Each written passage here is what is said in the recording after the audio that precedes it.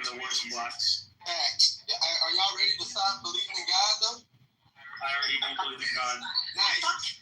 You're smarter than most of the population. Congratulations, brother. That's fine. Who's this guy? I mean, it doesn't really take that much. That's not really No, it's not really an uphill thing. everything came from nothing. That's like reparations. That's all paid for. What? Yeah, so Simon Contradiction. hold on. Simon came from nothing when he died. Oh my god, I'm gonna keep finding it out. Check the black person, please. We don't like black people in this room. Simon came from nothing, and when he dies, he goes to nothing. Does that mean that he is meeting his creator? Okay, we've seen the video. It wasn't funny when he said it, but I don't know if you acknowledge that it's a contradiction, but you choose to ignore it. And you're so confident in saying that God doesn't exist. what? When do I choose to ignore that existence? Well, you're acknowledging. No, I'm not saying that. So then how am I saying, if I acknowledge existence exists, how can I say that nothing came from something, something came from nothing? That's a contradiction. Right, it is a contradiction, but that's your contradiction. You believe that. No, that's not my contradiction. I just told you I believe in existence as a primary. Yeah, that's a bullshit answer. That's a bullshit answer to say How something can exists because that it be? exists. You don't want Something to. exists because it exists. Yeah, exactly. That's literally A is A. Okay. That is Well, logic. you exist because you exist, right? So have you existed forever? Well, I am Yeah, because I am. Have you existed forever? He's doing I think therefore I am. Okay, so then existence. That's nonsense. Descartes is wrong. My God. If existence exists because it exists, and that applies to you and the universe, but you haven't lived forever, why do you assume the universe has been around forever? I don't have to assume. It's anything to exist. Okay, so it's irrelevant then. It's not irrelevant. It's the precondition. I don't have to assume something. I can't even. This guy. Super low IQ stupid people wasting all their time hypnotizing themselves on nuts. Super low IQ ESO because they're wasting our time and they are energy vampires. Let's free ourselves from these stupid people once and for all.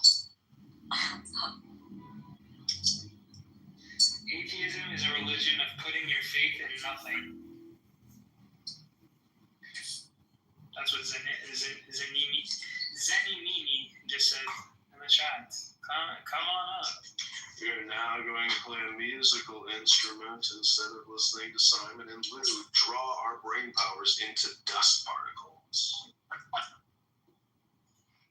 This is called the Santor. It comes from Iran.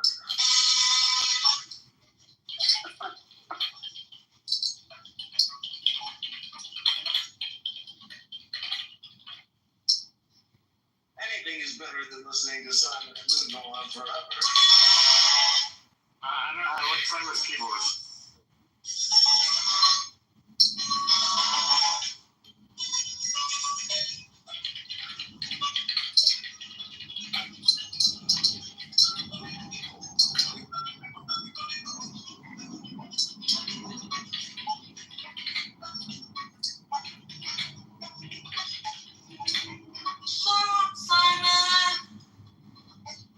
The one who's playing some fucking keyboard nonsense. Yours is worse. No, I like it. I like him, Simon. It's soothing. Yeah, I like it.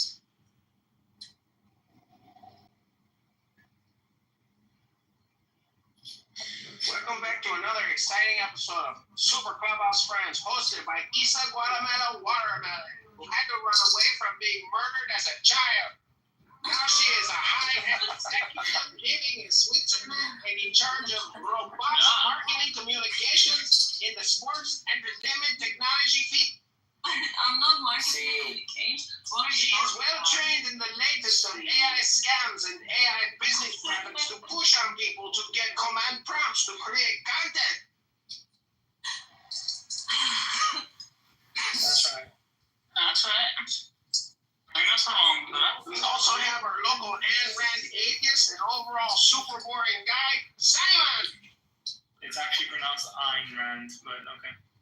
That's correct. We also have David, our resident alcoholic, and and financier David Bobadi,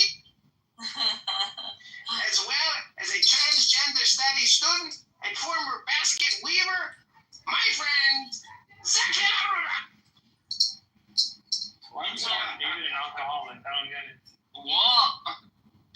Yeah, why are you gonna call it David Also, alcoholic? Lou G.O.D. calls her Call David alcoholic. and so Why are you calling David alcoholic? No, David alcoholic. Yes, but the one day we've heard him talk. Why are you calling David alcoholic?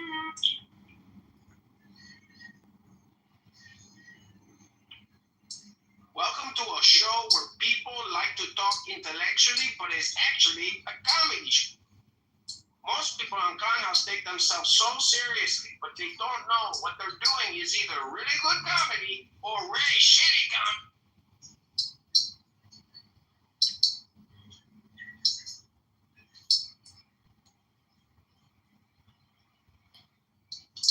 Also, don't forget to fork it over for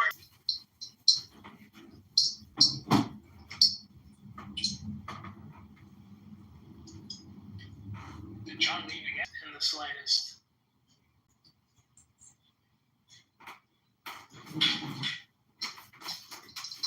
Man, this girl's pissing me off. Jesus Christ. I mean, let's be honest, you've wasted countless years talking to Roberto, aka the laundromat Bitcoin scam operator. Who are you talking And to? you can't take 10 minutes of my campaign rhetoric? Jeez, how do you ever expect to take that beautiful girl to that Italian restaurant?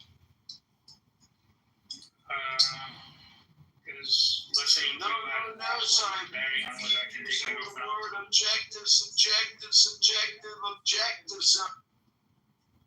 When's the last time I said objective? You just said it. Okay, before that? I don't know. When was the last time you said subject? Why are you saying I said it? Just asking a question. Can't No, super asking clubhouse you to friends say just be friendly? I mean, why is some abstract concept called Israel causing you personal emotional problems? Is it a you problem? It's literally not. I'm pro-Israel. Isn't that just subjective? So wait, what are they doing to piss you off? Nothing. You said Israel is pissing you off. I know, because John says a bunch of nonsense. Like, is that, like, out of the So ordinary? Israel gets blamed for John's Of nonsense? course he does. Of course they do. We blame everything on them. I mean, like Israelis tell me I'm radical when it comes to defending their country. Who says that? Makes you a cunt. Daniel and a few other people have said that I was extreme For what? when it comes to defending the freedoms. What do you mean? Why? Can you elaborate? Well, like when I see stuff like like there is no number like that's like unjustifiable when it comes to defending your state, and like you morally sanction your government to take care of like, protecting your rights. Like as long as the government is not just like blatantly like just murdering children for the sake of murdering children. But that's what they're Like, doing. no, they're not doing that. No, they're seeking out children to murder. No, but the thing is, like the and I know you're not saying this obviously, but like people have a massive like misconception of what indiscriminate means, and that's why they have the understanding of like, well, when Israel lobs a bomb and civilians die, that's technically indiscriminate in their eyes. When I'm saying like that would be a massive like like misunderstanding of what indiscriminate would actually mean. So yeah, like if a military says there's a person of interest, we bomb the shit out of the building, 10 people die, like that's not indiscriminate. That's literally like we have a military target, we go, we execute, whoever dies, the moral responsibility is on the people who for the reason why we have to lob a bomb over there. That's it. And people don't have that understanding, and that's just tough on them. But I mean, So I think you guys know the Hamas playbook. So their ideas. We have a military objective. If people die, no big deal. well, then there's the actual reality where, like, Okay, well, that wasn't the reality. no, Hamas had legitimate military targets. No. That's why they murdered a bunch of. Okay, so why did they murder a bunch of people who went to a? You can say the same thing about Israel. I'm just saying. No, you can't. No, you can't. Okay, so who's trying the people who indiscriminately killed the people at the festival? Who's trying the Well, I think soldiers? most of them are dead. Hopefully. Well, if they weren't dead, then shouldn't. Wait, hold on. Why are you saying hopefully? Because I think they're terrorist scumbags.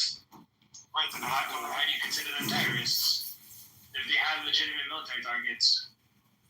You did have legitimate military targets. They did fucking take over military base. I'm just using your logic. I'm not saying I agree with it. Well then, no, because like my thing is they're the ones who initiated the force. Therefore, you can't initiate Okay, so force. then you can justify anything. Whoever initiates force. This is why I said I would defeat you very easily if we ever went to war. Because I would just fucking. Because I would wear my Simon flag. I would go, kill a bunch of people and be like, oh, you initiated force, then I'd kill your whole family. And I'd be morally justified to do so. That doesn't make any sense. That makes no sense.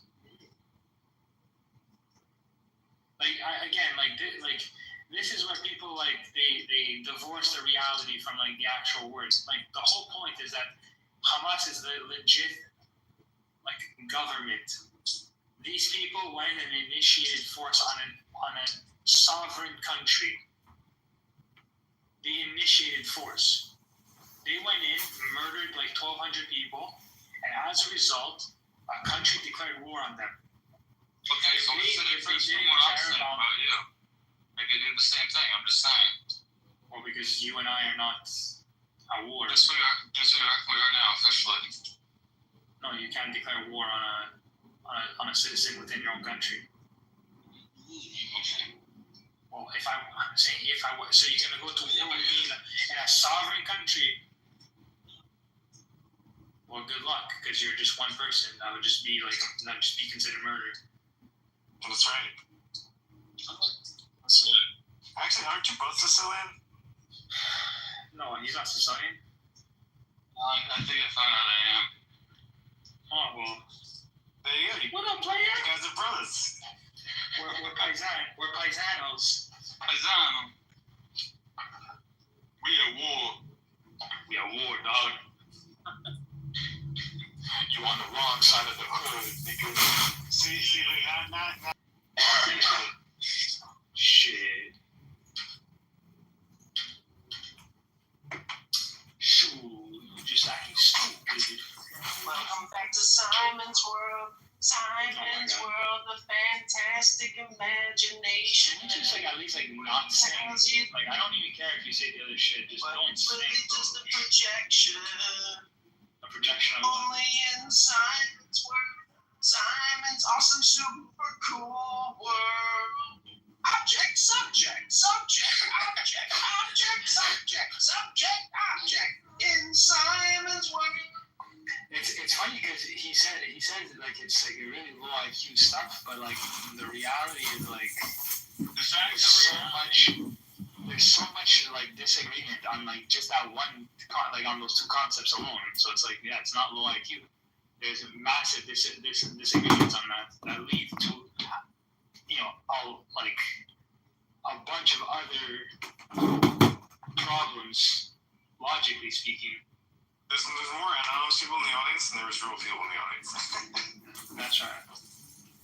Welcome back to Simon's subjective world where he will talk for hours while his girlfriend to that Italian restaurant. But go to johnforcongress.com. I don't think I've ever Let taken. John Kitover. Fork it over. Fork it over. Illinois 16. Go to johnyourcongress.com. I don't think I've taken my girlfriend to an Italian restaurant in France, to be honest.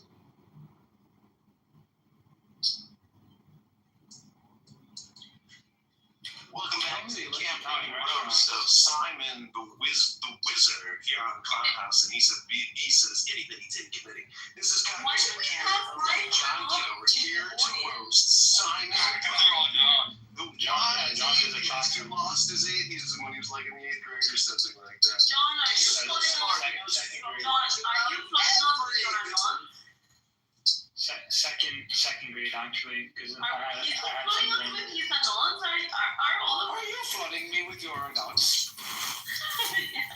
Why did you just sound like Indian? There's a game. Are you flooding us with your anons? Like, what the fuck? You only have one foreign accent and they all blend together. 5 anons in a room. Not in such a small room, though. Not even in such a small room, though. Not even in this morning, have we had so many nuts. Don't you dare talk to me like that. Well, don't forget to vote for John Kitover. Yeah, we fucking get it, bro. I mean, like, this is exactly why I wouldn't vote for someone. Right now, as we super roast Simon, the intellectual and randist, who believes that everything is miserable. Well, Who believes that? I have an affinity to living life. you got an affinity. Yeah. You want to stay alive? Yes. Love life. Where do you go to that Italian restaurant for No, French. I'm gonna buy her a 400 € duck. Okay, son, go ahead and read to me what's in my PTR. Tell me if you agree. I can't read it. We know. For you. It says, if you love yourself, you love others. If you hate yourself, you hate others. In relationships with others, it is only you married. Yeah, I don't agree with that. I hate communists, and I hate socialists, and I hate fascists. You know, that has no bearing on, and it's because I love myself that I hate these people. Like a true narcissist. No, it's because I love life so much that these people literally want me dead. So I hate them, and I would never sanction them. That's a lot of hate in your heart. Lou, can you No, that's say actually a it? Christian thing. Can you say, and I know you said, so I'm gonna say shut up all the time. Can you send me Diogenes' telegram? I don't find it. Yeah. Are you gonna send the money? Yeah, I told you, I have his fucking gift card. But I have been keeping it because he's been very obnoxious and he was annoying me and I just hated it. Well, he got some bad news, so he needs a little love for these days. What bad news? I don't want to say. No, Oh, then you should shut up. What, that's the bad news?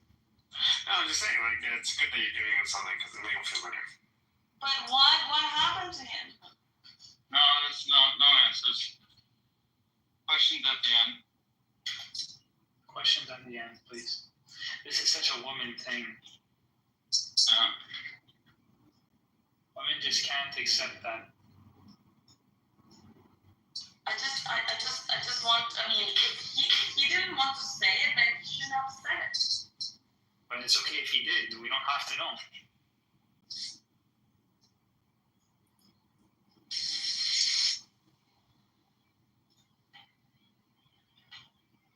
Simon, Just give me a thing because right now I am on it and if not, I'm just gonna leave it until. David, feel free to just back channel me what happened. yeah, I'll text you. No. Fucking bro.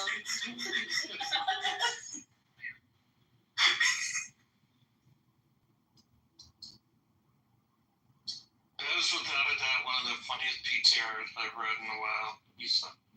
Oh, mine? You like it? You wanna be sub?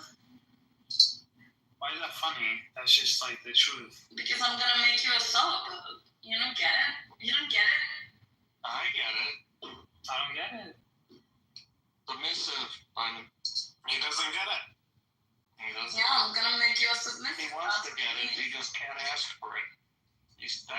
aggressive. I know, that's usually the men need a date. Oh, She makes them a sub. they got subbed. That's right.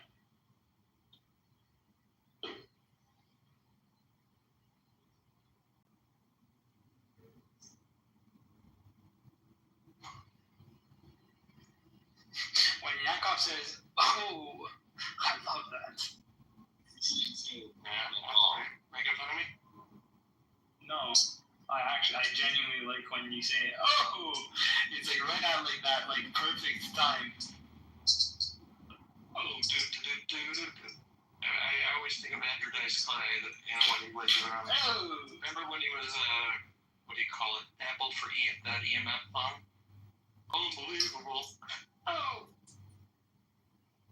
That was a great song. I don't remember that. Oh, come on, really? It's unbelievable. It was like a British punk rock band.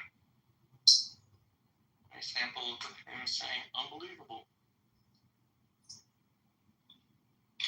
How's it going? Oh, it's unbelievable. Oh, yeah, I know. Yeah, that's a great one. Oh yeah, and like the way they even said it is like super. It's unbelievable. Yeah, very, that sort of like Cockney accent, Yeah. The New York accent, it's great. Oh. There's a guy who went on Kill Tony. What's Kill Tony? It's like Joe Rogan's like comedy show. Or like part, I think he's like part owner. With like Tony Hinchcliffe or whatever his name is, and like they just have like a bunch of comedians go on all the time, and there's like one new guy from like Jersey just comes on and does like his whole bit, and he's like Tony's like, yeah, basically like you're the embodiment of like of Andrew Dice Clay.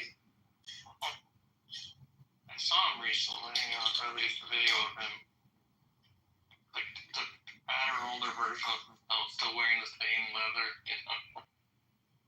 I think some people don't age gracefully. They should just like switch gears. What works at 25 doesn't work at 50.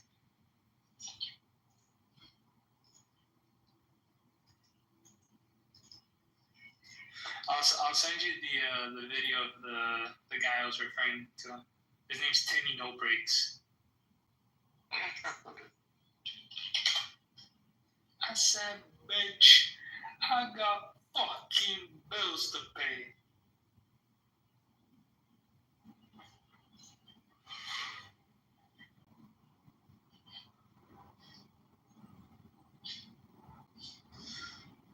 I said, bitch.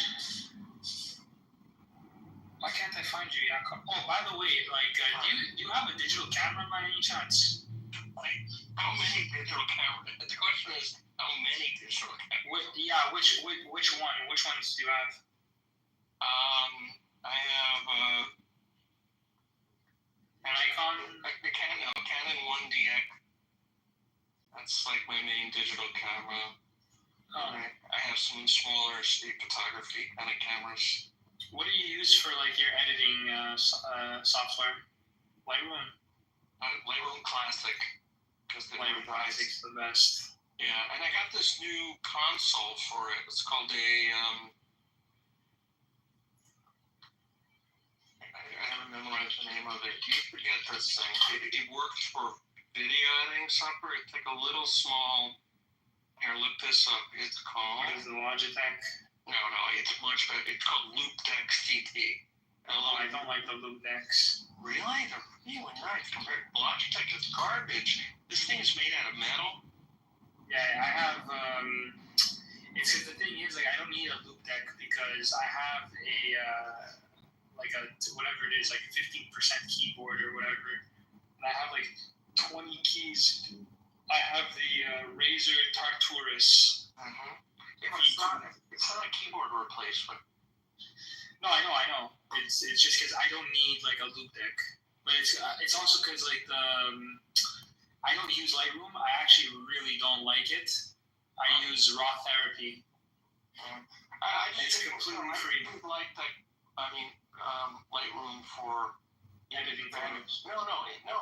Mostly I edit in Photoshop, but for like some simple clean editing, like cropping and stuff, I use Lightroom. But it's really a database. It's a database of photos.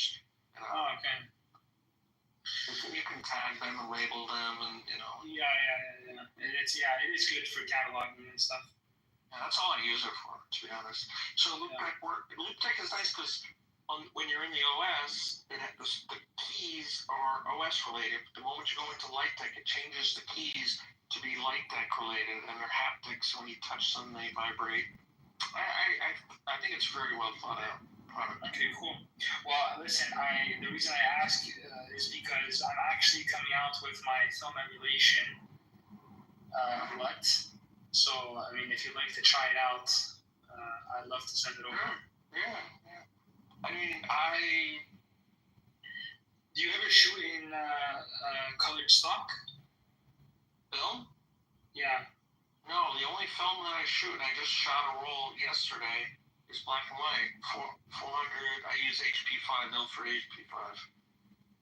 Hey, what is it? HP5? Yeah, H, as you guys say over there. HP5, Hotel Papa 5. It's their 400 grain. It's the same as Triumph.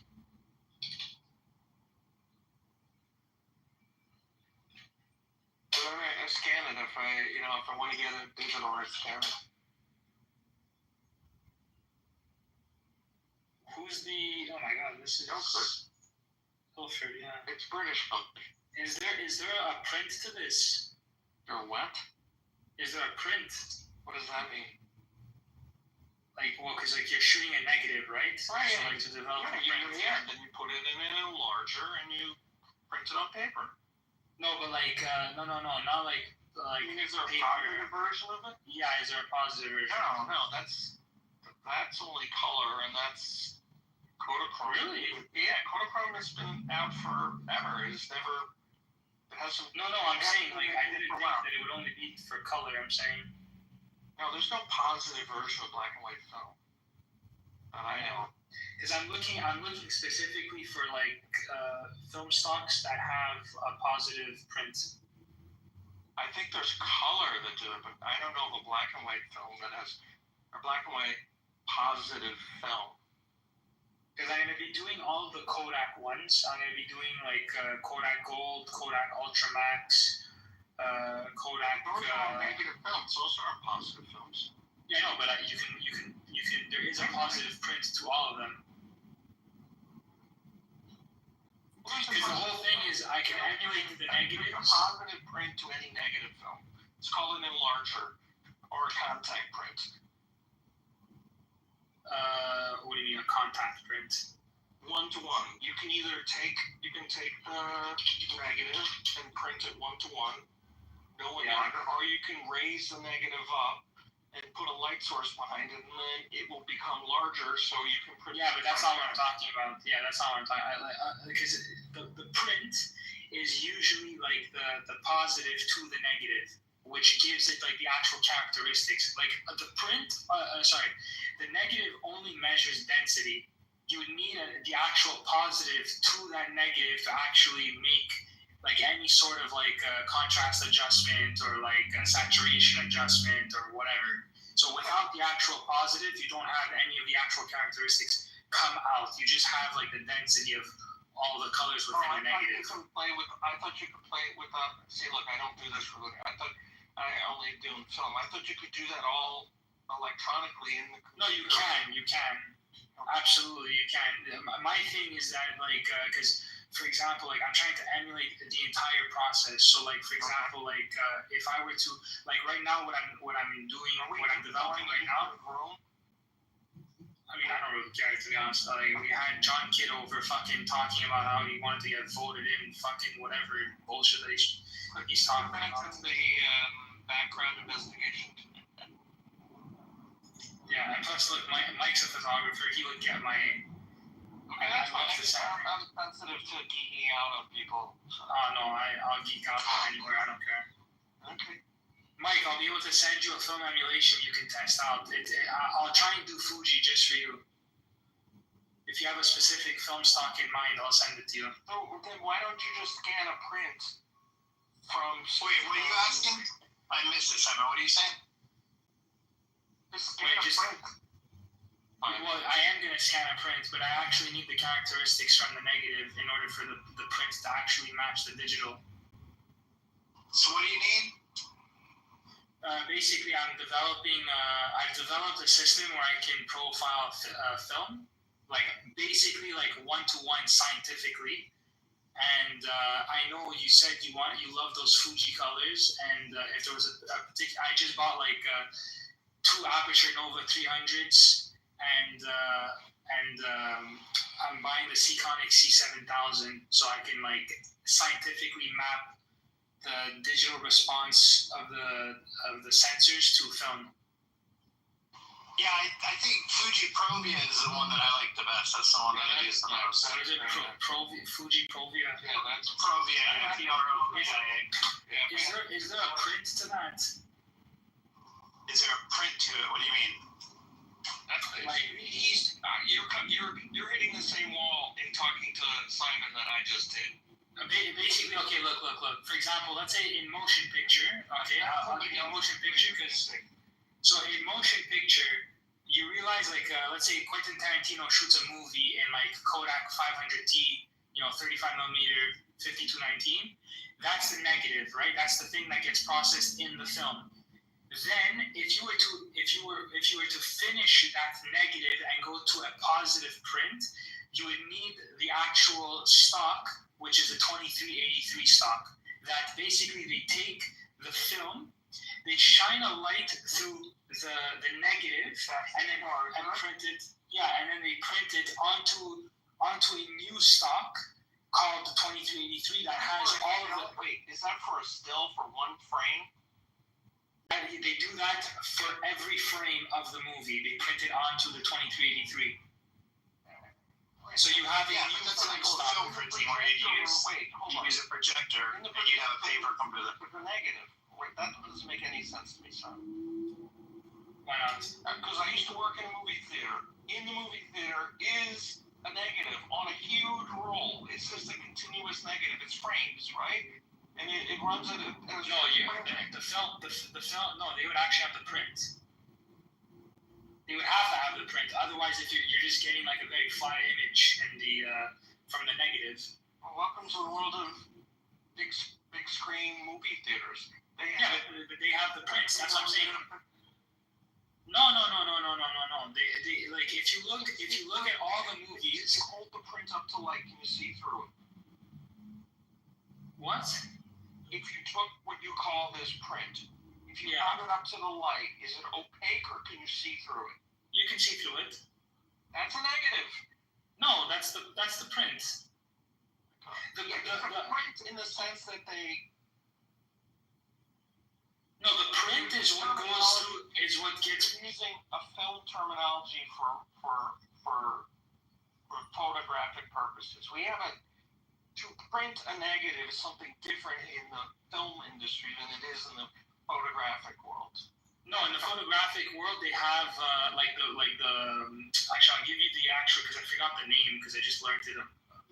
That's the problem we're running into. I know exactly what you're talking about now. Yeah, like I know you know what I'm talking about. It's just like a regular. It looks like a regular sheet. Yeah, it looks like a regular sheet that you just develop, but it has all of like the characteristics. It's not like a normal like piece of paper. It's like the paper that has like the contrast and all that stuff that you develop. It still ends up on this huge reel that's like 70 miles long, and by 35 millimeter or 75. Is it 35 millimeter or 70 millimeters wide? So like, why are you talking about paper? I'm talking about for still photography now. It'd be Kodak Endura, that's it. The Velvia is much brighter. Go with the Velvia. Go Belvia, or Belvia, however you pronounce it. Some people do it one way, some people say it the other way. Kodak Endura. Yeah, that's it. RA4 color paper. That's it. Yeah, so if you look this up, Kodak Endura RA4. Right, RA4 is just the paper that you print the negatives on. That's exactly what I'm talking about. That's the print. But the richness of it doesn't come from. No, it does. No? Not that I'm aware of. I've never understood. The paper usually has a speed associated with it, but it has a grain structure, so there's that. If you're talking about the grain structure. Well, it also has like a contrast and saturation, though, no? Yeah, there are elements of it.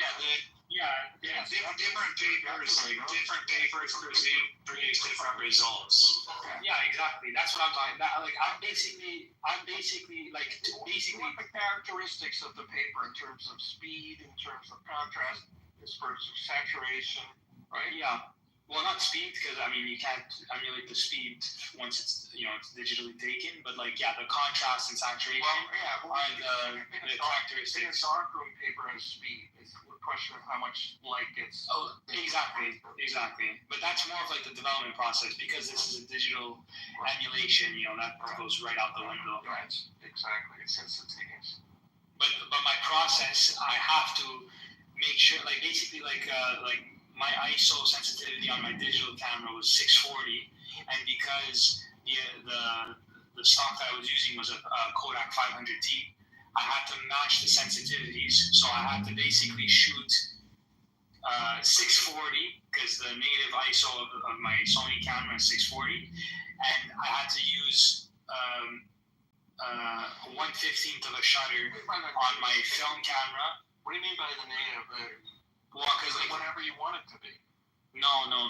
Because it's a distribution of light, and the native ISO with basically like the middle point between how much how sensitive your sensor is between in the shadows versus in the highlights. 640 is where you get an even distribution of both. But if you're shooting at, let's say, like 1,000 ISO over like 640, well, then you're losing information in the shadows to preserve information in the highlights. Or if you want more shadow, dynamic range. then you lose. It's dynamic range, Simon. To maximize dynamic range, you have to shoot within the native ISO. Yeah, exactly. Like that. That makes more sense.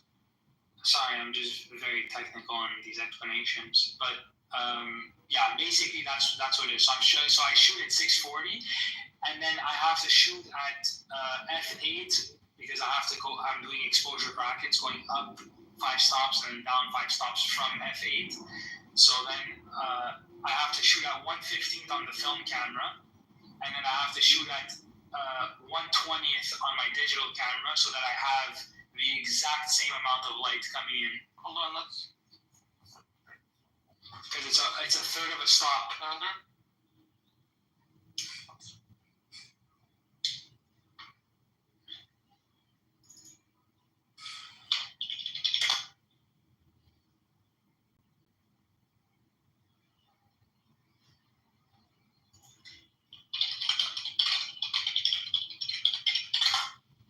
Anyways, if there was anybody who could appreciate what I've been developing, it would be like you and Mike. That's why I just brought this up, because I just spent the last year learning about all this shit. Oh, so wouldn't the person that's the number one order on the receipt, huh? Well, I mean, like, you'll never actually have the opportunity to test it. So, like, I mean, I appreciate the support. I take pictures.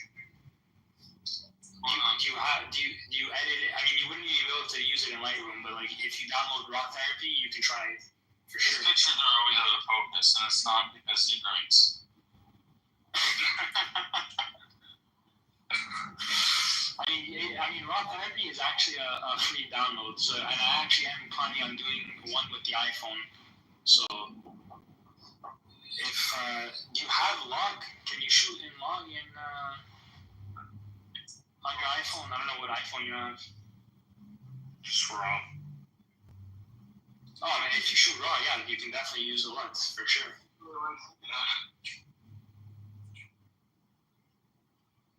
Yeah. Lou, you looking raw, right? This is why we're friends. Nothing wrong with liking it raw. That's right. Duplicate. So wait. So is Mike still there? Is there a positive print to the Fuji? What is this? Fuji Provia.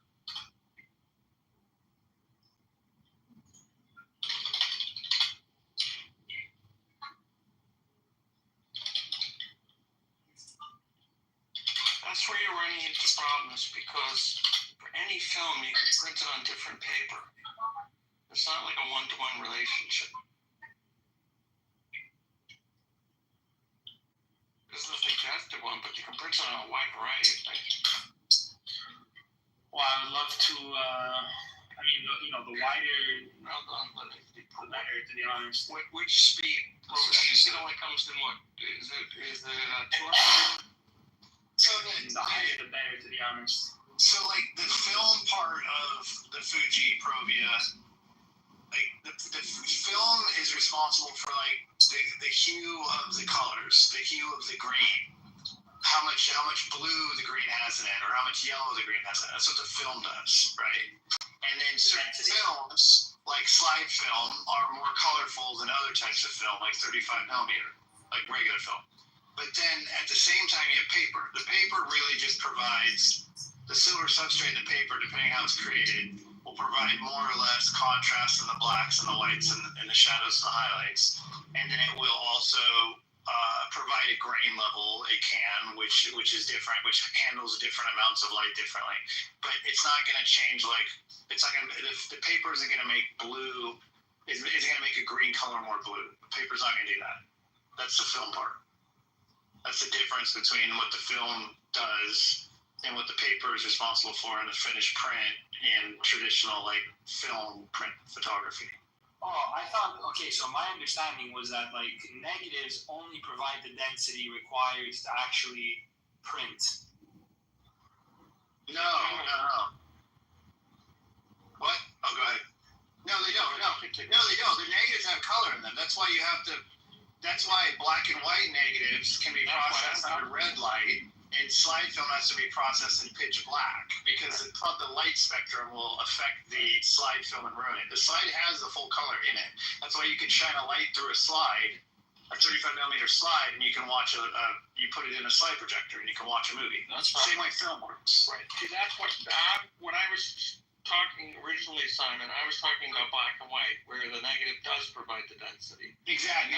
But black and white, the paper does too. In that case, black and white, they're both. Yeah, but the majority of it comes from you can't make it up if the negative doesn't have the density. Like you can dodge and burn.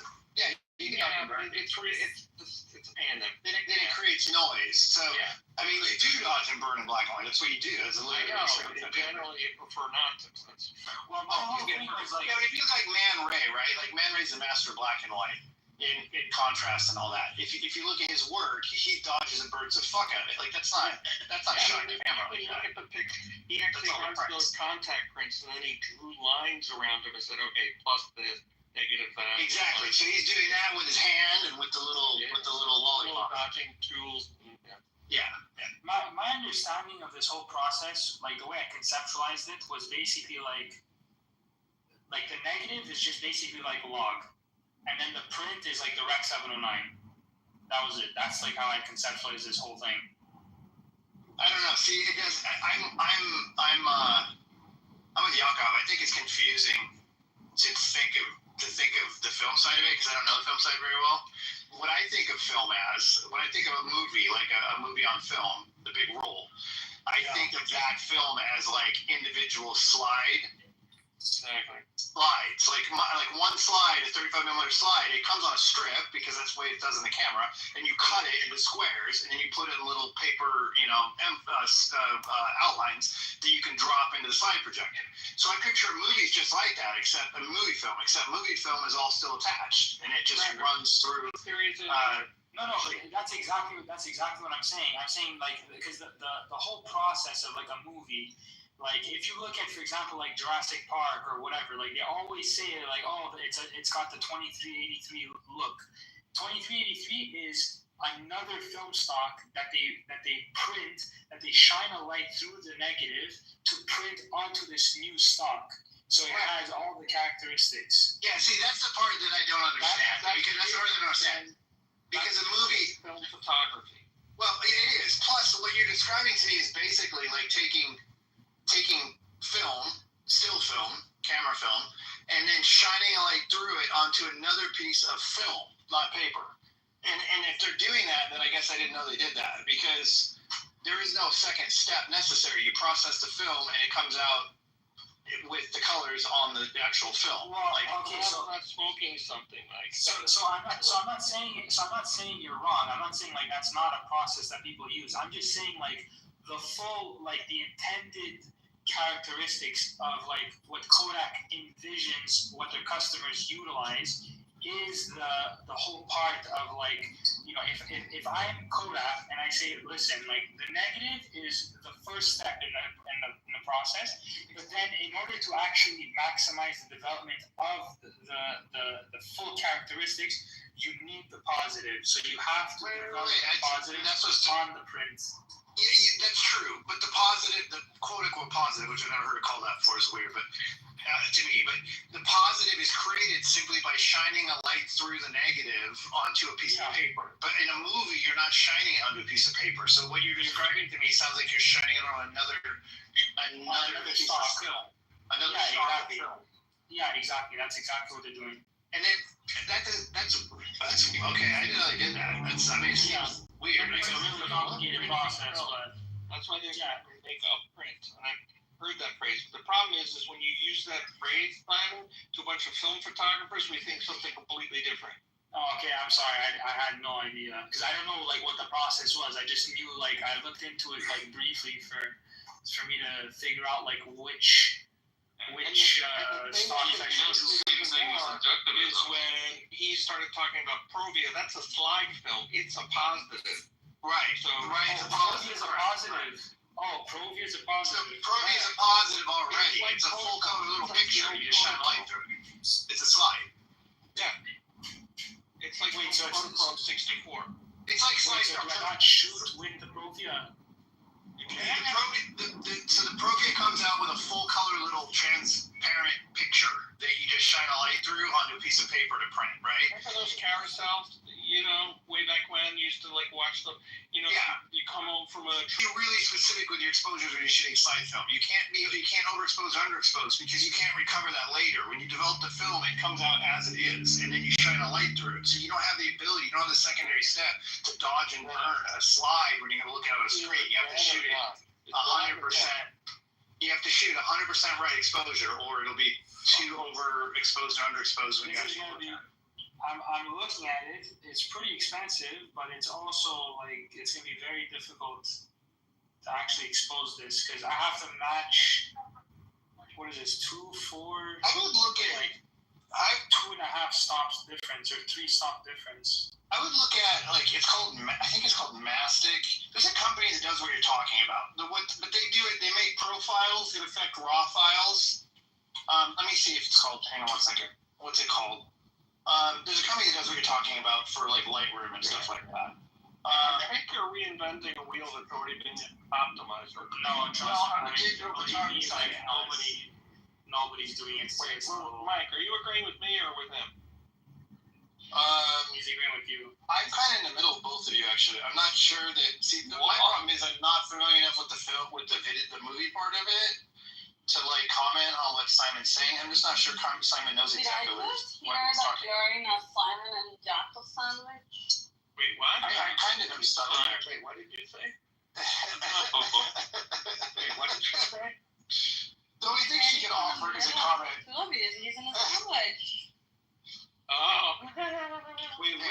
which I want you to see something. Hang on.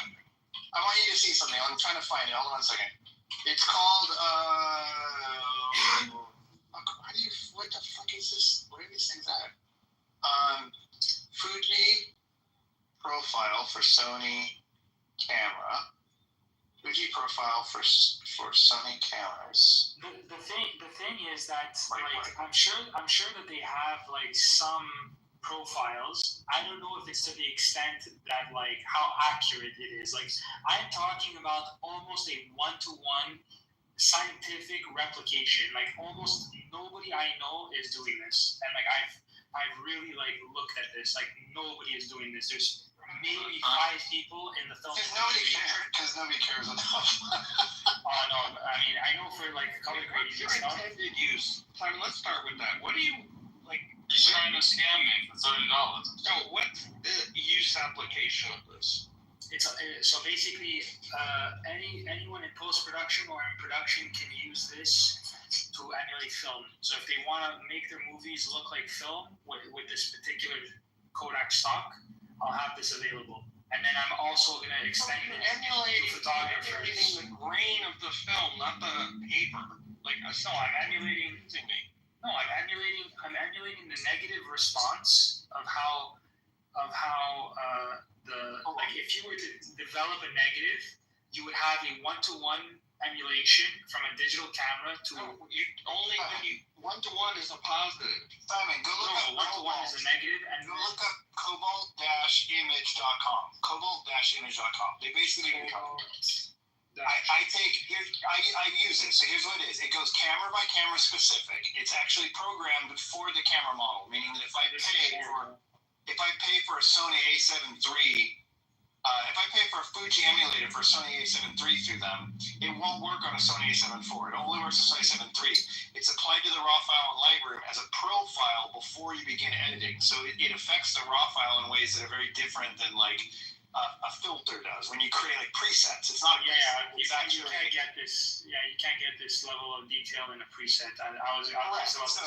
Yeah, it's like a right. It's like a technical adjustment to the actual native Sony file, and it's created camera by camera by Cobalt, and it translates. They translate like Fuji Provia into.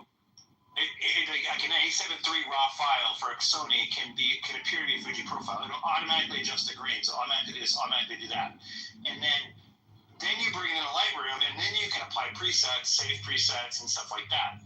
So I've been using it in my wedding work now for like a year because I felt like the A7 III files are very kind of anemic, and the skin tones are kind of pink. And I liked it for a long time, but then I wanted more depth in the colors, and so I went and bought this profile through Cobalt, and it costs like. It's like $150 total, or a little bit more maybe. Holy shit! I was gonna sell mine for like $50. Yeah, this is $150 for just the A7 III, and I own the A7 IV as well. And I forgot. Oh shit! I can't use it. Every time I open the file, it's not available to me.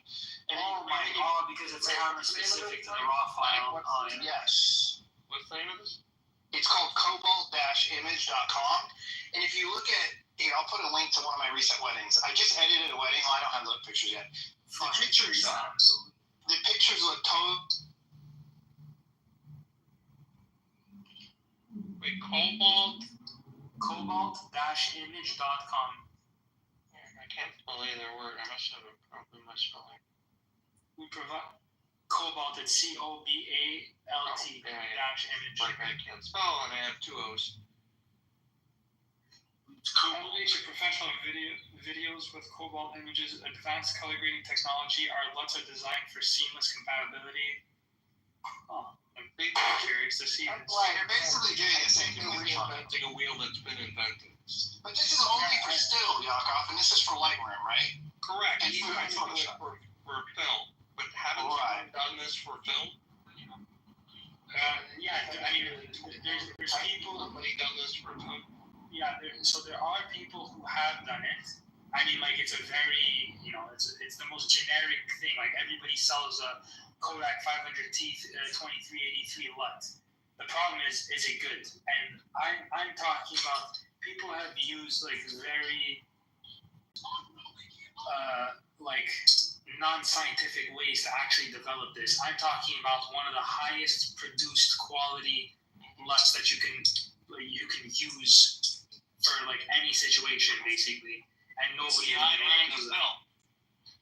Basically, there's only a handful of people who have been able to do at the level that I'm talking about. There's a bunch of people who are like producing what I'm talking about, but at the level of like scientific endeavor that I'm talking about, maybe 5 people have done this, and I'm really excluding like some of the elite like companies, because like they have like hundreds of thousands of dollars worth of equipment that I just don't have access to. But like in terms of like I have like $15,000 worth of shit, and I'm able to do this at home. You got a lot of shit. Yeah. That's why your girlfriend called me complaining. He's a professional. That's right. It's professional shit.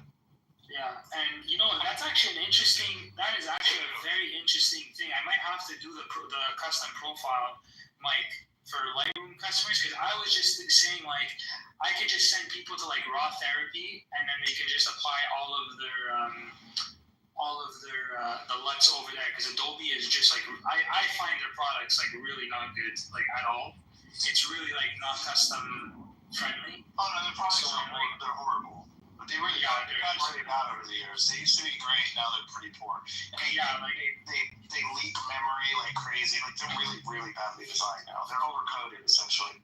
They're too memory. What is that called? So they use a tremendous amount of RAM that they don't actually need. Yeah.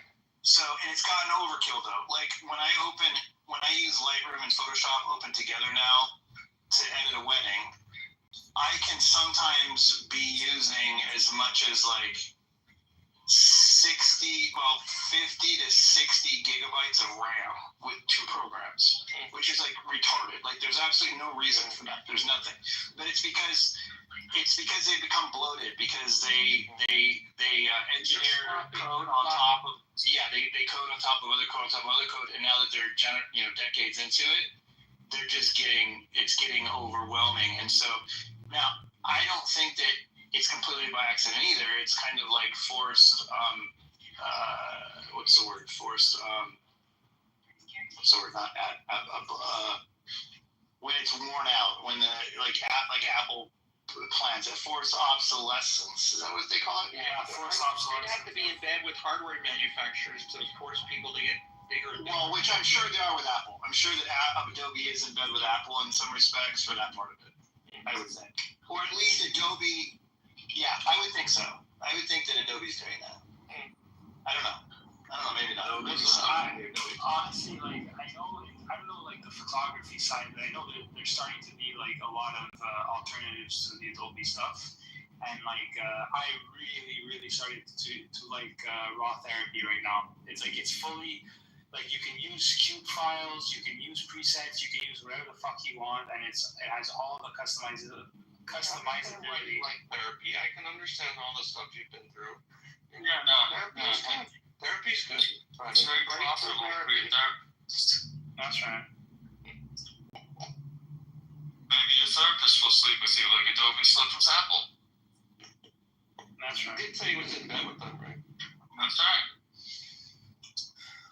Yeah, I mean, I'm looking at like these Fuji stocks, but that's actually a really good point though. Like, I might have to go the profile route.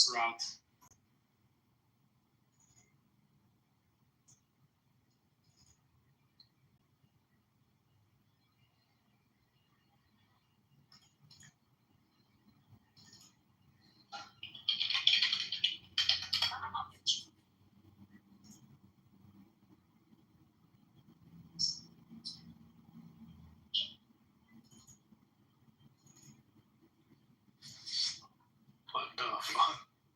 David, what did you send me? I was thinking about we were talking about earlier that I didn't want to say it in public. Oh. I mean, I think Simon the challenge, to explain it in layman's terms, the challenge you have is to distinguish why your product is more important or revolutionary than Lutzes in general. Like, I don't think that Cobalt, very few people do what Cobalt does for Lightroom. And very few people, those profiles come from the camera manufacturers usually, not from independent software companies. And so I think the challenge, and I'm speaking I'm speaking from a Lightroom perspective and a still print perspective because I don't do video, but same difference. I think it's to explain to somebody, listen, this is more important than this is more important than a LUTs, because you all use LUTs to get kind of what you want. But this is, you have an advantage over LUTs by using this minute thing because blah, blah, blah, blah, blah. And to say that it's just simply more accurate in its ability to emulate traditional stocks, I think that's valid, but then you'd almost have to show what you mean, because at some point, those LUTs can pick up the general look of different types of film pretty well. You know what I mean? So basically, like, I mean, just to briefly go through it, like, when I mean, like, accurate, I mean, like, how true do the colors actually, because I mean, as you know, like, film is not the same as, like, digital motion is not the same as, like, photography, in the sense that, like, there's, like, moving parts, because, like, there could be, like, exposure differences, like, within the exact same scene. So, like, a LUT has to be able to stand, you know, to a lot higher degree of scrutiny than, like, a digital photo where you just, you know, shift the like, up and down values and you can do whatever you want. So, like, a LUT is 3D as opposed to, like, a 2D preset in Lightroom. So basically, but what I could absolutely do what Cobalt Image does, though, because, like, I know, like, exactly how a linear image, like a raw photo, basically reacts. So I could actually emulate what Cobalt Images does, and it would be, like, you know, fairly simple. I technically just did it. Basically, I just did, like, their entire process, but I didn't customize it directly to Lightroom. But I think that would actually be, like, a really cool thing, though. So when you're editing, like, a movie and you have different cuts and the DP has changed the lighting or maybe changed the white balance or something in between them, or just shot one take, overexposed it or underexposed it because the clouds are moving in and out and he's not very good at paying attention, whatever. When you have these things, you line them up and then you cut them back and forth between takes, and they're back to each other, and it's switching, right? It's switching brighter and darker, but it's also potentially even switching colors or something like that. Yeah. Does the LUTs doesn't account for that. It doesn't account for the exposure variance, right? It only accounts for the color shift. So it maps the color. Like, if it was, like, supposed to be like a particular, like, cyan color, but then the LUT reads that cyan color as, like, purple, for example, like just a radical change, then it's gonna read it as purple. Right. So that's exactly how Lightroom is. So, but I was trying to understand the three-dimensional part you're talking about, because you still have to custom adjust in whatever video editing app you're using. You still have to custom adjust scene by scene to make sure that the white balance feels consistent between takes and that the exposures are accurate, right? Absolutely. So that's pretty much exactly the same as editing pictures. Like, when I'm shooting a wedding, I mean, I'm very specific the way I shoot, and I'm very accurate. So I adjust my color temperature while I'm shooting. I walk into a room and I look at the lights and I judge them visually. And I say, oh, these are kind of, you know, medium orange. So I'm going to say that this is 3600 Kelvin or whatever. And I put my camera on 3600 Kelvin before I even start. So I don't use auto white balance, which keeps my end result really consistent, right? If I'm in an area and I'm shooting white balance, the camera's bouncing. It's every time I turn somewhere, it's going, oh, 4,000 Kelvin. Oh, wait, no, 36,000 Kelvin. Oh, this, that.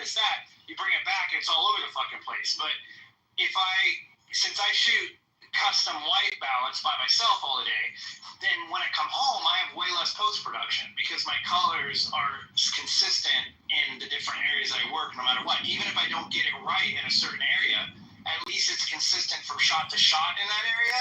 So when I shift one, I can copy-paste those adjustments to all. Yeah, well, drive with you? But here's the deal, Yakov. No, I mean cards are cheap now. Big cards are cheap. Yeah, I know. Here's the deal, Yakov. What people believe is if you shoot raw, you can fix white balance later. That's not true. No, You that's can, not true. sort of. It's a lot harder. Let's put it that way. You can, sort of, but not really. Losing you. I mean, It's harder. You can sometimes, and yeah, it's not. I don't care now. Yeah, it's harder, but It's not only just harder; it's actually impossible. no, there's mathematical transformations for you to change white balance. I don't know like how like mathematically it is in like Lightroom or whatever, but like in DaVinci, like it's just math. Like to just like tell the camera like, okay, you read this at 5600, like now you're just gonna read this at like 3200 or whatever. That's not true though, because it can't recover. It can't shift 100% back to what it would have been in the camera natively. Sometimes, depending how far you're off. Well, if you're shooting in RAW, you are though, because you're shooting in linear light, so you're literally just telling the camera, like, you saw it at this Kelvin. That's it. Then maybe the difference, if that's true, and I did a whole deep dive. I'm if that's fairly certain. If that's true, then there's no reason anyone should ever be shooting auto white balance, because it literally triples your post-production workload. Like, it's the dumbest thing you can do to shoot auto white balance. Like, why do people think that's convenient and when they can switch later? That's not true. Auto white balance definitely bakes in something into the raw file that is not exactly adjustable later. Okay, so I'll tell you right now. So especially in RAW, you're 100% safe, because if you're working in RAW, that means you're working in linear light, and it's pre the bake-in of the camera matrix, which is where your camera actually decides what white balance you're choosing. So like 100%, certain, I'm 100% certain that just telling, again, like this has to be calculated math and not like some slider. Like that's why like I'll make that point very clear. So like in DaVinci Resolve, there's a tool called chromatic adaptation. Wait. There's I'm keying in on. I believe what you're saying, but there's something where I'm missing trying to explain it to you. There's color of light and there's quality of light, right? So the color of light is the Kelvin. The quality of the light is how much of the light spectrum the light source emits, right? Yeah. So when you're shooting, when you're picking your temperature and you're under a less than 100% CRI value light source, say that the light source is traditional 3200 Kelvin light bulb, right? And the fire inside there is lacking magenta. So when you're in there and you're setting your white balance to 3200, thinking you can adjust it later and make it look better, it's completely missing magenta in the first place. So when you come back later and you go to try to pull in the magenta because it's missing, because the picture's too orange, there's no magenta in the raw file to recover. It doesn't exist. No, that's what I'm saying. Yeah, that's what I'm saying. So those are just values that you're. So hold on. Let me just make the distinction. So I'm saying, let's say for example, you have no control over the scene, like you're just using the sun as a key. You know, you fuck up your white balance, like in camera. Like I'm saying, 100% certain you can change it. Right, but the sun's 100% CRI value. Right. I mean, yeah, it'd be not at sunset, but yeah, it'd be like 5600 Kelvin, for example. Let's say I shoot at like 2000 Kelvin, you have like a super blue image. Okay, just yes, as an example. Okay. Yes. So now, let's say you're like, fuck, like you know, what do I do? You, with 100% certainty, you can actually change that, no problem. There's math to fix that. Now, the difference is if, for example, if you're shooting in a less than quality, if you're shooting in a less than ideal light quality setting, say like again under 3200 Kelvin bulb that's missing magenta, it's like 70% CRI value, right? Yeah. If you're shooting already in that, and you vastly screw up your white balance in customs. So you're there and you shoot it at 5600 and you should be at 32, right?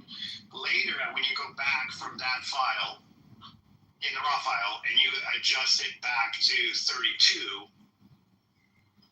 my belief from doing it, from living with it, has been that you're not going to get the same quality as if you would have set 32 in the first place under those less than ideal lighting quality conditions. It's funny. If you want, I can show you, because I actually just like this whole chart thing. Like basically, I just took a file and I shot with my Sony camera. I can show you exactly what the raw file looks like out of camera. Have you ever imported a raw photo in raw therapy? Have you ever done that? No, I haven't. Okay, if you're ever curious, okay, I was shocked by doing this because I thought that the image was completely underexposed, like I'd never seen an underexposure before. Okay, but apparently Sony does something with their matrix. So, like for example, let's say you shoot actually maybe it does this on. You're on Mac, right? Yeah. Okay, I don't know if it does this on Mac. If you ever click a raw photo, okay, like let's say it's just still in the file, in the SD card, and you click on it to view it, does it ever show you like a dark image and then it pops up into like a bright image, or it goes like bright to dark? Like, does it ever do that? No, but I can picture what you're talking about. I can definitely. Okay. The reason that it does do that is because of that underexposure that I was showing you. So like, I'm not saying that the image is underexposed, but the way that the actual camera processes the image. If you ever take any of your raw photos and you just put it into raw therapy, you're going to see, and you put it into the neutral setting, not like some camera profile thing. You just put neutral setting in raw therapy, you're going to see like almost a black image. And the reason like the camera captures that is because like before your manufacturer, I think you said you use Sony, right? Before Sony applies its matrix into the camera, or Adobe does it in post actually, there's an entire process being done before you actually see your processed image. And basically, that's just like math being applied to the image to basically take it out of like that dark image. So like I could send you an image on Facebook right now that's just 100% raw sensor data. Like this is untouched data, and I just manually white balance it myself. So like you can 100% like white balance any shot just using math. I mean, it makes sense because that's what RAW is versus JPEG. You're not baking in the decisions, so that makes sense. Yeah.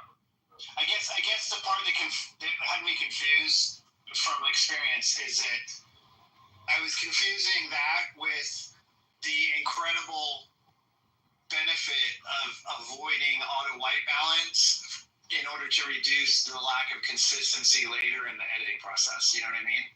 Yeah, because that's true. Because that's a true thing, but it's not necessarily correlated to that reason. It has a different reason. The different reason is that your camera, otherwise, under other white balance conditions, in the same lighting scenario, is sometimes bouncing around on its own because it's making decisions shot by shot, and it's not always staying consistent. And that gives it maybe. Yeah, absolutely. I mean, if you say like, listen, like the quality of light, the white point is going to be like 5600, then you know, okay, like all like X shots are going to be 5600. If you know like the lighting changes and like you're at like 4500, then you know, okay, X amount of shots at 4500. You can just change all of that later, and you never have to worry about that. Right, because if you go in an under white balance situation, you're shooting like a reception, and there's windows, and you're moving around, and the camera's flipping around. Later, you have to go through hundreds of photos, and you have to basically recalibrate. You gotta custom tune the white balance on every single photo independently. There's no cut and paste representations. Yeah. And that's something that just, like, of all the things I've learned in 30 years of photography, is that post-production, every hour you spend in post is losing money as a photographer. You've already earned your money behind the camera, and now you go home and you're losing money while you're doing it. You're basically making $300 an hour, and now it's $280 an hour because I worked a little longer, or it's $200 an hour. Like, you're losing money as you post-production. And setting custom light mounts while you work, and you don't need a fucking gray card like a bunch of weirdos running around with that thing. That's a pain in the ass. You literally just eyeball it and go, okay, well, I figured this out, right? High noon, sun is always 600. Yeah. Like, just knowing that is like the best thing you can do for your workflow in the entire fucking world. There's nothing that will save you more time. And it's crazy that people don't pay attention. Yeah. I mean, look. If you want, if you're interested, I just sent you basically like 2 photos on Messenger. One of them is the actual raw file straight out of my camera. Like, there's no processing done to the image. And then the second image is basically the processed white balanced version. Oh yeah, that's weird. It's kind of like It's super dark. It's like if the camera has, like, that black file is full of numbers on the pixel level, but the camera hasn't interpreted the numbers for the human eye to see them yet. Correct. And if you look at raw therapy, this is like where kind of like the concept clicked in my head. Basically, like, before the matrix, it looks like this, and then in the not the matrix, the post processing, Adobe applies its own curve to bring this image back out, and raw therapy actually provides you with a custom curves depending on like what type of look you're trying to go for. So like they have like a film curve, they have a digital curve, they have a Sony curve, whatever the hell curve you want to bring this image back out. So then it applies its own profile. So it's really that's what Cobalt's doing, right? With the food. Yeah, Exactly, and that's what Cobalt's doing. That's why, like, when you brought this Cobalt thing up, that really, like, put a little light bulb in my head that I can be hyper specific to any camera, and I can charge whatever the hell I want because it is specific to a camera, and I can do all of these because I have these charts. Because basically, like, if you see the chart on the left, I can actually invert the camera matrix, so like there is no processing in any stage.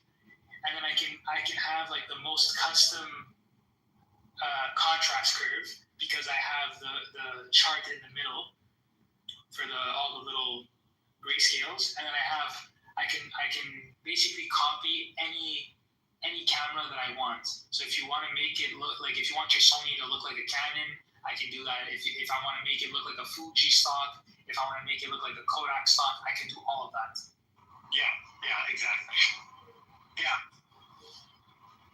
So I just took and Cobalt's. Sorry, what were we saying? Cobalt's version? Cobalt's version of Fuji for the Sony A7 III is very well done. Like, at some point you need a human.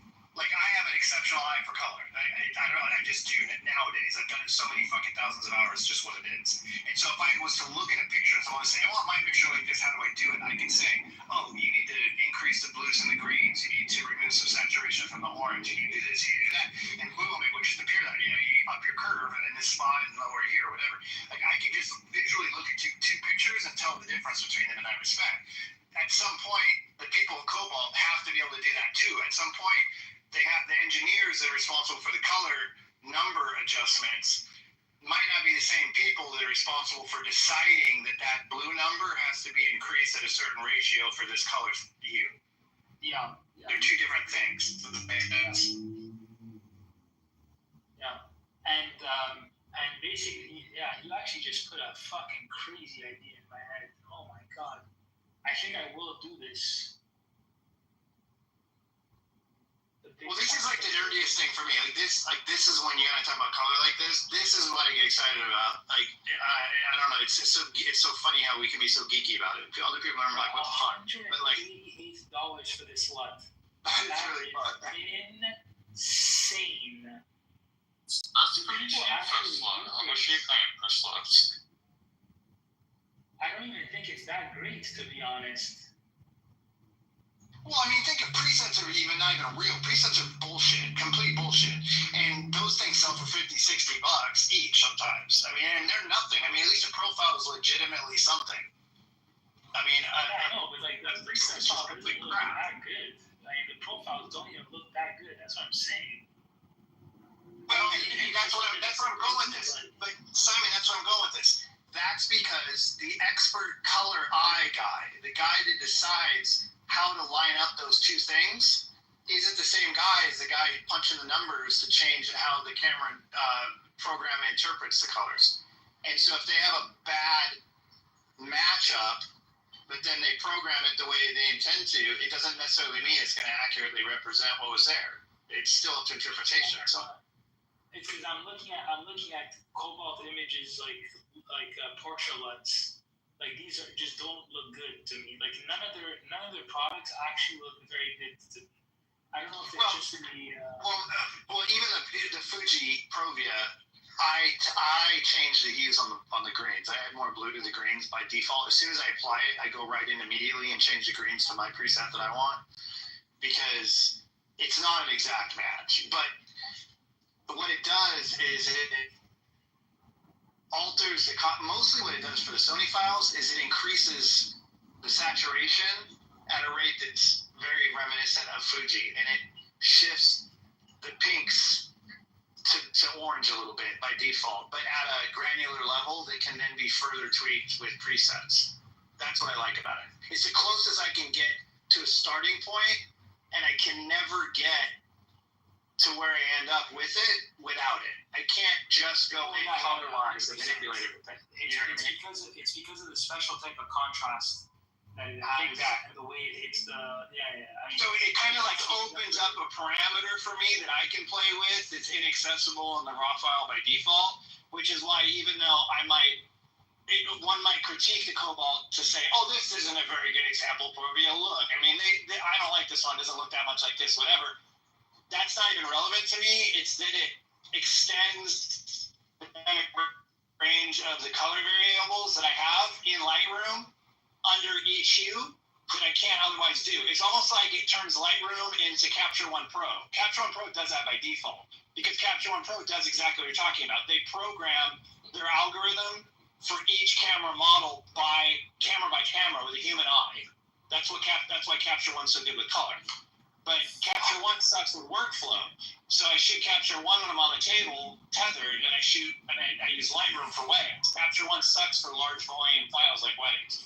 So it's kind of like I get the best of both worlds with that Cobalt profile. Mike, honestly, Cobalt are about to hate the shit out of you because I'm gonna undercut the shit out of them. I'll sell mine for like $75.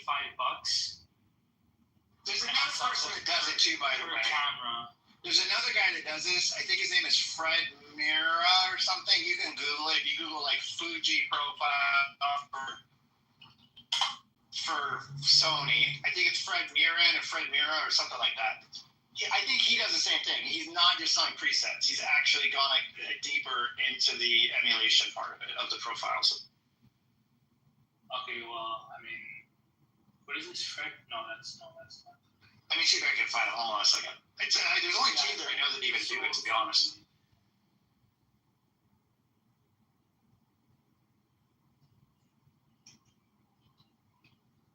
Yeah, these guys are gonna fucking hate me because I'm about to start looking into like because I cannot believe people would actually buy this $188 for a fucking LUT for only one camera. Right. But now you get a bunch of Fuji profiles. You don't just get Provia. Like I can pick from like 15 different Fuji emulators per camera model. So you can get multiple emulation. Camera, yeah. It's all the film from the one camera type, basically. All the most popular films. Okay. So, but you have to pay two things. You have to pay. I don't know. There's two files. You got to pay. One is the actual I own a Sony. I want it to look like Fuji. That's one file. And then the other file is this file that runs that file, and you have to buy both of them. So together, it's like $160. Stock. I have to look at the different stocks because, I'm not even joking. I think I will go in this direction. Like, I'll profile the shit out of, like, I'll rent all the Sony cameras, I'll rent all the Canon cameras, the fucking Fuji cameras, the Panasonic cameras, anything that anybody shoots, like street photography, weddings, fucking portraits, whatever the hell. And because this is like really. You should do it and target. If you target weddings, I'll give you my wedding work, and we can use it as the examples, and you can show them under different profiles. You know what I mean? Yeah, that would target wedding photographers, because there's lots of those guys. I mean, I can also. Oh, you know what? You shoot. Oh no, but you don't have a 10-bit camera though. Oh wait, no, but if you shoot in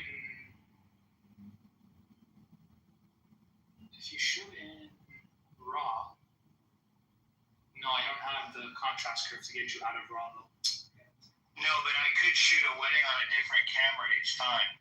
Like, you could get at least all the Sony versions, because I got the lenses for them. If I know, Mark IV. It's because the thing is, like, I have to rent the cameras and shoot under all of the lighting conditions. That's what I'm talking about. But I do that at a wedding. So if I shot a full wedding under, like, on a Sony. Oh no, it wouldn't have to be you though. It would have to be me that profiles the charts that I just sent you under different conditions, so then I can match those to the profile, to the stock of my choice, and then I have to match those and then input that profile into. You couldn't just take like 3,000 wedding shots, and then that like this batch of them was shot under 3,200 kilograms. That doesn't work out. No. It's because like the point of the charts is because like I have like the type of colors like in real life, like the most used colors in real life, and then I have like this AI thing that interesting. Automatically maps from like the 0 point of the camera from like D65, the white point, all the way up until like the most saturated color in that specific hue. So it's like bracketing under like. Yeah, exactly. And I also have exposure brackets so that specific color under 1 stop difference, 2 stop difference, 3, 4, 5 under, and then I have another exposure bracket that goes to +5. So I have like under the same lighting condition, I have 11 exposure brackets from like -5 to 0, then to 0 to +5, and then you have like that one hue, luminance value, saturation under all of those lighting conditions, and then you just move on to like whatever. You can start at 3,200, 2,000. 2856, 5600 Kelvin, 4000 Kelvin, 5000 Kelvin, and then you do the red hue at like 25% saturation, 50% saturation, 75. You know what? You know where I see here? What you remind me of when we used to have to calibrate monitors.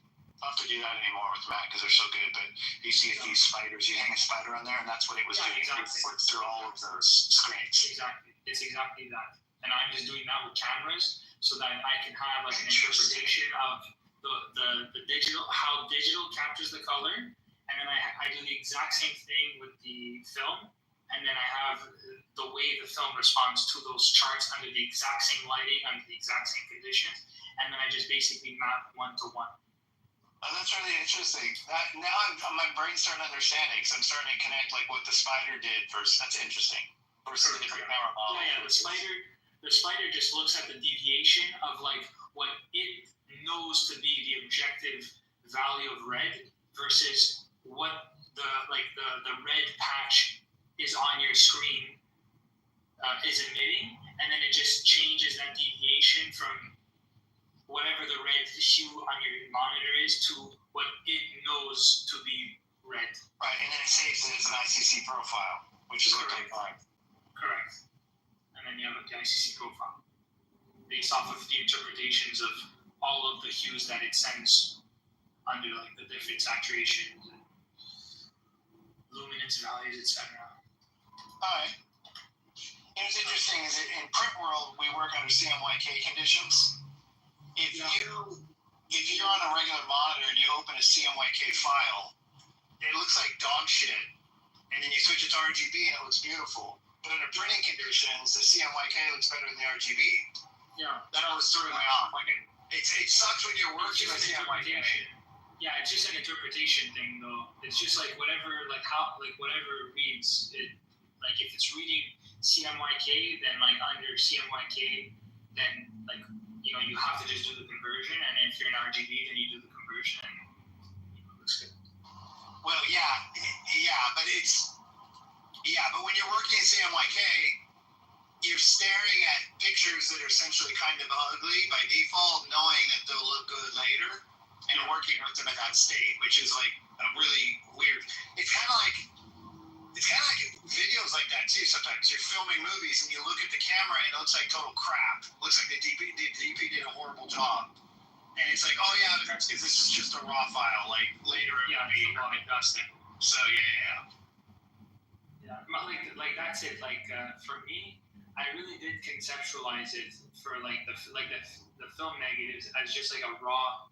Like that desaturated, no contrast type of look, and then the print, the positive, is like the Rec 709, like the thing that just gives it a bit more life. But then you have to if you want to push and pull, if you want to expose it a little longer, whatever it might be, then that's the quote unquote post processing that's the image would require.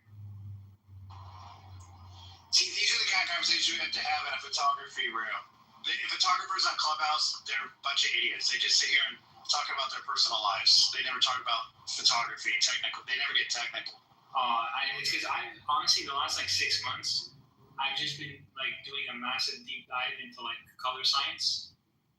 So this shit just fascinates me. Like the shit that goes up, the engineers that have to come up with these systems and these curves and all this shit is it really mind blowing. It's really, really impressive. Because do you know who Steve Yedlin is? No. The cinematographer who did Star Wars. Which one? The Last Jedi, or he shot Knives Out, Glass Onion, and Knives Out, just the Knives Out franchise, basically. Oh yeah, I haven't seen any of those movies. I keep seeing them on the thumbnails, and I keep avoiding them. Yeah. Well, anyways, he's the cinematographer for that, and he's basically one of the biggest tech nerds in terms of cameras, and all of my work is basically just modeled after him. Do you know who's the opposite of that? Do you know who's famous and the actually opposite of that? He's actually horrendous with color and cameras and doesn't give a fuck, and he acts as his own DP because he's got a giant ego and he's a bag of shit. Who's this? Steven Soderbergh. Steven Soderbergh. He is the absolute worst with color. He is garbage, and he operates as a director and a DP for himself. He does it both. But there's two types of DPs. When I used to work for Discovery Channel, I used to do shows for them. And when I would do stills, I would work for different directors. And sometimes I'd have a director who's a framing DP, so he sits in the back and he's a DP, but he acts like a director of sorts. He only cares about the framing when he's behind the monitor. He very little cares about the camera, about the grips. He doesn't give a shit about the lighting guys. He's just throw a light up. We need more light here. They go do it. He has no feedback for him. Basically, his best boy is doing all the lighting as a freaking DP because he doesn't give a fuck, even though he's a DP because he's a framing DP. But then they have lighting DPs who are people like me who are obsessed with light, and they're trying to get beautiful shadows, and they're placing individual lights. We did a scene where one of the actors opening a fridge, and he's putting little tiny lights around the inside of the fridge in certain spots so that it will look a certain way when you open the fridge. Soderbergh would never do that. Soderbergh blows out windows and mixes kelvins to look like absolute garbage, total dog shit garbage. And he has some of the worst I've ever seen. It's really embarrassing sometimes. The only movies that I've seen are realistically from him are just ocean movies. And Or what? The only movies that I've seen from Soderbergh are Aaron Brockovich and ocean, the Ocean 11 movies. Okay, yeah. If you want to see the worst one ever, Sharon Stone's in it. It's a show. I'll have to Google it. Dude, you literally have just watch the first episode of this and pay attention to what I'm talking about. He's got scenes where she's in her house. It's like in a ski lodge, so the windows are real. Everything outside is white snow, so he's shooting in a house. And he's shooting at like 3,200 Kelvin with windows behind her. And she's blown out and they're blue and they're like halo affected blue bad. And she's like washed out and he doesn't give a fuck. And he does entire scenes with it. And I literally want to throw up. It's the ugliest thing I've ever seen in my life. And he's not even doing it on purpose. He's doing it by default because he doesn't give a fuck. It's called We're just tracking up the walls. Oh, it's horrendous. I actually really want to talk to you about this. Let me see if I can find it. Hang on a second. Sharon Stone, because I really want you to see how bad this is.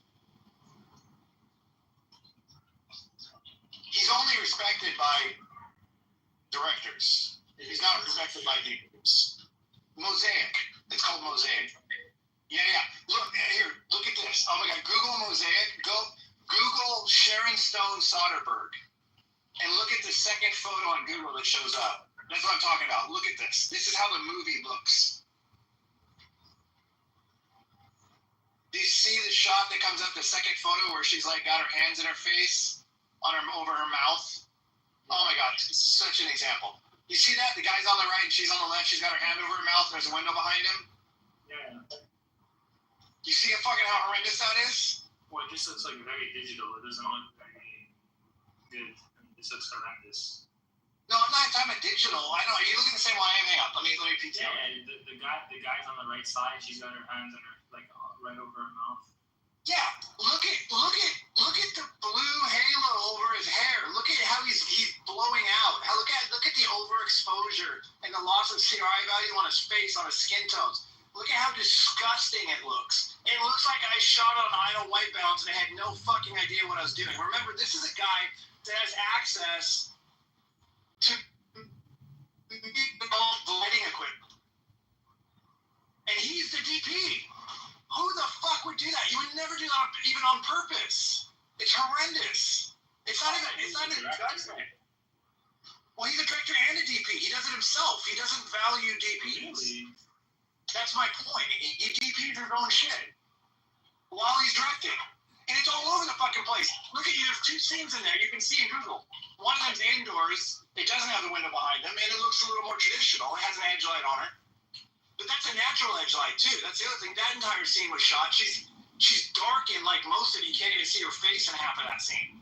Like, the whole thing is all... It looks like... Here's what it looks like. It looks like it was never processed by a color guy like you before it went to freaking publish. It literally looks like it was shot raw on a camera and he just fucking went with it. And his name is... Dude, I hate it. It's like I want to punch Steven Soderbergh in the fucking throat. Because he's so disrespectful to life. Very good, to be honest. I mean, like, especially for like high-end... He's one of the most famous directors in the world. He's one of the top, 10 directors in the world. Well, the thing is, the ocean movies, I wouldn't say that there was anything, stylistic in terms of color. I mean, it was really just, Oh, hold on 1 second. Sorry, I have to get the font to my book. Hold on 1 second.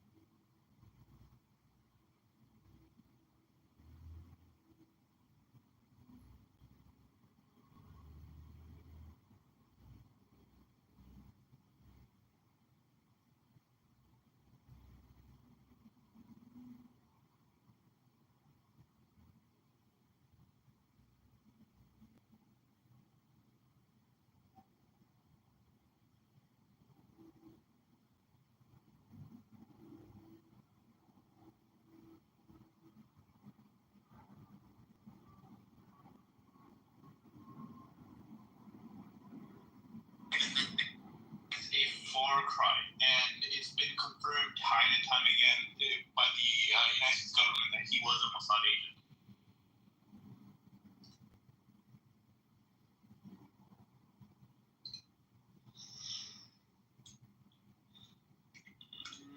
I'm trying to pull up this thing. So we got, there's multiple reasons, right? He kept a passport with Saudi address. Yeah. Listed his nationality as Saudi, while this was an Israeli.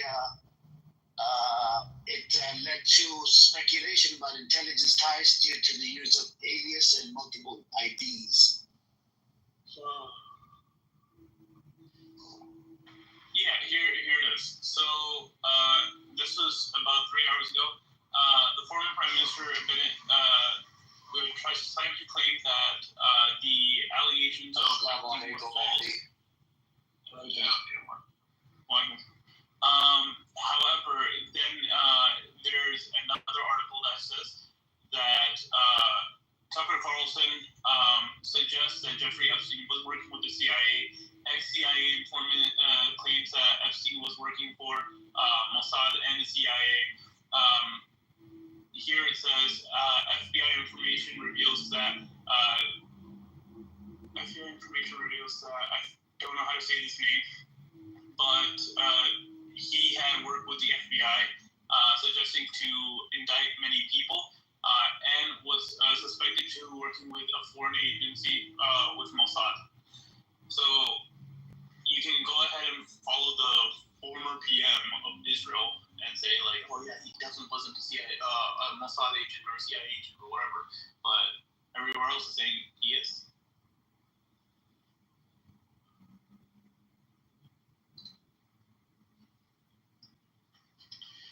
Yeah, and so the Ehud Barak, right? He admitted that meeting him, visiting his properties, receiving investments from him for tech venture. Ehud Barak has visited him about 30 times, right? So I don't know what else did they talk about except for investment and where he visited his properties. Bro, are you in the toilet? I'm outside. I'm for walk. Yeah. You're walking around the village in Somalia? Nah, bro. I'm walking outside in the park. I think you're talking about the water, Sam. The water was on the gardening. They were watering the garden. Bro, it sounded like someone flushed the toilet. It's a lot of noise outside. You guys feel ice cream truck is going to watch. The ice cream truck will be here as well. You know, I heard something up here. I heard that Iran is planning an attack inside the continental United States. They're saying that it's not going to be like they're not sending, ballistic missiles over. They're just going to have people walk across the border with dirty bombs. Have you heard? So I actually heard that. Sorry, I didn't mean to cut you off. Sam, I haven't heard about that. Okay, so yeah, I've heard about it. The problem is that there's a lot of conflicting problems with that report, and if that was the case, then Iran would have done a quote-unquote terrorist attack well before. The reason being is Iran had warned Trump and the United States of an Israeli terrorist attack that was going to be carried out after this whole peace treaty or whatever ceasefire that happened between Israel and Iran. So that makes no sense. If they wanted to harm the United States, then why did they warn them about this terrorist attack that got swept under the rug? The second thing is that this follows the same kind of reporting to the T of what was claimed about this terrorist attack that would have happened in 9/11, and then they blamed it on Iraq, but then all of a sudden it wasn't Iraq and there was no evidence of it, right? So this is just like a bunch of trimming the pot to make sure that we go to war with Iran when no one wants to go to war with Iran. Yeah, no, I just thought it was interesting. I had heard it a couple of days ago, then I heard it again yesterday. And I just thought it was interesting, man, because I think as of right now, the U.S. The borders, I think all the U.S. borders are damn near military installations right now. They got the National Guard controlling the borders. Yeah, no. So what I'm thinking is that there could be several ways that this quote-unquote terrorist attack could happen, but I do believe that a terrorist attack will happen. But whether I believe it's Iran or not is subject to change depending on the evidence that is presented. But like you said, all of the border patrols, anyway getting into the country, especially through the airports, it's like its own military operation at this point, right? They just won't let anyone by. But then I'm just wondering, will they go ahead and claim from all this entire thing that, we need to strengthen our borders and stuff, and we need to go to war with Iran, if somehow they quote-unquote let slip a terrorist, which, again, I highly doubt.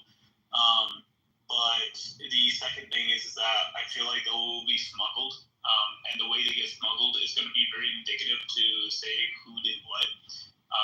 Again, it was pretty obvious, again, when after the war with Iraq, we found out that there was no WMDs, that no terrorists came from Iraq or whatever, and then, all of a sudden, Osama bin Laden's found in Pakistan, but did we go to war with Pakistan over Osama bin Laden? No, we didn't, right? So there's a whole bunch of bullshit that happened that, that made no sense the last time. This quote-unquote terrorist attack that's going to happen this time is also going to involve the same pattern of not making sense, random accusations and claim, and then there's going to be no supporting evidence whatsoever. I agree, man. That's just something that I see and thought it was interesting. I hope it doesn't happen, but if it does, I hope our government, has things in place, to try to help prevent it as much as they can. The thing in place we're going to have is Trump's going to say we need to send more billions to Israel because we got attacked. I think on the list. Well, Narendra Modi, is he on this list? Which list? Epstein list? Bro, I wouldn't doubt it, especially with the fact that he's a bit rapey. I'm going to be very honest.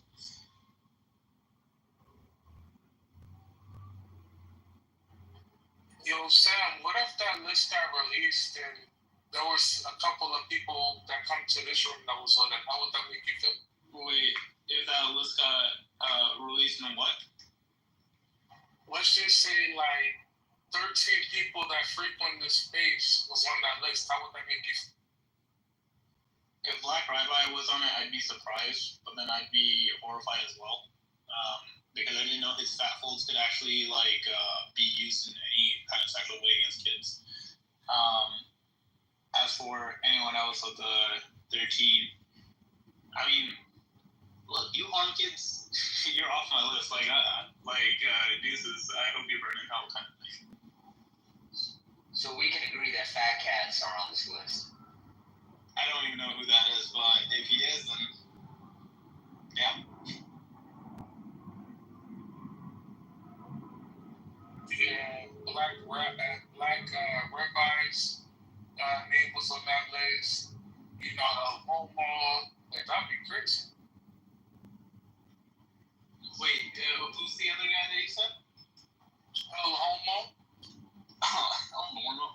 I'm pretty sure El Normo has molested one of the kids, because the way he again talks about other kids and shit like that, especially in the rooms or whatever, I don't see how you get away with that kind of shit.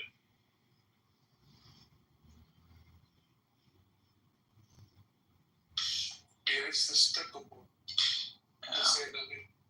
Wait, who's that other Israeli dude that's banned from Israel and is on the sex offender list? Forgetting who his name is. I think it started with that S. Huh?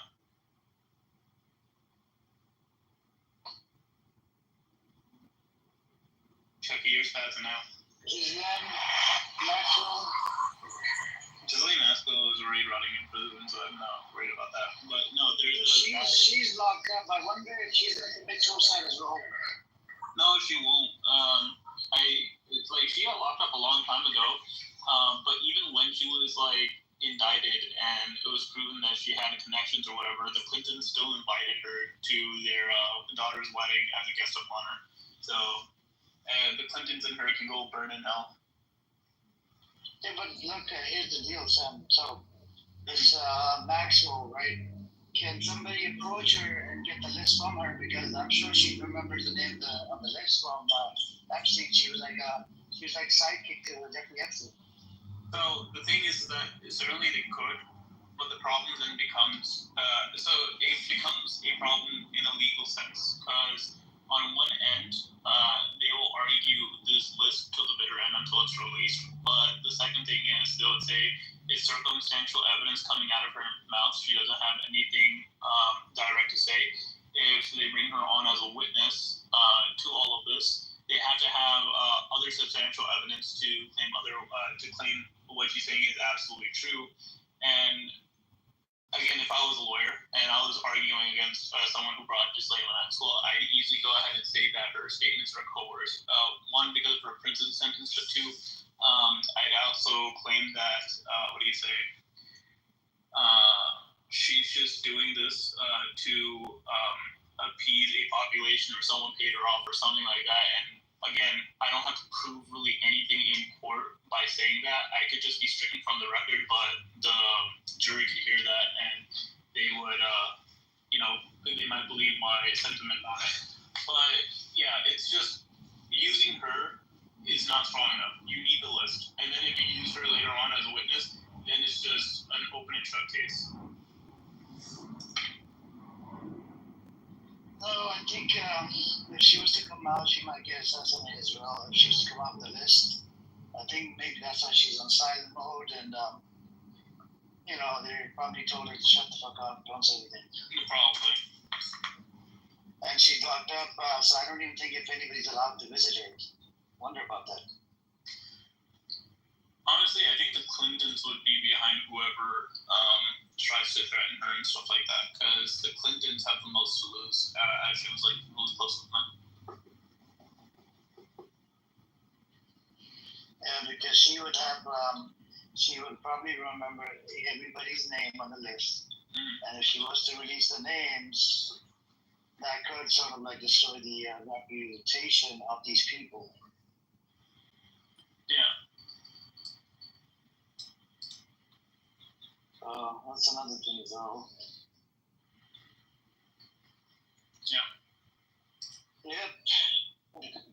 The Harvard University says that there was more than 200,000 people dead in Palestine, by the way. So, didn't they say it's going to be even more than that now? Yeah, I mean, it says, so there's 400,000, and then Israeli says 100K dead in Gaza. So, Haaretz, are they acknowledging the numbers, by the way, Palestine? Do you know about this? If anybody want to come on up, just unmute and come on up. Yeah, I don't know anything about the numbers right now. Because he posted a Haaretz article. Let me see. You mean Haaretz? Haaretz. Let me open up the paywall.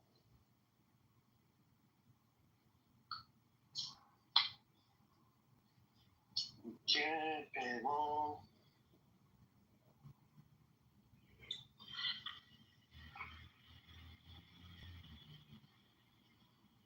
Save.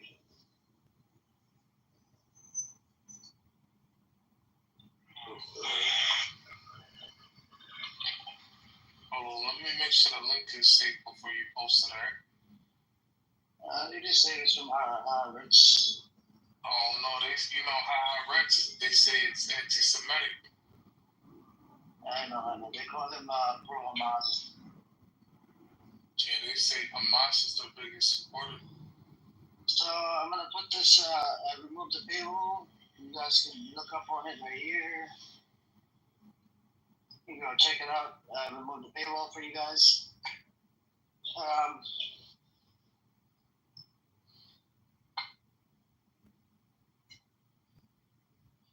Monday, Health Ministry in Gaza Strip published an update. Okay, 1,227 paid charge.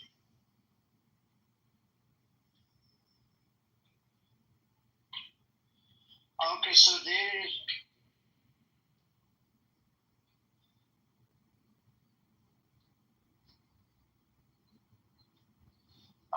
they're denying the data. By the way, Palestine. If you read the whole article, brother, if you scroll down, Haaretz is reporting the data coming from Gaza Health Ministry, and they deny it by saying it's they're disgusting, whatever. It's wrong. I have opened up removed the paywall so you guys can check it out. I wish they would acknowledge the numbers, man.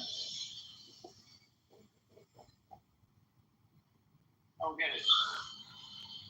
But Yeah, it's crazy. it will take them a while to acknowledge any numbers, bro. They're just a piece of shit. And even the idea of kill count. The idea of kill count, right? It's still at 800, 1,000 numbers.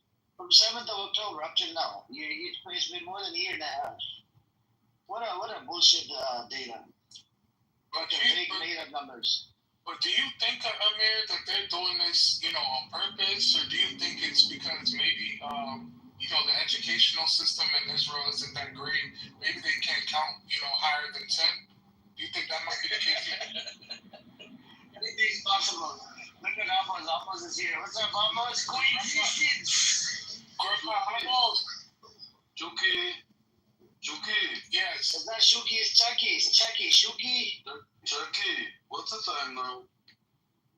What's the time right now? Chucky, you have the watch on your head? What's the time? It's 4:40 in the morning. 4:40 in the morning? You're not sleeping? No, I gotta go to work. You need to change some diapers. How can you come to my room now? Come to my room. Did you open?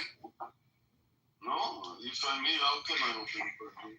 Nah, if you open, I'll be against the banner on your stage if you open one. I guess on the phone. Okay.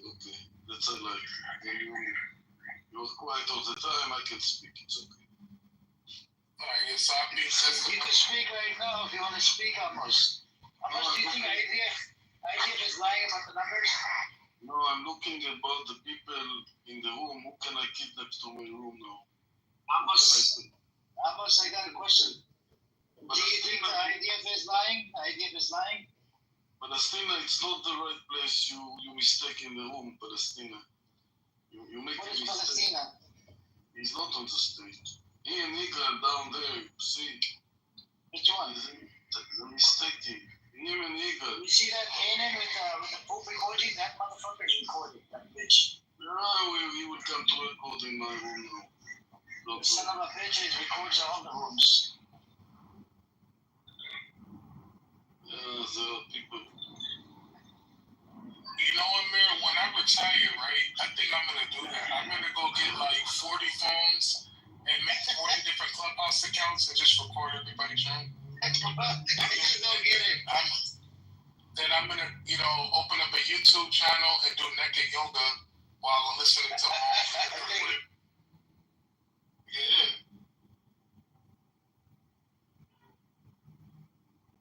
And that's what I don't get. Like, what do you get out of recording, man? Alaikum assalam, fucking low life. Gee, what do you think? Is Iran gonna do the attack? Because I think their leader got attacked. Did they get attacked by? Did the leader get attacked by Israel or by America? It was the president and the group that they had a meeting. These terror groups of the Bibi and the American, they tried to kill all from the top to the bottom. And luckily enough, and sadly for them, it didn't happen. But that gives an Iran all together, unitedly, they're making a good decision now. So I would say they are stronger, more united than ever I have seen in at least in the last 47 years that this government. They've been all together pretty much. So I think there is serious plan has been in the place and serious thought is being on, and now it shows the true face of the American and the BP, that these terror groups, they want to stop killing the people. They're trying to kill and terror from the top to the bottom. So this is called a government after another government killing machine. That's unlawful, and it's been prohibited from the most at least countries to do that. So that will bring a true serious decision to the government of the Iran, and I'm sure plan has been placed, and they're not going to take this lightly. And I think this is why the rest of these Bibi and the Bibi's assets, they're going to from now on sleep and live under the like mice living under the ground from now on, because they know they're also targeted from now on. Also, if the decision I think has been made, and not sure when it's gonna go through, it's just depending. But this is something that came out and it shows that they have no mercy. Nobody is safe in Iran. So that will backfire on them. And as the plan, total plan of American and Israeli terrorists, it failed. They planned this for the last 10, 15 years. They had one good shot, and unfortunate for them, unfortunate for Iran, Iran survived, and that shows how capable Iran is on the ganging up on all these terrorist groups on Iran, and Iran came out, and they were begging from the behind to stop this and for the ceasefire. That happened according to Iran official. They were begging to stop this right at the third or fourth days. Well, one of the inside the parliament member that yesterday gave us a little bit behind the scene speech, and he said that on the third day of these 12 days, phone calls, many from the Arab countries, bringing basically a request from U.S. and their ally to stop this and come to the peace. And Iran says, no, U.S. started, we're going to continue this. So finally, it went on all the way to the 12 days after the Qatar American base got lit up. And when I said that, some people were laughing at me. But now it shows that American got lit up, and the proof of that was the most expensive of one of their eye over there that receives early warning, gives for any fly, any missile coming, going, and all that information. I'm sure you guys have seen and heard what I'm talking about. That shows clearly that Iran has hit a nice and very priceless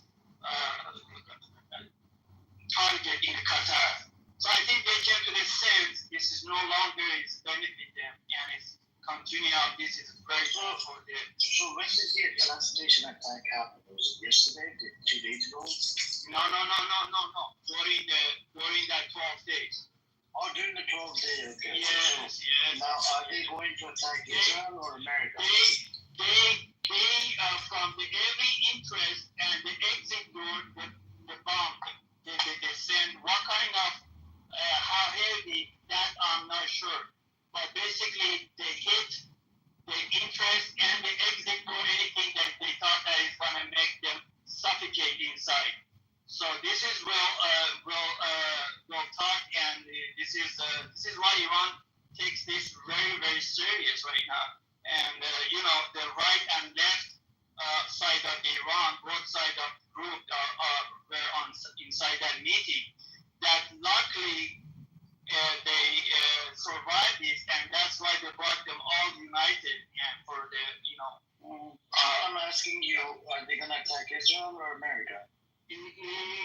Well, American, it directly to the America, it will be something when the full war happens. I mean, but in a 12 days like that, that's obviously American were involved in this. American asset is all around the region. They can get hit. Basically, if you hit an American base, there's an American soldier over there.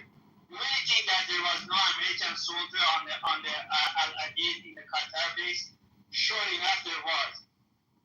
If anybody injured or got killed, yes, of course there was. But the numbers, they will never reveal that part. It will always there are silence. Just like Al-Assad base in Iraq.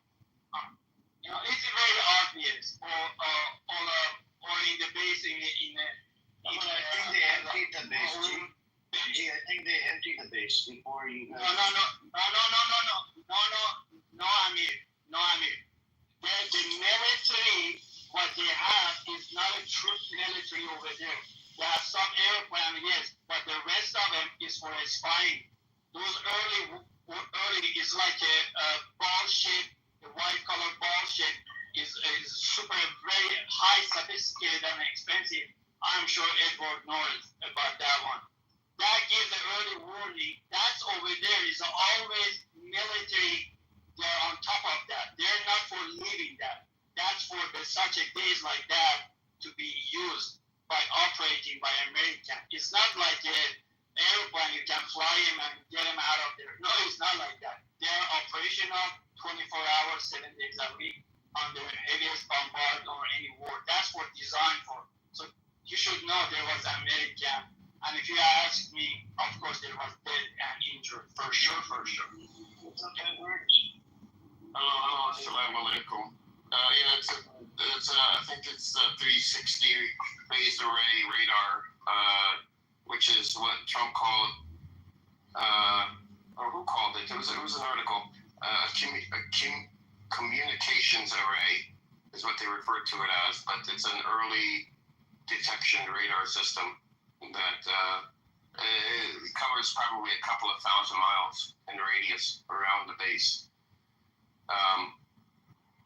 That's what was suspected was it, and definitely were soldiers in the bases. The embassies were emptied out, and the families, the non-essential personnel for the. That's what I'm saying. I mean, there's an empty base. They knew about it. That's why But G's arguing that no, there's people got injured. Well, the base itself would never be emptied out of soldiers. Amir, that's military. That early warning needs operational personnel inside. It's not for living. I didn't say there was a lot of soldiers. I said for those machines, those early system to be operational, it need employee, it need soldier, it need technicians on top of it. It's not like I didn't mention there was hundreds or no. At least 40 to 50 or 100 operators was inside the military to operate these huge systems. It's not one or two personnel's job. That's what I meant. Most people were emptied out from the Middle East, but when it comes to the bases, I mean, they're not going to leave the fighter jets and all the technology not secured, so I'm sure there were people there. And they were probably on high alert anyway, so I think the bases themselves. Now, Trump did say that Iran gave a warning, so they were able to evacuate that area of the base. Who knows? I would think Iran gave a warning because Iran gives a warning the U.S. gives warnings to Iran. I don't think they want to break that cooperation or understanding. What kind of war is this cooperation? No, not cooperation, like understanding. You know, when Americans go to him. This is Iranian. This is Iranian. The parliament and on high end. He said that this is how he said it. He said the American sent a message through the some of the friendly countries around the region. He didn't mention who, but we coming to hit Iran. This is the place we're going to hit. That's what. And you guys welcome to hit this base in ours too. But Iran says no, we're not gonna hit that one that you choose. We're gonna hit the one that is in the country. For that, I'm coming for that one. Tit for tat. They did it and Iran did it too. It's that simple. The early was from the American. Was this a set together? Yes. This is why I said don't believe none of the American Israel what they did. Gee, Amir asked you. Amir asked. I think Amir, you were trying to ask. What's the next? What is Iran saying is going to be next? Is Iran going to? Nobody's gonna say even if they have plan. Even if they have plan. Well, the GPS. The GPS in Iran was scrambling GPS signals in the area. Yes. A lot because they're on the alert.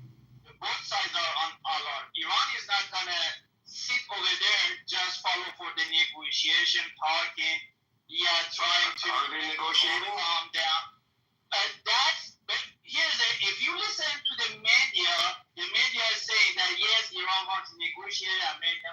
That's media. But Iran, in a reality, there's nothing to negotiate. Yes, Iran is going to come to the media and says, yeah, we're ready for negotiation. Why? Iran has always been peaceful. But what's for the negotiation? There's nothing to negotiate. We were at the negotiation. And you guys, 3 days prior to the negotiation, attacking. So it's meaningless. Iran has already given this. My enriched uranium has to get approved as I am part of the NPT. Number 2, there is nothing talked about my missile capability because so far they thought the Iranian missiles are a bunch of copies, bunch of paper, this and that. It's non-functioning this system and not bullshitting it. This is not working. It's not going to damage anything. They didn't believe what Iran has. During that 12 days, their eyes got wide open. What really these devastating damages can bring this missile with a pinpoint accuracy, any target that Iran wants. Therefore, they want to. From their enriched uranium, now they're after the Iranian missile capability. You should think about Iran will never negotiate. But the big question again, look, you're not answering the question. The big question is, are they going to attack America or Israel? Hey, what's up, Leila? Nobody knows that. I said that nobody knows. Nobody knows. Plan, okay. Exactly. If there's a plan, they're not going to come and announce that here. That's because look, it happened during the 12-day war, so-called war. So I don't think they're going to attack anybody. I don't think it's going to happen. No, if you ask they attack Israel, yes, because it's going to go back to war, and that's what the Iran and they want to get involved in. And America, same thing. I don't think they're going to attack anybody because if they do, then they're going to get attacked back. If they suspect that Israelis are trying up to something, they don't have to do the preemptive attack, just like they do all the time. Israel all the time does that. What's wrong with Iran? Look, the best way for Iran to do it is hire spies. You could hire spies inside Israel for $25 or $50. It was supposed to. You got the. How much too, Amir? Yeah, you didn't remember? They was posted in the newspaper. $25 for a fucking spy in Israel, right? For hang on, 1 second. So the spy, one of them was $25. The other one was paid, I think, $1,500 or something, or $2,000. That's really cheap. What's going on in Israel when somebody has to pick up a side gig that I guess spying could be a side gig. And for so low amount of money, it must be, people aren't living as good as they say they're living over there. To be able, because they were arresting spies like crazy in Israel, like crazy Iranian spies every week, multiple people. There's a news in Haaretz, and this was a couple of days ago. And this Israeli chick, she actually moved to Manila, Philippines. She said, my salary that I make in South Israel is not enough to pay for my rent in South Israel. Apparently, Israel is expensive to live. It's like what living in It's very expensive. They've been having a housing crisis since the 2010s. I remember reading, and I'm thinking, why don't they just build new houses? I don't know what the problem is. But I didn't know about Smotrich, as a finance minister. I didn't really read much about him until after October 7th and realized that he really doesn't know what he's doing when it comes to the finances of the country. But these are issues even today, like when it comes to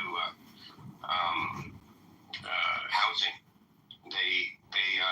I think maybe they might be doing it on purpose to force people to move into the settlements because they're cheaper and they're subsidized, But Israel has always been expensive. It's never been cheap. I don't know why it looks like it's outdated. Hold on, let me go Google it. Hold on, I'll be. Well, then thank you, I guess.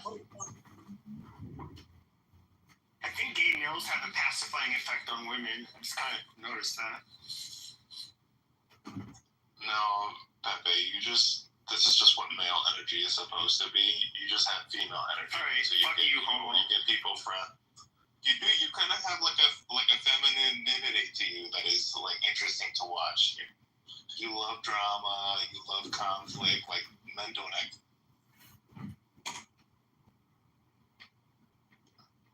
Laura, can I have Laura, can I have your daughter, the brunette one? The boo-boos are kind of cute. Okay, but they're all based on their mother. Just like Holly, a little monster. That's horrible.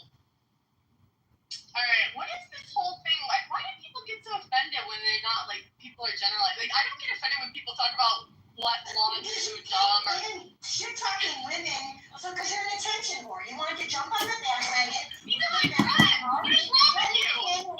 You asked a question, I'm answering it.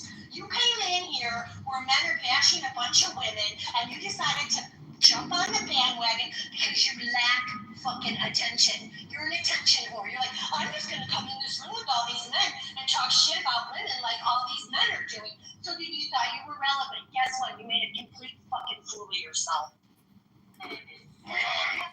Just so you know, because you guys made laugh at them, they're the whole like baby face. Like they still I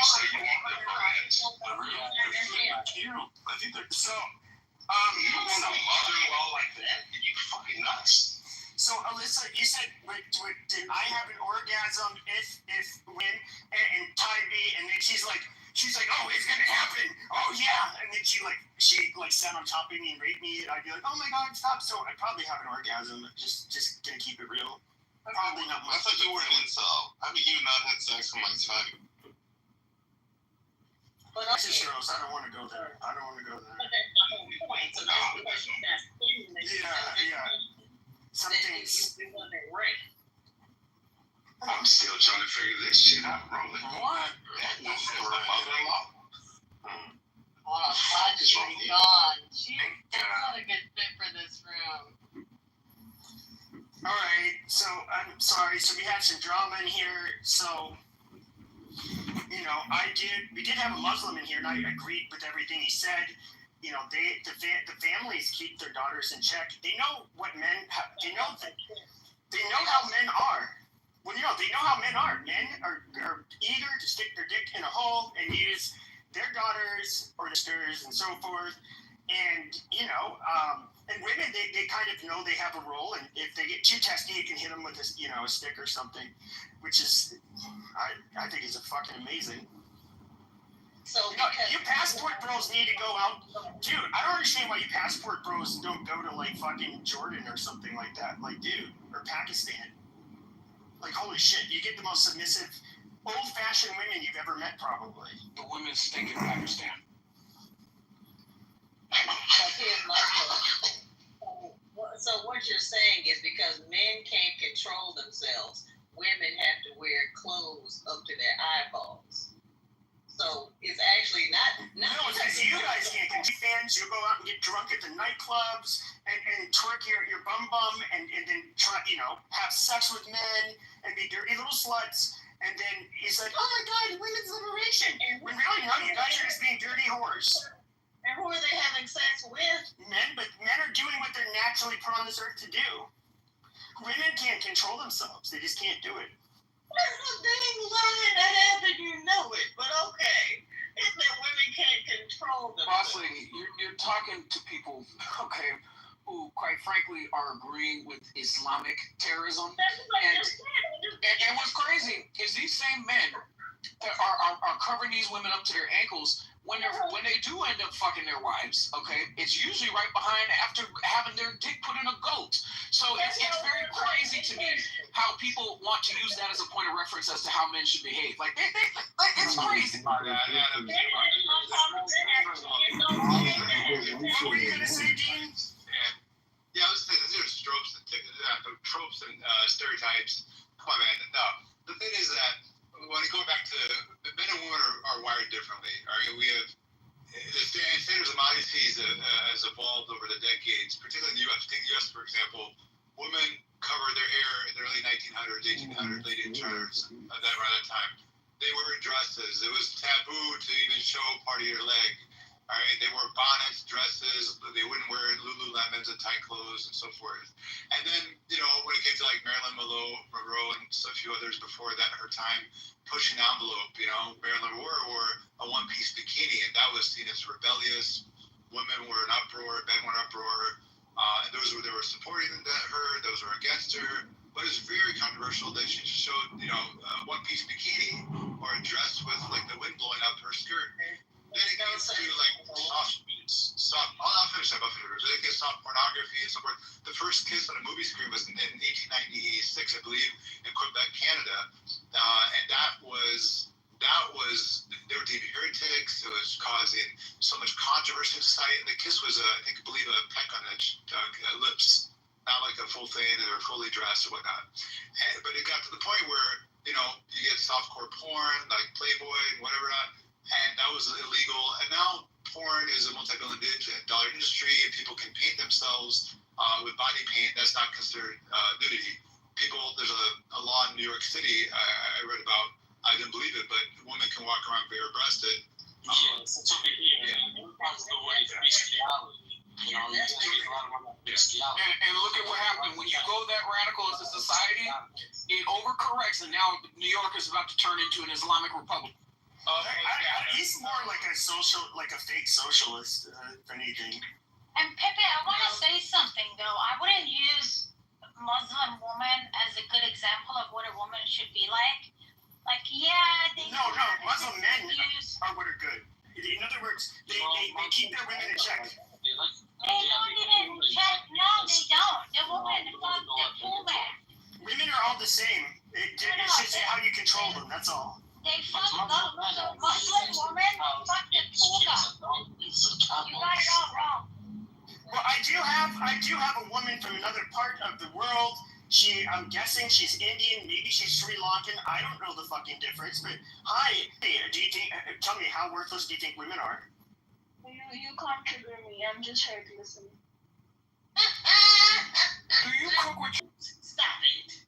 No, please don't even try. Oh wait, Aditi is a Muslim. Aditi's a Muslim. That means she probably has good. That does not sound like a modest woman. Aditi is not a Muslim. No, but it's a Muslim woman wouldn't talk like that. Islam allows polygamy, actually. How many goats are in your relationship? Oh well, no, I don't allow that because I make all the money. Yeah, she's obviously. I make all the money, so I don't allow goats in our relationship. She's obviously not a Muslim, guys, so let's just. She's a Muslim. She's a Muslim. I am a Muslim. Come on. You need to make out jokes. She's a Hindu. You There should make out are jokes. million Muslims in India. One ayah for them, so they know you're Muslim. I did. Oh yeah. Muhammad Rasulullah. Inshallah. Yeah. Muhammad was a child molester. Alright, we don't need to do this. But I don't disagree with We're keeping it on the hose. If We're keeping it on Muhammad the was hose today. Adams. We're not doing we're keeping it on women, okay? Because quite frankly, women's hardwiring does not change like according to where they are in the world. The women have very consistent behavior. It's seriously the culture that they're in and what society allows them to do. That's the only thing that matters. He's right. To be honest, all women are naturally whores. It's just in the Muslim nation we have them under control. If we let them do what they want, free will, they would also become whores as well. So you have to control these women. You have to tell them what to do, how to act. Muslim men, they all take it in the house. What are you talking about, bro, man? Can I finish, bro? And they're child molesters. Even sometimes you might have to use violence in extreme cases. If your intimidations don't work, then you have to physically abuse them to show them what they're doing is wrong. Because this is the only way you can tame a woman. Women needs to be tamed, okay? They're like sheep. They don't rape children. Are you talking about American women, American men, they don't rape white children. American, like what are you talking Don't about? mix yourself in this. It's really sad. Muslim men, There's nothing sad about it. There's nothing sad. See, what's very unfortunate is we have adult women on the stage, okay, that grew up thinking that they are, I don't know, somehow equal to men, that they somehow can live on this planet the same way men did. No, God gave you guys vaginas and wombs for a fucking reason. They made you guys sensitive and emotional for a fucking reason. You guys it kind of helps you be a better mother. But other than that, you guys should not be in men's spaces, and that includes the civilized world outside of the home. No, men and women are biologically different. We're actually innately. Yeah, women don't That's the woman's study. There's something wrong with you, man. We have different brain structures, our size, how they develop the corpus callosum. You said there's something wrong with us? You let your women walk on the beach with bikinis. You say something's wrong with us? You for some reason thought there was a such thing as a one-piece bikini. That tells you how smart you are. Well, you wear a bikini, you walk on the beach with a bikini. She never wore anything but a one piece. That's the point. Other men are totally on your woman, and you don't mind it because you are a cuck by nature. What were you saying, Edie? Why are you so concerned about what? Hold on! Since I'm not allowed to wear a bikini, I wear a burkini. Are you familiar with that? Yes. See that Gina is passing on the knowledge from the old world about how to dress modestly, and that is fine. That is perfect. Do you even know in the Christian tradition, Mary, Jesus' mother, she used to dress like a dirty Arab thing. This is actually, for you to make fun of the Arab tradition and your so-called Arab, this is actually arguing against your own culture and your own tradition as well. Do you know what the nuns, you say nuns would paddle a dirty little slut in Catholic school. You know that. You thought it was cute to give a blowjob behind the bleachers? You thought that was really cute? Well, she's going to put soap in your fucking mouth. How does that sound, you stupid bitch? Now bend over and get a goddamn paddling. I went to Catholic school. Exactly. So, no, I mean, that is true. They would discipline you physically, and they were covered up. And the only meat you're going to have on Friday is none. Like they say, absolutely none. Not touching them. Yeah, you're Satan. Shut the fuck up. You're not a human. You're not a human. I'm not gonna say stupid crap like you. Who are you, you dirty fucking... Hold on a second. So why did you... Hold on. You hold on, motherfucker! Okay, but seriously, how did your dirty G ass get on my fucking stage and thought it would be a bright idea to just come up and talk to us when we're having a conversation about men and women? Why did you think it would be appropriate? civilized. Like, what? Name an Arab country that's not a shithole country. Shut up, brother. No, there's many Arab countries or great countries. They have. He's a dumb monkey. He doesn't know. He doesn't understand nothing. Yeah, I mean, we talk several. Then Africa, the Middle East. There's a lot of wonderful countries. Yeah, economies struggle here and there, but people have their lives, they have homes, families, they have ups and downs. He just watches the news, bro. He believes in the Zionist propaganda that every single Muslim country is a desert. He's a fucking retard. That's a factor, I think, for sure. So I have a question, Max. So you're walking around barefooted with your little virgin peen, be doing whatever, masturbating in between, studying for your engineering degree. You know what? That's what you're doing. Don't mind, okay? You are not mature enough. If you are mature enough, you shouldn't mention things like that, okay? Just be what should I mention? What should I mention? Yourself, okay? You should respect yourself. You should respect people who are here, okay? What's wrong with you? How many people got cholera in your village this year?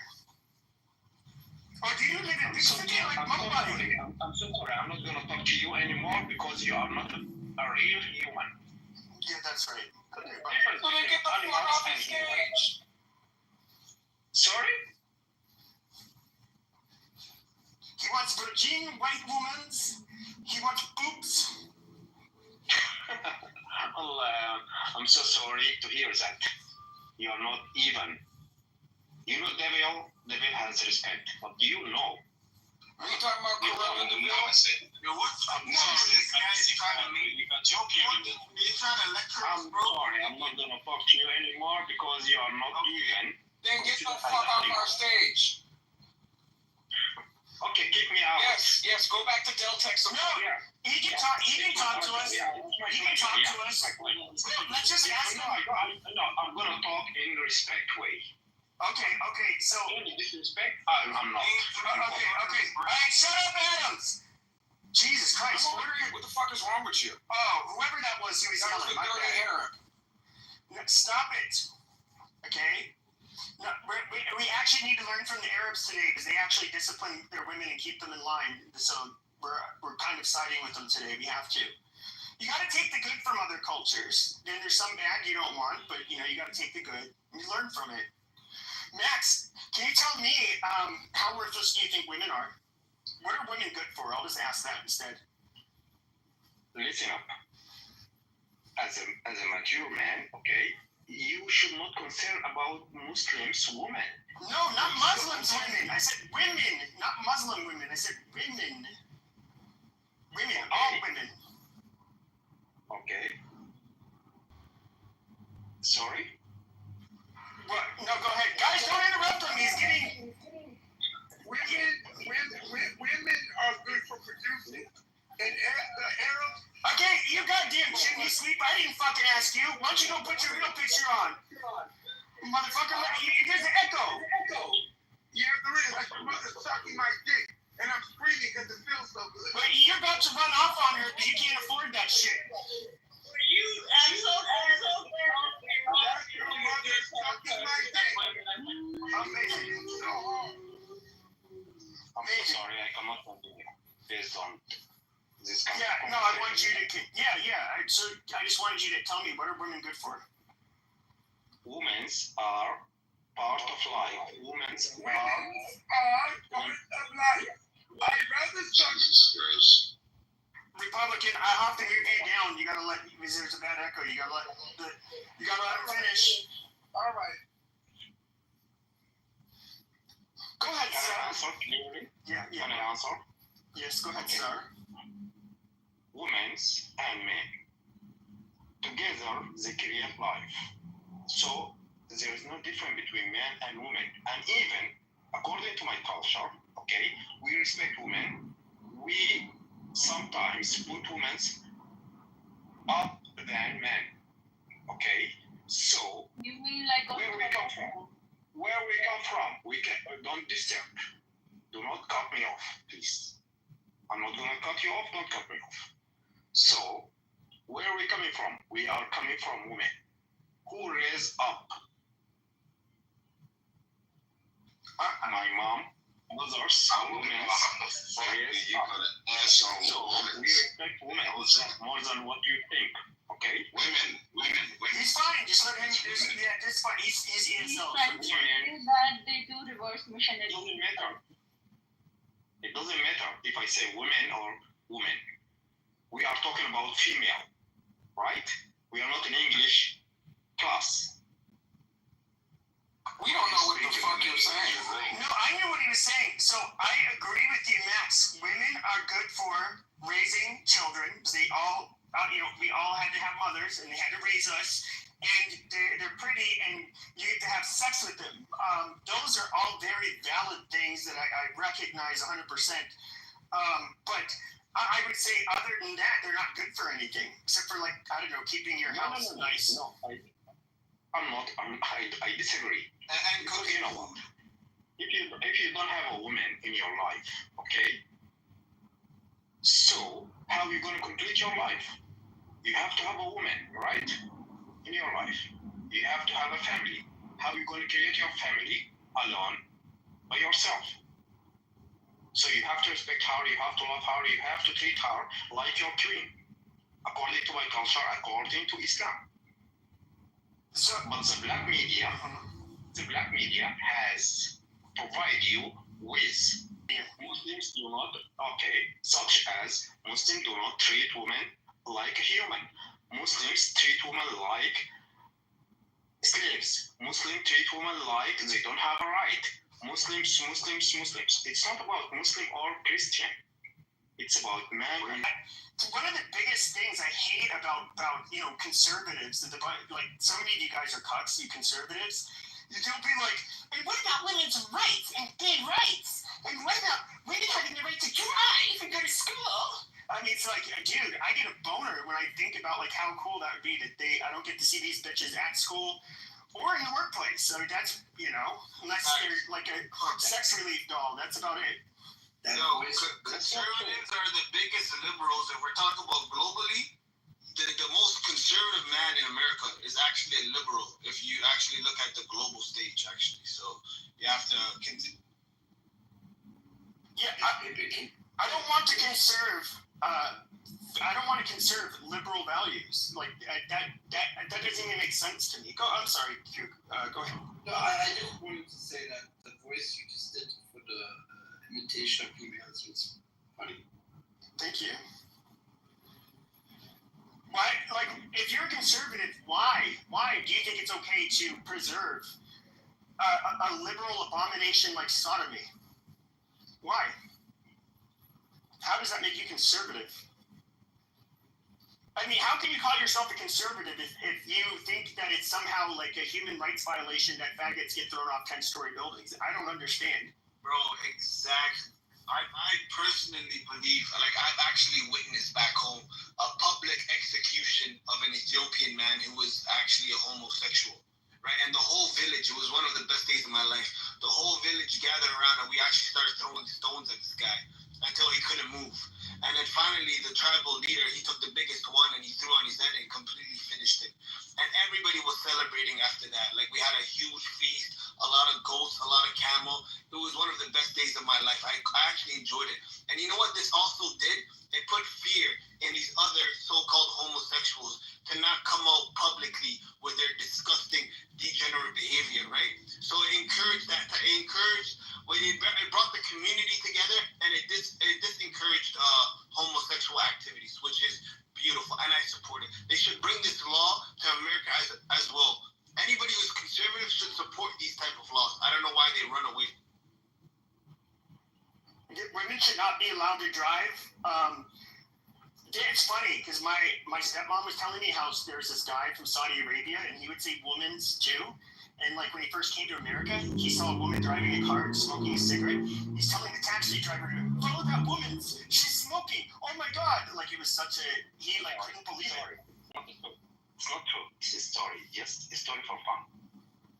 But no, that happened in the 70s when she was in law school. Amazing. Okay, but it's just a story, okay? Yeah. They are making fun of Saudi Arabian people, okay? But if you look to other Arab country or Muslims country, woman has They have a right to drive. They have their own right. They just got it. As a human being. They just got that right within the last 10 years. Saudi Arabia. No, I'm not talking about Saudi Arabia.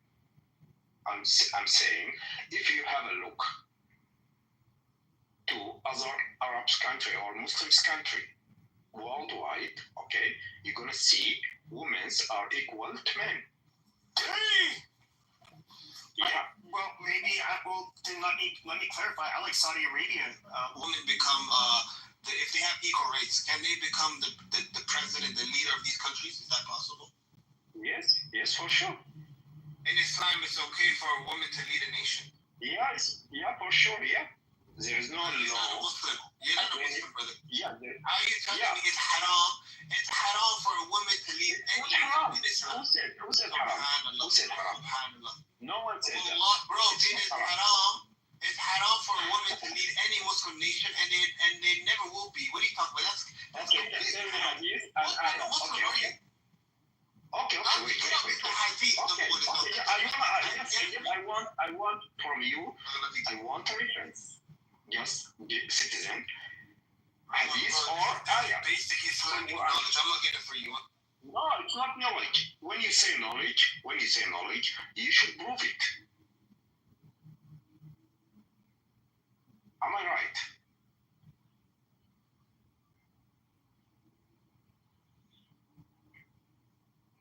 So just tell me the proof.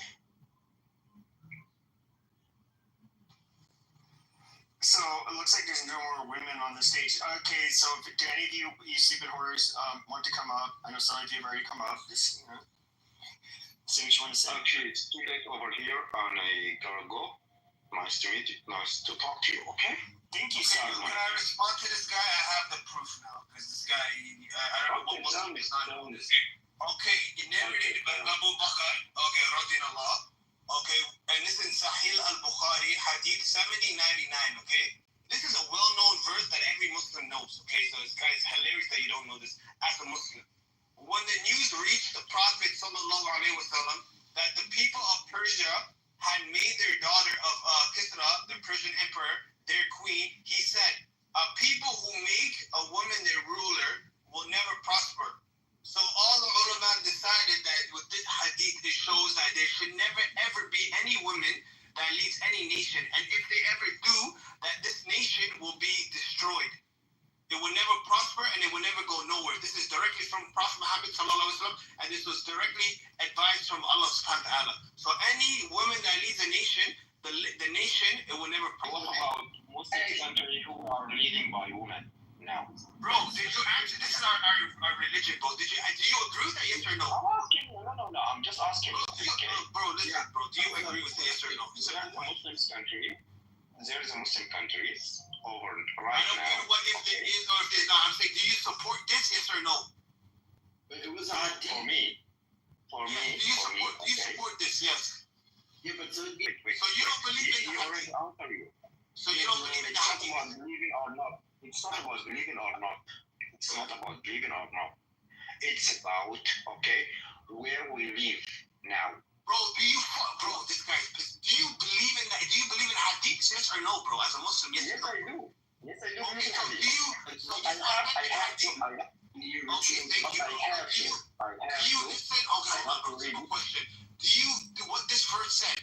Do you support it? Yes or no? This hadith verse, yes or no? That Prophet Muhammad sallallahu alaihi wasallam. Wait, sallallahu alaihi wasallam. I have to read the hadith. Okay. Go read it right now. Give me the reference. Go on it. It's authentic. It's al-Bukhari. Pepe, you want a bacon hamburger? Go to the that's fine. Make it a cheeseburger too. So that I don't want the Jews eating my burger either. Give me 1 minute. I will get back to you. Just 1 minute. Okay, go ahead. No problem. Take your time, brother. Okay. They caned those Indonesian Sharabutas publicly in their Sharia courts to teach all the other naughty boys and girls to not be a stupid slut. I don't think they do that. I don't know, to be honest. I don't know what they do. But in general, in any Muslim country, if a woman is a whore, they're definitely highly shamed, and that woman will never get married. Like, it's hard for her to find another partner. So, like, that's what we need to know, and that's something like I've like legit shamed to death. Like, if you ever did an OnlyFans or you're caught, like, sleeping around, being a filthy slut, like, you would be embarrassed. Like, it would be like you have leprosy. Like, you would just be so fucking ashamed of yourself. Like, we need to bring that back. Because the only way you improve female behavior is it has to be socially reinforced. Absolutely. You know, like, even when I was saying, like, these women that boss, like, like, when I used to work for a company, like, my boss, like, his wife would, like, literally stare me down like crazy. And, like, you could tell, like, she's a whore, right? And she wanted a lot of the guys that worked there. And you automatically lose all respect to that man. You know, that boss now, he lost all respect. Because how are you going to try and boss your workers around when you can't even boss your woman in your house? So all the men completely lost respect to this guy, right? So the overall point that I'm trying to say is, if you want your husband to have the ultimate respect, you as a woman have to know how to move, right? You can't be talking to other men. You can't be looking at other men. You can't even be around other men, you know? If you do that, then other men are going to disrespect your husband because of you. You know what I'm saying? And other men feeling comfortable with their wives, you know, checking out other guys, wearing bikini on the beach, talking to other men. These men are also cucks. And they're the fucking issue, bro. And that's how their daughter would be, and they're just breeding more whores and more whores and more whores. And now you live in a time where women are on OnlyFans, proud to show their body, because all these men are too scared to say anything. You understand what I'm trying to say? So you gotta bring back shame, the shame culture. And any woman that's a whore should not be even married at all. You should not even come near them. You understand? And that's how you will have a society where these women act proper, because they will be too afraid to be a whore, because some of these girls get smashed in the back of an old 200 Civic and they're screaming, I'm liberated. And they get kicked out in the back seat, bro, and they have to walk home. But in their brain, they think they're liberated. Dude, they're not. That's the thing. See, if I found, like, a woman in Afghanistan and she thought she was going to cheat on me, like, her own family would just be like, oh my God, that's so dishonorable. And then they'd probably just go ahead and fucking kill her for me. And, you know, I wouldn't have to do shit, you know? It's just like, wow, it's like the how it's reinforced is so, it's perfect. So you get nice, obedient charmutas that do not act like American girls. All of you, I know a lot of you women in here, most of you are American, and you guys are largely worthless. That's why I say decadence. You guys don't even try. It's just all demands. Like, I deserve. What do you do? What do any of you stupid bitches do for men? Like, probably nothing. You're like, oh, well, I'm a fun person. I have a lot to offer. What is that thing that you have to offer? Well, I'm funny. No, you're not, bitch. When's the last time you saw a funny fucking female comedian? They don't even fucking exist. You like look at any podcast. How many of these bitches are women? Any political commentator, anything that men like to watch. And there's no fucking women. Why? Because we find you guys to be fucking boring. You guys are fucking stupid. Like, literally, fucking hard to listen to. I mean, men just put up, like, they basically have to deal with you. Bro, it's all the same. A bunch of these simps are going to be in rooms, you know, like, oh, why can't we be together? Why won't this work out? Like, don't even sit to these stupid sluts. They're fucking dumb bitches. You know, back home, we have a saying, right? If a woman does not have a child or a kid, they call this woman useless. Like, what good are you? And a lot of them don't have kids in the West. What good are you if you don't have any kids? You're fucking useless as a woman, bro. You're like, you shouldn't even be alive at that point. Like, what the fuck are you living for? You got nothing to show. You know what I'm saying? So at least if you're a whore, you be useful. Like, produce some type of kids. You understand? So, gotta think about it. So, can I answer you before I go? I hope this man's wife pulls off her hijabs and lynches him with it. I would never allow her to. Go ahead. Okay, so it's not 100%. You know, the Hadith scientists, they did not agree 100%. 50-50, okay? Some of them, they say, in some conditions, women can lead. And others says, no, according to Hadith, women should not. So the one who says no, she can lead and she can become president under conditions, they have some policy or some conditions in order to allow her to become a leader. So it's not 100%. Brother, may Allah guide you. Please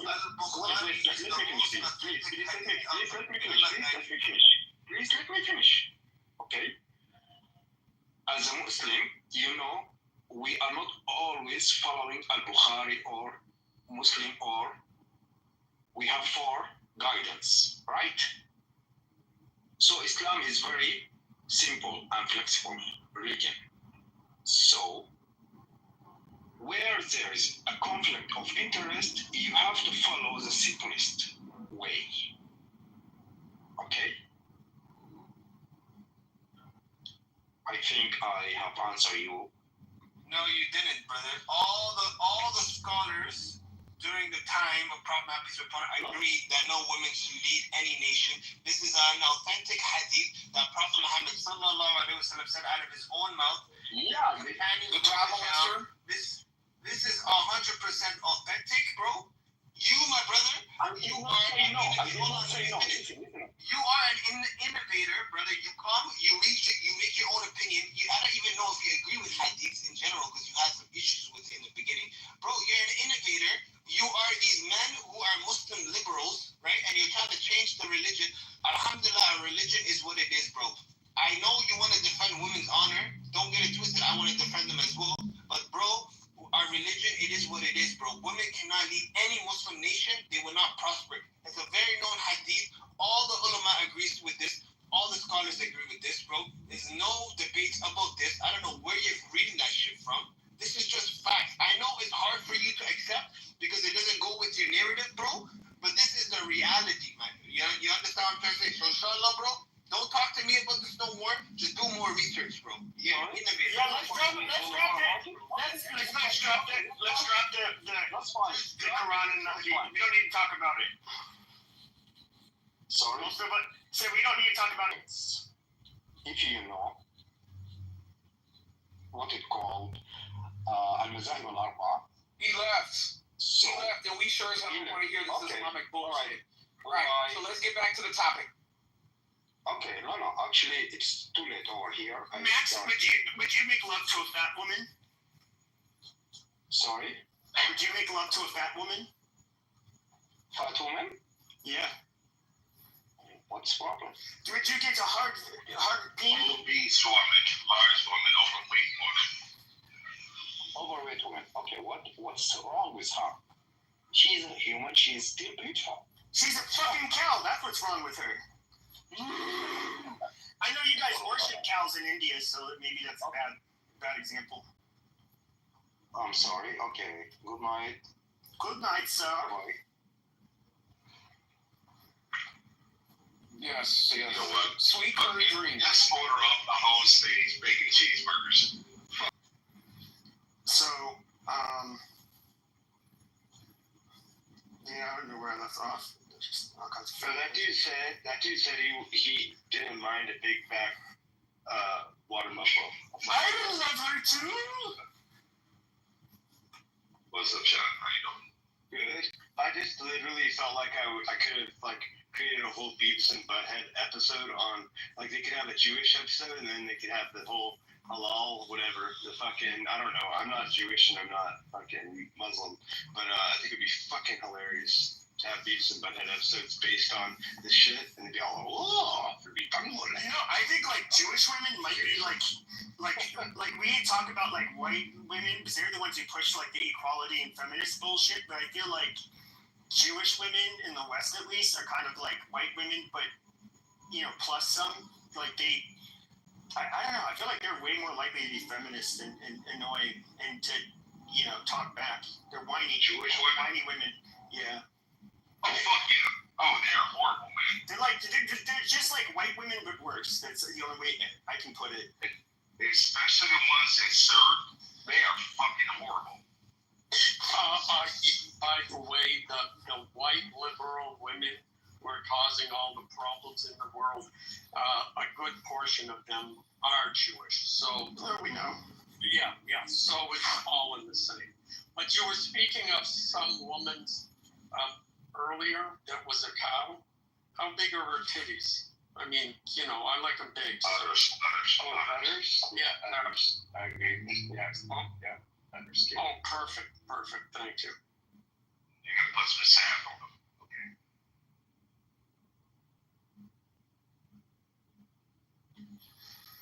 incel meetup with Leanne. I'm not an incel. I just don't. You see, the thing is, though, is that like you think I'm being an incel, but you know what's actually funny is that when I talk about women this way, like, and actually there's like women that get turned on by it. Unironically, like they go against their best interest. Like they actually think it's hot when a guy like looks at them as less than. It's you see, you women just bitch and complain and whine, but you say you want one thing, but your body wants another. Leanne is autistic, and then Leanne is a male. She is? He, yes. He. Okay. Well, I'm talking about women. Wait, you say no women. That's crazy. Well, that's fine, but no woman that respects herself. Well, I'm going to say that I call it bullshit. Because like a lot of women like to be degraded. They like it when you like grab the back of their hair and smack your dick across their face. And I'm not even joking when I say that. Like a lot of women like that shit for whatever weird fucking reason. And this is why that novel was like a huge success. That Grey, whatever fucking. 50 Shades of Grey, yeah. Wait, let me put this to bed. I've heard Leanne speak, okay? I had to do a double take at the screen because I thought it was Sig on stage. So again, Leanne is a man. I'm not going to argue with you, Leanne. You got caught. I mean, I don't really care. But, no, I mean, women do like this shit. If you were to look, and like, I think it might even be a majority of women that have like submissive leanings. Like they actually get reasonably and rationally. If you're in a relationship with a woman for any extended period of time, is it unreasonable to think that at some point the dick is going to go on her face? Just religious Christian who has, a bedspread of Jesus and a crucifix above your bed. Something like that is going to happen. It's as simple as that. I feel like I'm touching my grandpa right now. Dude, that is true.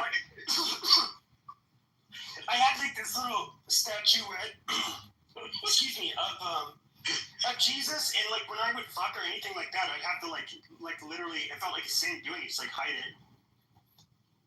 Holy shit. Like, I can't even understand Catholics that want to fuck on a bed with a cross, like, on the wall above the fucking headboard. Yeah, but what the fuck is that? Sean, like, holy shit. Holy fuck. Sean, it's a holy fuck. Okay. All of that repressed sexual energy, when it finally does come out, oh, man. Boy, does it come out. Yeah, I got you. Yeah. Okay. Right. Bruce, they will spend years going, no, I can't. And if you're the one that they decide, I will. Speaking of Sims, Bruce, why do you have to pay for 5 or even 10 dates before you get any pussy, or still don't get any, Bruce? Why are you simp like that? You gay, dude? How you know what I get? You cash app them too. No, seriously, you are gay as hell. We can all try you gay. Yes, Bruce. What's up, Bruce? Been a long time on your PP, you are gay, nigga. We know that. I'm just gonna call you nigga. Sorry, went back. I'm sorry. Yeah. You do? I use it all the time, yeah. Are you Hey, Bruce, I was asking about you a couple days ago. Like, has anyone seen this drunk motherfucker? Yeah. Hey, Papa. Hey, Papa. But I'm a drunk motherfucker making money, so it's cool.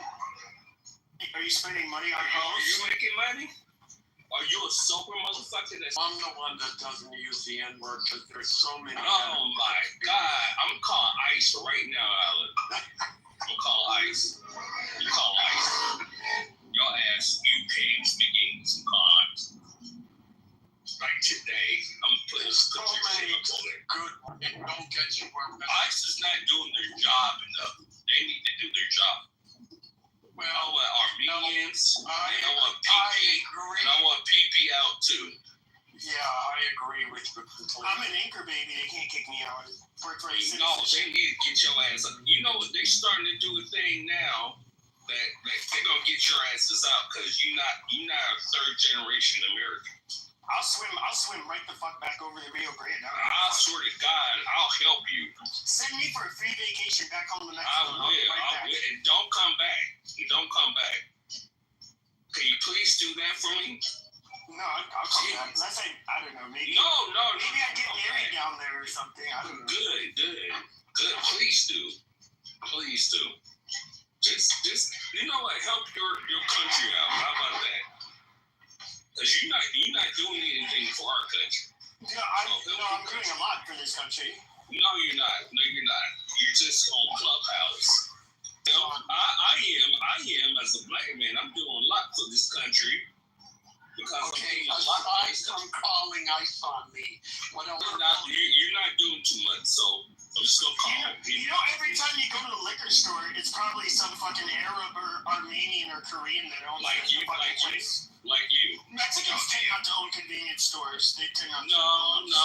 That's not true. No. In North Hollywood, y'all pretty much, you know. Y'all work. My parents were jardineros, so you know they were. What is that? What is it called? You call them habaneros? Jardineros. What the hell? Jardineros. He spoke Spanish. Oh my God! What the hell? See. They sound spicy. You can speak Spanish a little bit. Yeah, I speak poor Spanglish, so the Mexicans will make fun of me when I go down there. They're like, wow, you fucking suck. You're not one of us. You stupid okay, you know what? We gonna keep you there because you're not real Mexican then. Chingada cabrón puta. Yeah, you're a white Mexican, but a white. So we have to keep you. You're racist as shit. You're not full Mexican, so we gotta keep you. Fuck.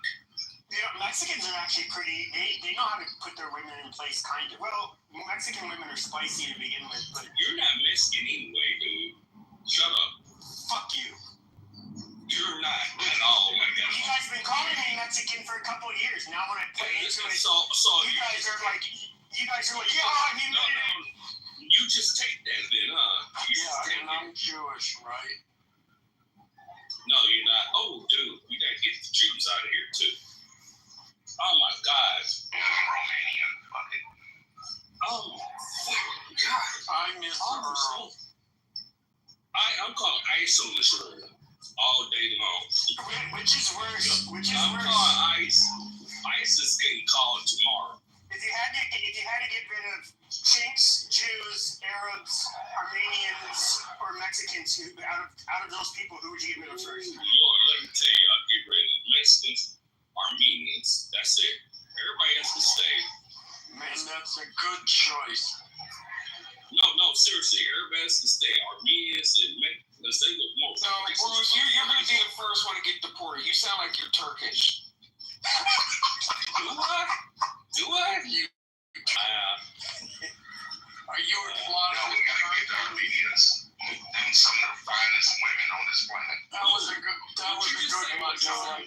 No, KB, that's facts, KB. No, what? We need to get rid of you. Bruce. I don't know what you.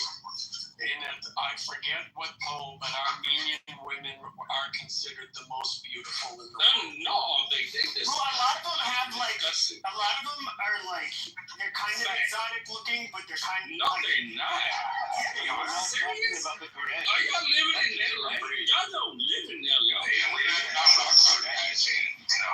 not talking about the Kardashians. They're like white with an accent. Like for example, how a lot of Sicilian or Greek women look exotic. That's kind of like that. Yeah. But they got stuff done to themselves because they're rich, and their mom's not fucking Armenian. The mom is something. Yeah, they're only half Armenian. Yeah, there you go. True. But the mother is. What is the mother? She's like Scottish. She's black. She's Italian. She's Italian. No, she's not. Yes, she is. Her mother's Creole. She's black. Is she? Oh, is she? I don't know. She's Italian or something. No, she's like Welsh or Scottish. Her dad is. She's just like one of the. She's just like some people from the UK who have that look like her. She's not even that dark. No, Armenians need to go. Armenians need to go. I would tell you, we can kick out the Albanians. We can get rid of them motherfuckers. Why? Double eagle wearing asses somewhere else. Why you so damn racist like that? Why are you so damn drunk? Wow. And yes, KK Somalis too. Get rid of them stinky motherfuckers. Really? Yeah. Oh, y'all just evil as hell. I just said the Armenians and Mexicans. Y'all just want to get rid of everybody. Yeah, Bruce, I'm going to get the Armenians to form a coalition with the Koreans, and they're going to close all the liquors in your neighborhood. What do you think? I'm going to have all the black people kill their ass when we Oh, no, they can't. No, nigga, we can count on the Koreans. Won't allow it. No.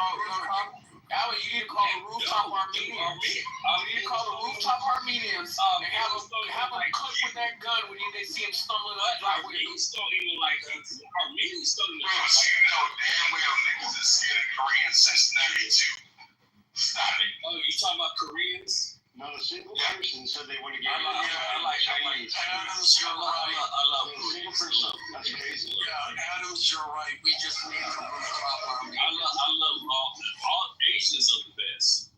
Okay. Allie, we saw what the rooftop Armenians did to that school. They said we're going to teach these kids about gender transitions.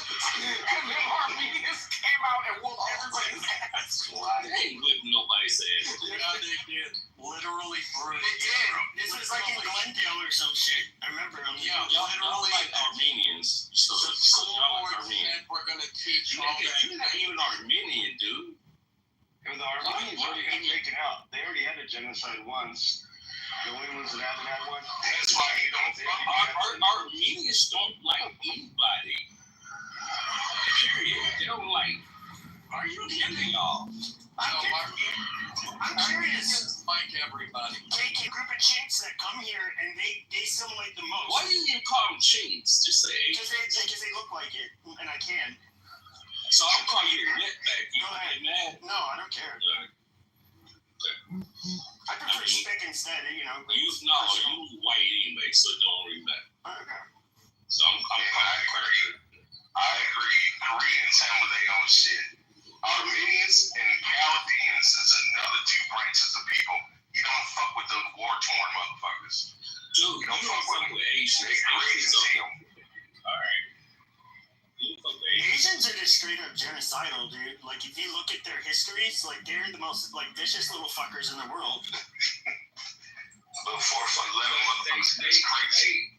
I'm telling you, they control, especially Chinese control the world. So y'all can fuck with little American people, fuck with them, I'm telling you. Ain't nobody care about Chinese. Go there, go fuck over there across the pond to them Why Japs. are you so Them Japs are fucking crazy. See, if you can get rid of the Chinese, that'd be the most popular vote of them all, because that would be like supporting like the whole entire global economy. Because there's a lot of them. So wait, I need to post this. That would save the earth. That would be popular from conservative to liberal, because that one. But no one did. Really? I need to post this back actually. People are the trashiest to the earth, right? So there you go. The Which one are you gonna get rid of? The Catholics. The minority or the majority? I think the Chinese. Okay, the Catholics are, they're going from coast to coast, and they're demanding human rights are not a right. See, I'm sorry, I made a babe and raised, Catholic, and I was never an altar boy, and I don't really go to church, but this is bullshit. Okay, we don't need. You don't go to church. They don't need. Like, why are they going to be going down the street trying to do God's, work and like say we need a bunch of spicks in our country and dirty fucking people? That's bullshit. It's spicks, not spicks. It's spicks. It's not. He says spicks. ¿Por qué no te calles? Estoy hablando español. You're saying it correctly. Just say wetbacks. Yeah,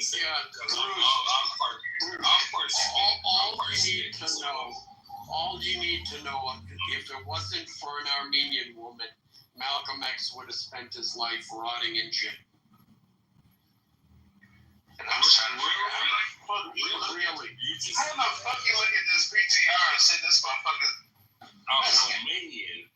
You know what? I'll do like Armenian stuff. Not so half Greek, half Italian, half Sicilian. You know the fucking Moors took over their race though. Which race? I mean, if you know that. Oh god, here we go. The Moors never took over the Armenians. They're ancient fucking people. Actually, Moors fucked that shit out of them motherfuckers. They're ancient people.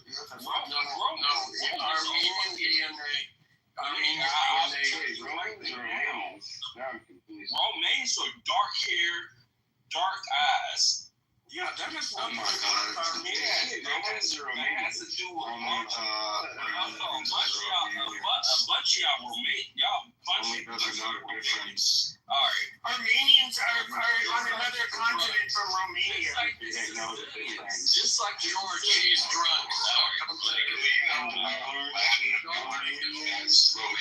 No, the Moors were really fucking them up.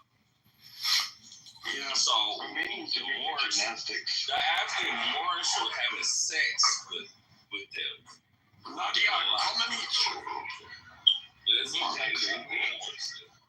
We said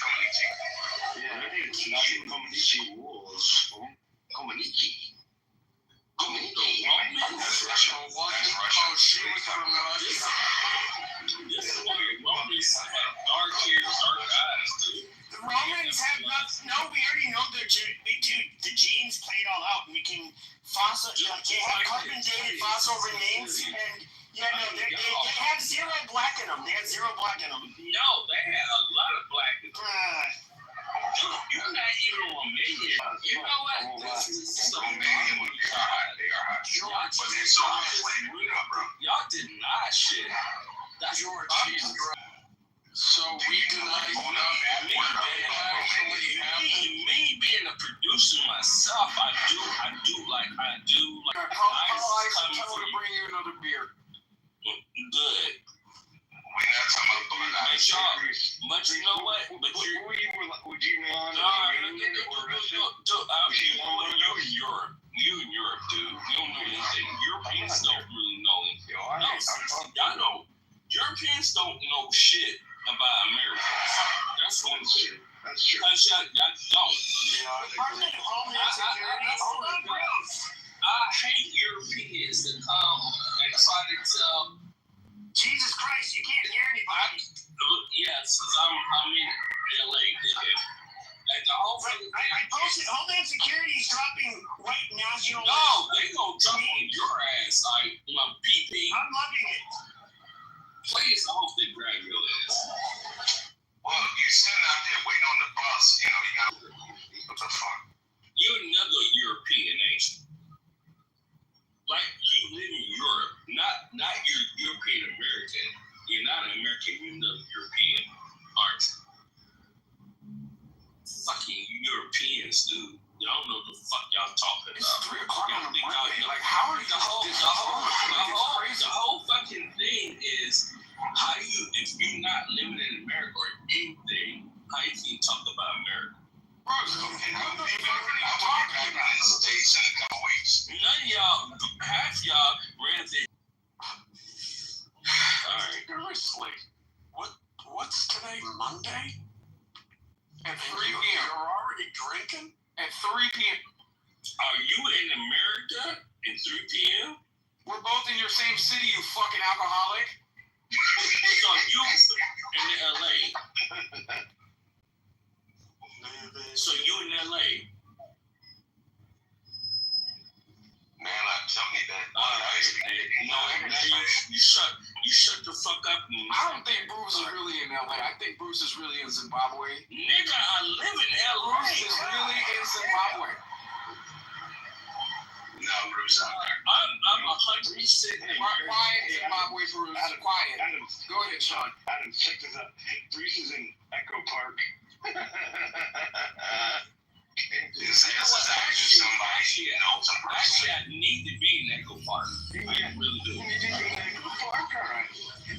I'll send you a text. Okay, so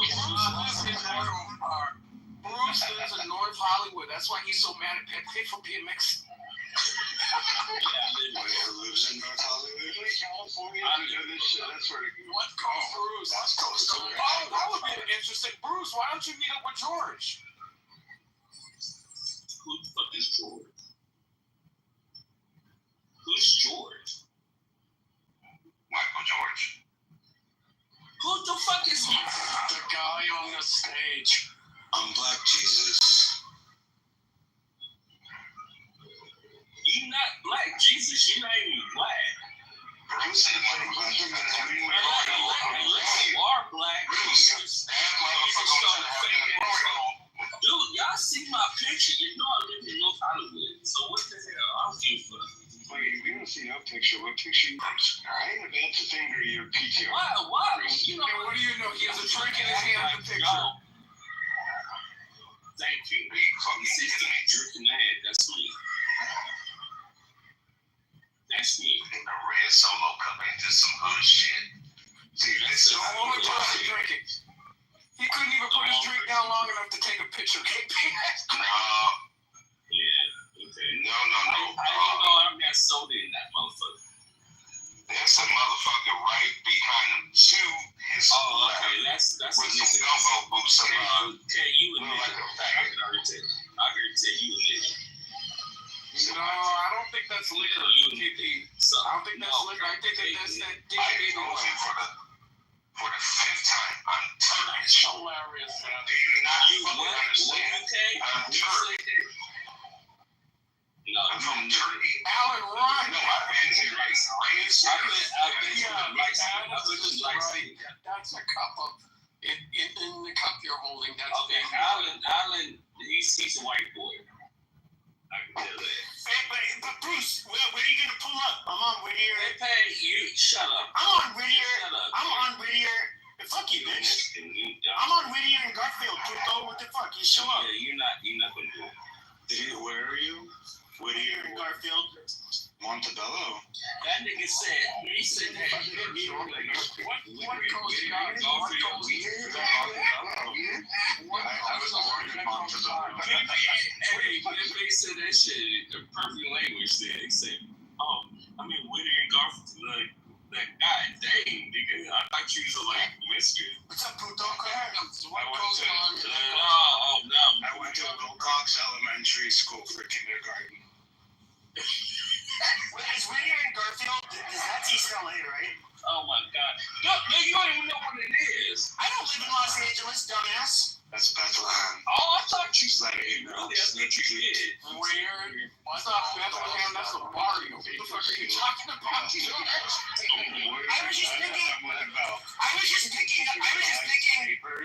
was just picking like cross streets on Google Maps in East LA. Why do you do that? Why? You're not just trolling. I like the trolling. Predominantly Latino community. You know what? Stop trolling. It's the first Armenian community in LA, and then it was Glendale. Soto Street, Soto. Oh my gosh. What's up? Hello. Is that really you? Is that really you? Shut up. I'm sending you 18 plus people. You're stupid. 18 plus. You done found this goddamn phone out the gutter and drunk ass and woke up.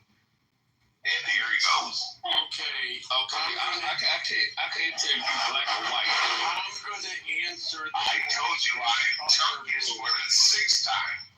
Nah. What the fuck is wrong with you? Nah. Turkish. I'm going to answer. Would you like to speak in my native tongue? Would you like to talk in my own language? Go ahead. No, listen. Hey guys. Hey, Pepe. What island? We should deport first. Are Canadian. Yeah, fuck those people. No, we should send Bruce back to Zimbabwe. Well, we'll label him a Canadian and send him to Canada. Yeah, but those. You know, I actually want to go to Canada. These motherfuckers say connect. No. Our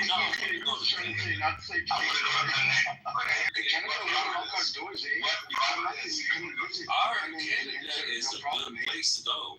I wonder. What province would you like to visit? Yeah, what part? Saskatchewan? I don't know. I gotta find out. Well, everything on the West Coast. Everything on the West. It says you don't want to go anything on the West. I'm just gonna help you out. No, but seriously, Canada is a good place, dude. They have places where you can leave your doors unlocked. You can what? Leave your doors unlocked. Montreal. No, you know what he needs? He needs to be dropped off in the Somali neighborhood in fucking Toronto. That's exactly what he Bruce. No, I'm not doing that. No, Yeah, send him right to Toronto. No. I mean, I'm if you want to visit Canada as a tourist, you want to go to the east. No, I want to.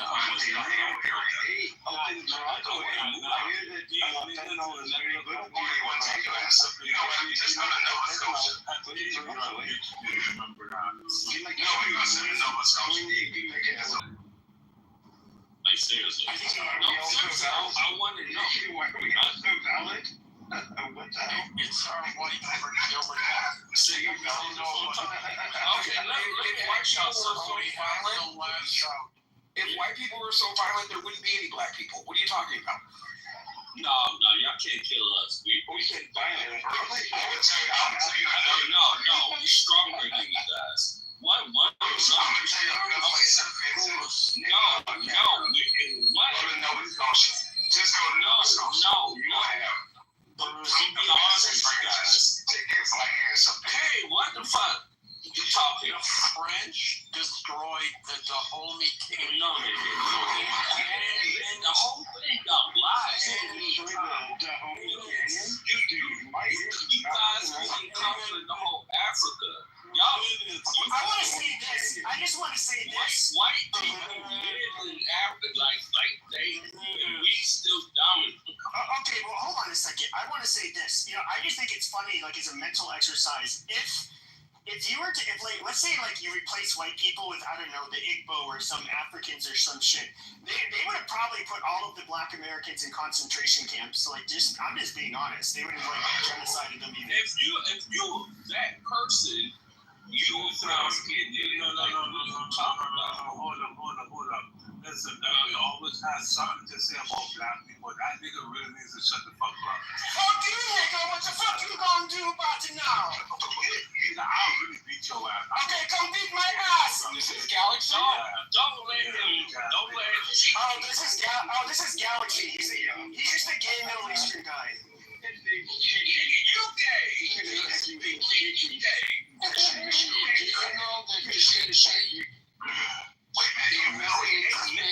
But he's a gay Mexican.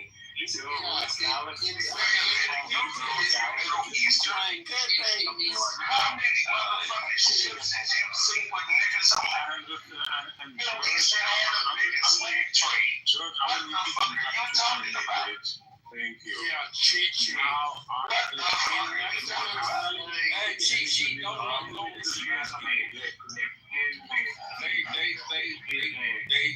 they're stupid. Look here, saucy McDonald motherfucker.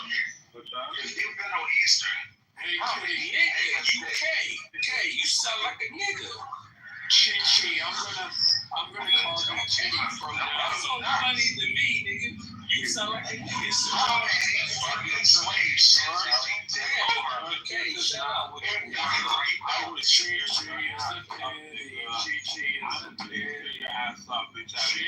your name means fucking $2 hey, pity. You're not gonna fuck anybody up, Chi-Chi. I'm not gonna fuck. Chi-Chi, quit flirting, you filthy faggot. You just a straight bitch, nigga. Chi-Chi, don't listen to me. What was the old character on television, Chi-Chi? You think I'm worried about these $2 I don't know why Bruce is calling it. Bruce, we all know where you like to ask women. Wow, real. No, Carmelita and cornbread. Carmelita, you want to pick Carmelita into the room? Yeah. Oh God! Oh, you sobered up quick. No, show it. No trannies, please. Yeah, we don't need those trannies are fucking terrorists. Hold up. Show it, nigga. Show it. You really need to understand. On Clubhouse, I am undefeated, nigga. Ain't no you niggas could ever see me, bitch. All y'all I believe it, son. Remember that. Yeah, just like that. Destroyed over and over and over. Y'all trying to follow another You always get you niggas don't got the blueprint. You niggas want the blueprint. You niggas don't got the blueprint. White shirt. When the fuck was the last time you had white shows? Who last time you got to go into the shower? Y'all white shows. You niggas. Why did you cheat? Should we just call you kids? Do you know what? I really don't know what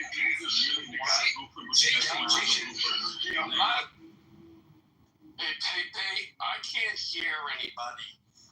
One drink in the room is enough, but if you want to, let me move them unless you don't want me to. Oh, no.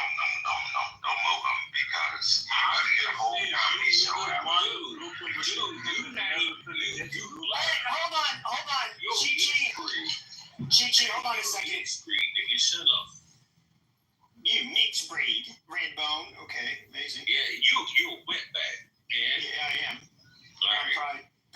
And you're a drunk chocolate guy, dude. But you're not brown. Nigga, I'm brown. Look at me. Look at my face. I'm brown. I'm brown pride. You're a filthy myote is all you are. Bruce. Y'all so slow, dude. Bruce, my dick identifies as black. Does that count? No, nigga, because you're not black. He's like, no, give me a little dick in my mouth. Watch, Bruce almost said prove it. There's a bunch of dudes in here, and y'all motherfucking like. You're flirting, you faggot. Why are you doing that? There's no females in here. You quit being gay. Oh, something slow. You know what, Bruce? There's a lot of females. There's a lot of females in the audience. Hey, you know what? You know what? All the females fly up. I'm listening to you, Jordan. Well, in all fairness, KP, the Muslim is the one that ran them off the stage. Hey, to be honest with you, you black nigga or cheese. Alright, no, I'm not. Yeah, you are. No, I'm not. No, but thank you, Chi.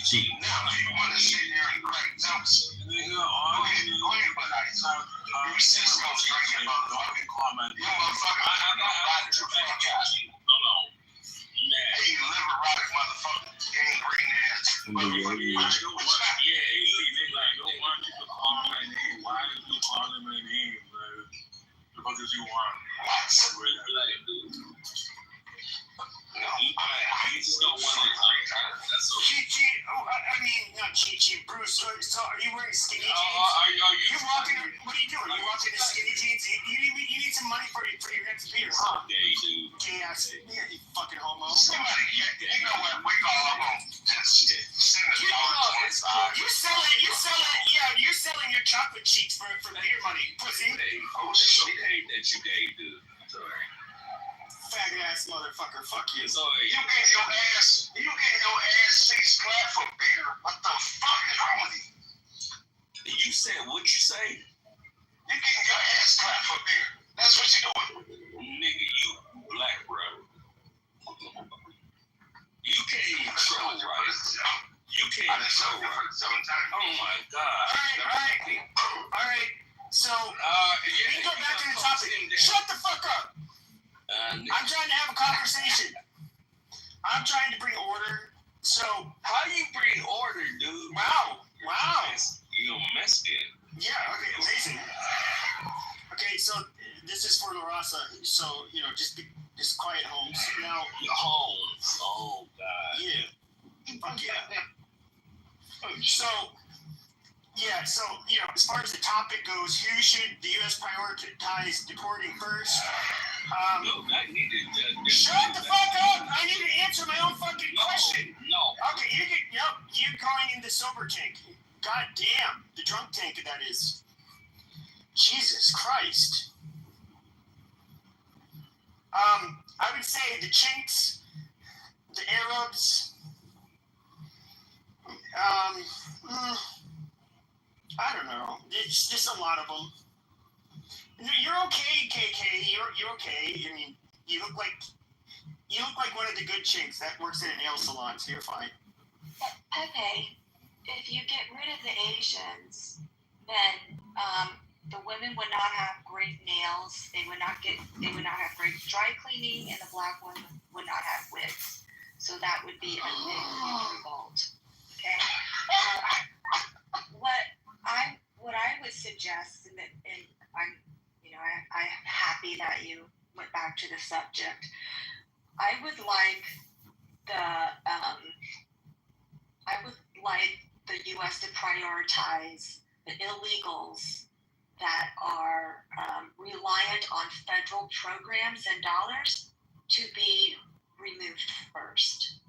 That's who I don't care what ethnic background they are in. I'm not prioritizing it. I'm looking at this as a pure monetary deficit that could go towards actually our U.S. citizens. So the ones that have been second. Very nice. Anybody else? Would you guys like to? And anybody can in the audience, if you were free, you could feel free to tell us. I apologize. I didn't expect that. Like whoever you want, that's fine. It's your country. You should be able to say I told him, look, I need to. No, we don't talk, and we ended on bad terms because he was being very disrespectful. Generally speaking, Asian people contribute. This was like and don't 5 to 10 years ago. Anybody else, and that's the way he was. So they're really not. Was being disrespectful. Yeah, I was trying to be, I was trying to connect with him. He was like, no, you're not. Nothing ever happened like you said. And I'm like, that's not true. I was there. It happened. They didn't want to own any of it, so got an after me. I was like, all right, I'm leaving. Around there. You have plans to spend the weekend together. I went down there. The immigrants we allowed in basically had to prove they had some value to the United States. And I may not be characterizing this right, but then they changed it to, well, we're just going to allow anybody to come in from any country. And that's so. It still stands, Alan. You are supposed to be financially independent from the government. That's literally the Well, Alan, we used to not have. No, but I'm not describing it correctly. We used to not have any. Entitlements. I'm listening to that intellectual giant known as Pepe. And so you had huge. A lot of people don't realize that. Like a lot of the Italians, for example, did go back to Italy because they couldn't make it here, and so it wasn't feasible to stay if you were not able to survive. Can I? This is the thing. Asians, what they do, and they've been doing this for decades now, is if they have family that wants to come to the United States, they go through the whole process. It takes them years to get it done, but then when they come to the United States, they are given a home. They stay with family or relatives in a home. Yeah, it's a crowded home, but it's a home, right? They're given a job. Why do you think you see so many Asians that they're all related to each other in one location? It's because they're a cousin or a friend or whatever. That's how it is. And they tell them, this is your job. You're starting from scratch. You can totally keep your tips, but this is how much it is, and that you have to go for your booth or pay or whatever. You work your ass off for so many years, you then become part owner in this actual store. That's what enables other Asian owners to then just open up a new nail salon, open up a new wig shop, open up a new dry cleaner. Is because each time they bring someone in, they're placing them in the more subservient role so that they can develop another brick and mortar. That's basically what Asian culture does. So So we don't have this whole kind of like stigma of like that. Are there Asians that are immigrants that are illegal that are on government subsidies? Absolutely, they are. But for the bigger purpose of this conversation, traditionally they have not. I don't know of any other ethnic group coming in that has been kind of just take care of their own type of people. I don't think I can even count on one hand seeing any homeless Asians either. So I don't have any hate on that. I don't see I found it's the Hart-Celler Act with the C, passed in 1965. Previous to that, all of the immigration laws favored European immigrants. So that's why we have it. That's why we have the makeup of the country we have today, because of that particular law.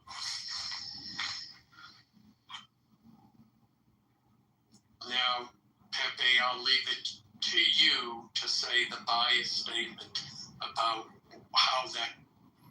Well, the 1965 Immigration Act, the Hart-Celler Act, we had that. So at that time we had a nation of origin quota. So you had to be from Northeastern Europe primarily. That's where they really wanted people to come from, and to a lesser extent, Southern and Eastern Europe. But before that, starting with, it was in 1790, the first Immigration Act in our first Congress was, it said you had to be a free white person of good moral character, and it's relatively easy to immigrate here. But we were not open to non-white immigration, and so 90% white country. And then when it was Robert Kennedy and Lyndon B. Johnson was president at the time, and they were saying how this won't upset the demographic of makeup of America, but which was absolutely wrong. It did, and so it adds on to a lot of the drama. I guess you can see today in our changing demographics, and which kind of makes things a lot more complicated.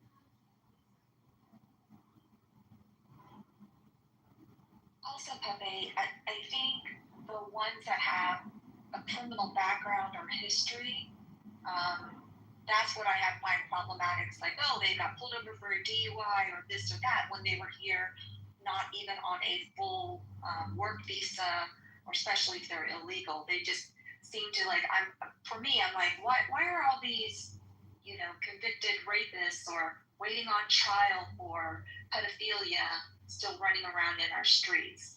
Like, it's kind of odd. So, like, with the Asian community, if your family's sponsoring you, you don't put shame onto your family by getting in trouble. So they look at it as like, okay, if I'm coming to this country and I make a mess out of it, then that looks poorly not only to the family, but that small group that kind of sponsored you into that. So it's interesting culturally how people do it different, but I don't understand why the illegals that have been able to remain in the country taken off.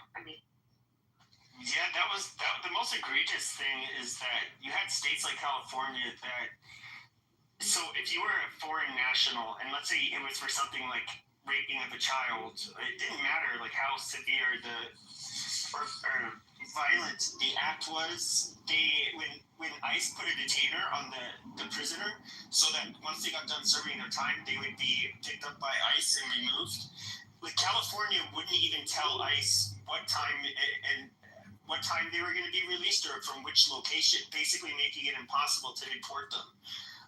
And somehow they think that this is like the humane thing to do. Like a lot of these progressive politicians, which I think is it's absolutely fucking asinine. You're gonna like protect the wolves, to slaughter the sheep. That's the reason why immigrants that have been here that are illegal for 20 years that haven't gotten in any trouble are getting swept up. It's because the sanctuary cities did not agree to do a pass-off for felons coming out of jail to be then handed over to ICE for them to be deported. So Homan made it very clear, if you close off that path, then we have to go out into your community to pluck the people up and shut them down. That's where the outrage goes. So it's almost like we need to prioritize going through the most difficult first, which would be the sanctuary cities. Yeah, no, I mean, they should not exist. And there's not a country in this world that will like let somebody come into their country, commit an egregious act, and stay there. Not a single one. It's fucking stupid. And I just learned today that even with the sanctuary city, the whatever it is, I forget what it's called in LA, that it has multiple provisions for them to cooperate with federal law enforcement and ICE if the person has broken the law, has been incarcerated, and it goes and it lists specifically what, if they're convicted of this, if they're convicted of this, all the different crimes, and yet the city refuses to cooperate with ICE in any way at all. And so they're even breaking their own law. It's really completely ridiculous, but it's simple. You know what? I will put the link in the chat. There's this, what is it? Indivisible.org. It's their website, lists all of the ways you're supposed to resist the Trump administration. It's a huge amount of fear mongering. It's pretty revealing because it shows they say specifically, well, we're just copying what the Tea Party did. and literally all of the distortions and lies that they tell people to use and all of the tactics they tell people to use, the goal of which is to simply slow down or stop any progress that the Trump administration attempts to do. So in that light, everything that like Karen Bass, the mayor of LA, is doing, or Gavin Newsom is doing, it's to slow down Trump and break the law by any means necessary.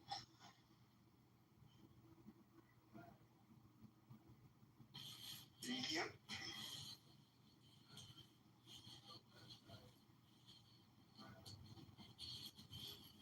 I just think it's ridiculous they're even making it a human rights issue when you're talking about fucking dangerous people. It's just bizarre. It just starts to go backwards. With a lot of these progressives, what they do, it just makes zero fucking sense.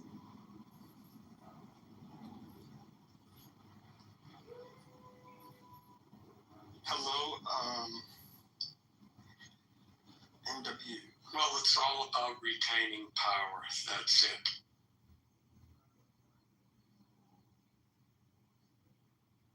I got into the car. Can you hear me? Yes. Oh, good afternoon, everyone. I was on mute. Sorry about that. I'm so sorry. I just saw Conan O'Brien. That's a strong George. I'm so sorry. I saw Conan O'Brien. I just want to let you know.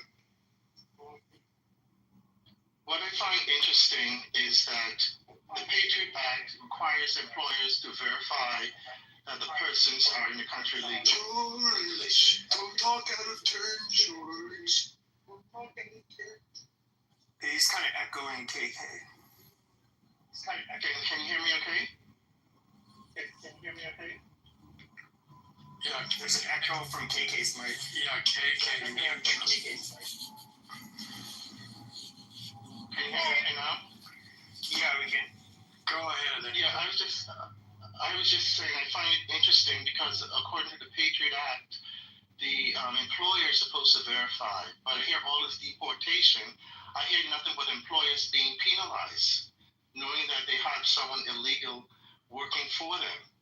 I hear about I guess they're deporting these persons. They are picking them up. But what's going on with the employers who are really condoning these behaviors? I hear nothing about employers being penalized. NW, I live in a border area, and there's a governmental program, federal program. It's E-Verify, and what the employer is actually supposed to collect the information and data, and then there's a list of rules that the employer has to do. I mean, I looked them over. There was nothing like out of the wall, like too much. It'll be too difficult to do, but typically, they were saying online, if you are a company and you use that program, then ICE really won't bother you, right? The problem happens is when we have what they call seasonal migrant workers, and they are also another program with the federal government, and they're with the companies that sign up for E5 or E-Verify. If they're not retained again, then they just stay. So there's no actual accountability for the person to just leave. Another issue is when employers, they, obtain people's ID, the immigrants, the illegals are giving them false information. In particular, if they've had like really bad arrests or they're, wanted in another country for some, big ass crime, they're running away and trying to hide in the U.S. So that's the problem with it. So a lot of these bigger companies, they don't care. So they would rather have just like the low, and all they have to do is claim like, well, I didn't know he was, this person or whatnot. That's why the biometrics and having everyone, all the immigrants that come in accounted for, so that way they can determine exactly who people say that who they are is actually who they are. So that's an issue that we have in Southern California.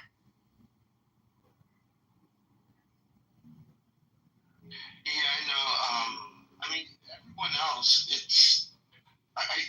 system that I hear what someone saying that because of sanctuary cities, they're not cooperating, and the government has no recourse, I believe, and I understand why they were going to Home Depots and other places where typically undocumented persons would show up for employment opportunity and pick them up. And now you have the situation where Trump has proposed, or Homeland Security has proposed, that restaurants, farmland, hotels, they will be exempt. So that's really condoning. I mean, I know because the employers need the people, but at the same time, the government is speaking on two sides of its lips. So someone can claim I work for a hotel. Maybe perhaps you didn't get the updated version. So Trump was saying he was considering amnesty. So the update from that was just maybe a week and a half ago. Is what they were going to do was the farmer or the construction company's owner would then become like a quote sponsor. So they're responsible to be able to identify, this is Joe Blow, X, Y, and Z. The sponsor, the company is then the sponsor. So the immigrant would have to leave still to come back in so they can get them the whole biometrics on them to be able to determine exactly, yes. And the reason why this is important is because going future, if they go and do a check at a farm, at a construction site, whatever, it's easily just to look at the people, get the biometric, and to determine if, yes, that is that person, or they stolen or swapped out identification. So he's not claiming full amnesty. He's having the companies or the business owners to claim kind of a quote sponsorship. Yes, there was going to be a fee paid, but it was going to be the fee paid by the actual owners of the company, not by the illegals, the immigrants. And I think the important part of that is they go back home. In other words, there is some form of punishment for you coming here illegally. And it's in line with what, I forget who's head of Homeland, Christy Noem. I've seen ads on the TV. Hi, this is Christy Noem. I got a message for you. If you're here illegally, we will find you. Go home and you have a chance to come back. And then she says, if you don't, we will find you and we will deport you. So what you just explained, KK, is in line with the Trump administration and Homeland Security's approach to immigration. You know what's sad, Alan, is do you remember when Kamala was the border czar and she said, I'm not at the border, I'm going to the root of the problem, and where she went to Central America, in particular to Guatemala? Do you know what the result of that trip was? The result was giving the country $3 billion for social programming. And upon her exit, did she even get a parallel agreement that they would share intel with Guatemala and the U.S.? No, she did not. So that's the reason why we knew it was never going to be fixed. All the Democrats wanted to do was throw money at them.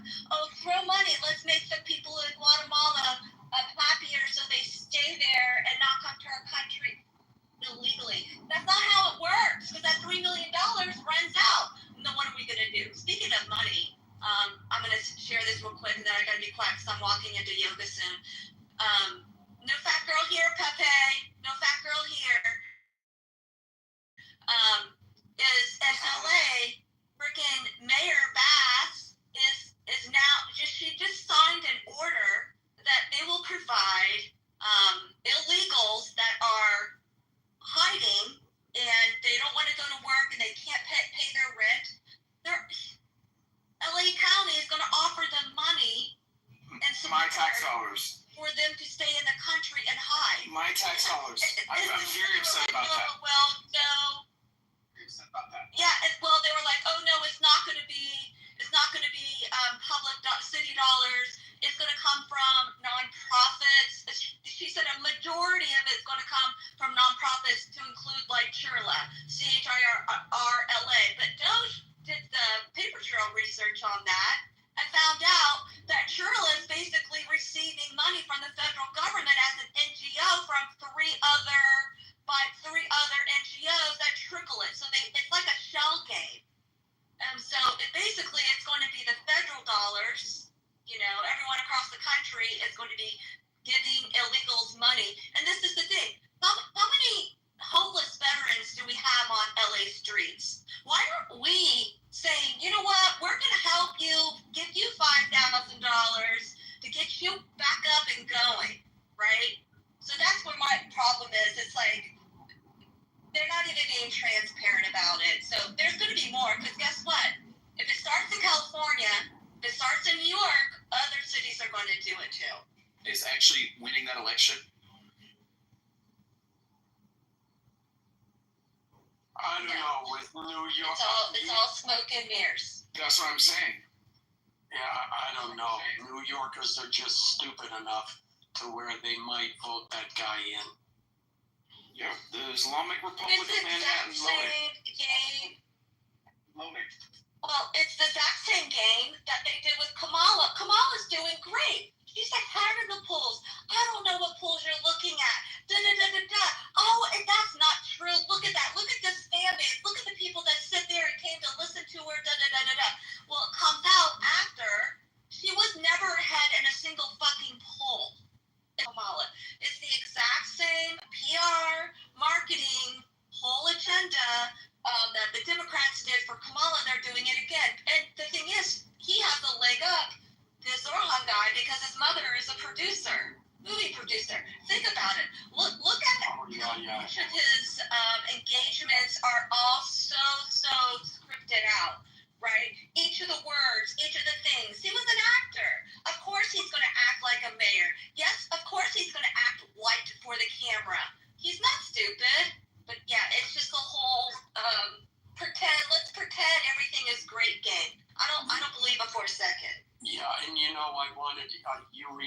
me too, KK. I mean, that whole thing with Kamala Harris as the borders are. The Democrats' dicks were so hard over Biden's immigration bill, which was just because they knew they were going to get shitloads of money that would have done absolutely nothing for immigration. And I'm so happy that the Republicans, and however Trump did it, re-sign Trump's immigration executive orders. And day one, Trump walked in, signed those orders, and there you go. All the numbers dropped dramatically to practically nothing. And it didn't cost the U.S. taxpayers 1 cent. Same ICE, same Homeland Security, same budget. All it took was an executive order and Trump saying, don't come to this country because if you do, it will be very unpleasant for you. Now, some will say, oh, that's so cruel. You're so mean to the people who have true asylum issues. I don't know what voice that is or why it came up. That's my whiny Democrat voice. In any event, they will say that. And what is more cruel? Letting someone come to this country, stay here for 20 years, and then they get caught after establishing themselves illegally and being sent back to their country of origin, or making sure they don't come here at all until they're allowed to come legally, and then they have the security of knowing that they are here legally, they can take advantages of all the benefits of this country and know that they cannot be forced back. Which one is better? You know Trump is better. Exactly. You know what's scarier if you really think about it? What if Biden did win, knowing on the mental decline that he was in and not really there? They just needed him to win. And what were they going to do? They were going to say, okay, he can't be president anymore, next in line. Near the beginning, I firmly believe, just my personal opinion, I believe that was the plan. Oh, yeah. Just win. And so that way we can say you're sick, you have cancer, and the vice president needs to take over. That was their way to say, yes, we're going to get a female president in. And what happened to Joe's cancer? How come we've never heard anything about how he's doing on a treatment? Listen, you're one of the most well-recognized men on earth. Why would you not be a great advocate for cancer, for early research, for getting checked, pushing agendas and nonprofits that are going to find a cure for it, right? Why isn't he? I don't even think he has cancer. I hate to say it, but what happened to his cancer? Do y'all remember? We need to feel bad for him. Yes, he's a cognitive decline, but he had cancer. He has cancer. He was on the beach 2 weeks ago. He hasn't lost his hair. So what type of treatments? What type of treatments? Well, are they? A report came out that said that it came back or he's getting treatments. I heard it wasn't that big in the news. Just saying, yeah, he does have cancer. But absolutely, you are correct. And that's the way the Democratic Tammany Hall machine works in California. Whoever's in the office resigns early, like Secretary of State, Attorney General, etc., and then the new person, then somebody gets appointed by the governor, and then that person serves the remaining of the term, and now they're on the ballot as the Democratic incumbent. And the voters, which which in the city centers are overwhelmingly Democrat, just simply voting the person because they're going to vote, campaign and talk about their policies and actually win the approval of the voters. They just get voted in essentially by appointment. That's how she got her job as Attorney General. That's how she got her job as Vice President. And it's how she would have gotten her job had Biden had won. But back to the immigration thing for a second. What about those undocumented immigrants that are marrying U.S. citizens to circumvent the rule? Can they still be deported if they're undocumented, even though they marry an American citizen? Yes, this is not 90 Day Beyonce. Let's have everyone in. You still go through a process. Why do you think the 90 Day Beyonce was like a whole series? Is because the U.S. citizen had to stay here, and then they were trying to bring in their foreign ones, right? It takes years. It takes a lot of time to do that. So they're like, oh, well, that he's illegal. He's here illegally, but he married a U.S. citizen. That doesn't mean shit. You still have to go through the legal proceedings for that. And I'm sorry, we need to get rid of DACA too. Don't get me started on that. Yeah, and I'm trying to remember. I knew someone who went through the process. And yeah, it's the way you do it correctly is that and the rules are different, but the way you do it correctly is you go to the home country, you marry the woman, assuming you're a man, and you're not tranny. You marry the woman, I'll use this example. Then you come back to the United States. You say, I got married, my wife is here, I want to bring her here. You go through the application process,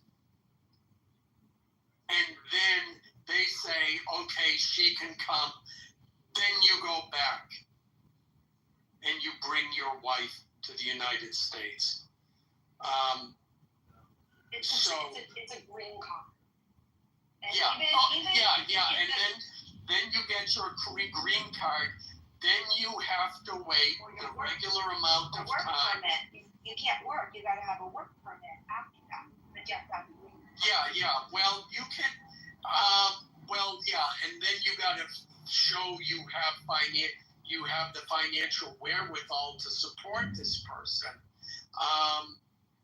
The work permit part of it, I forget if you get that as well. It really depends. But then the point is, then you have to wait whatever the waiting period is, 5 years, 3 years, to become a U.S. to apply to become a U.S. citizen. So that's the right way to do it.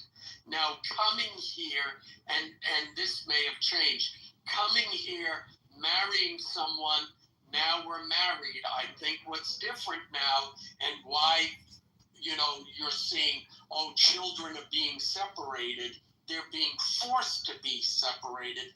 No, they're not.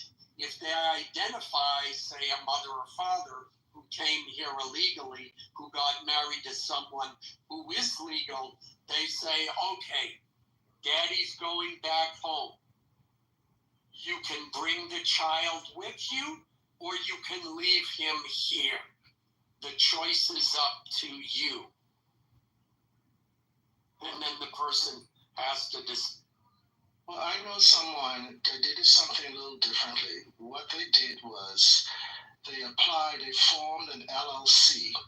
I had it registered in the United States. Came to the U.S. on a tourist visa, and then started working, getting contract jobs, not under a social security number, but under they're not asking for social security number. They just want to know, do you have a tax ID? Now this person then married a U.S. citizen, but in the meantime, they're working because they're working under the tax ID number and not a social security number. and that's gaming the system. Yes, that's true. But I don't think it's gaming the system. It is. I understand why you say that, but the government. Yeah, but But NW, I'm not disagreeing with you. Let me add this. The government. I remember reading in one of the tax program that they caution you and they say the IRS has been around a long time. They've heard and seen every trick in the book. If you think you're coming up with something new, you're not. I'm sure the government is aware that people do that, and they are allowing it on purpose. They don't consider it gaming the system. And the more, without putting any judgment on whether it's good or bad or whether or not it's cheating, in order to do what you just said, what you have to do, you have to have enough money. You can't. It doesn't. It costs money to create an LLC or a corporation, and then when you do that, you are paying taxes. Yeah, it doesn't cost too much to form an LLC in any state, but now there is in the immigration laws. I know they have clauses for if you are legitimately starting a business and you will be employing people. The government will allow you to do that and give you some type of business permit to actually operate a business and to generate money as the owner of a business enterprise. And at that level, it's how many employees that you're creating. But this is more persons who are looking at the low end of that pathway, and they're simply forming the LLC. Getting, when I say small jobs, get a job for 5,000 here, 6,000 here, 10,000, and the government's and it's going under the radar because of the volume. Now, if you're making $100,000, $200, $1 million in revenue, that's a different story. Now you're in a different game. But I do know that persons are being savvy, although gaming the system may not be the appropriate word, but there definitely is a crack, if you will, in the process, whereby this person I know came on a tourist visa and overstayed their visit and still has overstayed their visit and was able to survive by finding jobs as independent work through their LLC. And so I think that is not a fair system. I mean, there's two parts of this. And again, look, we want people to come to this country, establish this, if they have the money, establish business and work here. And if they have an LLC, they will be paying taxes. Yes. So that is a legitimate use. The person who came under a visa and overstayed their welcome, it doesn't matter if they have an LLC or not. If they're here illegally, they will get deported. Now, establishing, and maybe here's the way to look at it, since you brought up that other example, certainly by establishing an LLC, getting jobs here, it's considered legal, and it is a way to show that you have value to the United States. So that if your visa is up and you go back home after your before your visa expires, then when you apply and come again, then certainly when you do apply legitimately to immigrate here, it will help your case to say, oh yeah, and by the way, I came here under a visa. I created an LLC. I created jobs. I paid taxes. And I left when I was supposed to. And now I would like to come to the United States, immigrate here perfectly. That makes a big difference because remember, when you immigrate to this country, at some point you meet with an immigration agent. And that agent, you got to convince him or her before anybody else. So certainly that's a better way to go about it. But I got to go. Pepe, if you're still there, I'll talk to you. Thanks. I'll talk to you later. Bye. Later, Alan.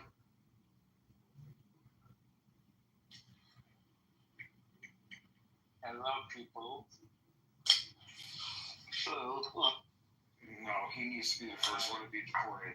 Give an example about this immigration.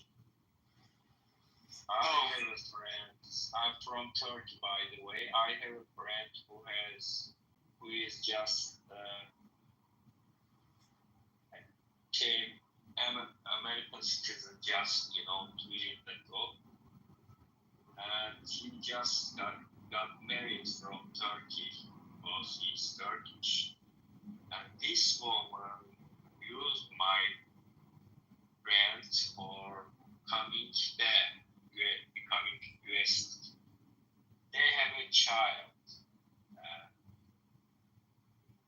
and after they come to US, 6 months later, my friend got cheated. He should throw her down.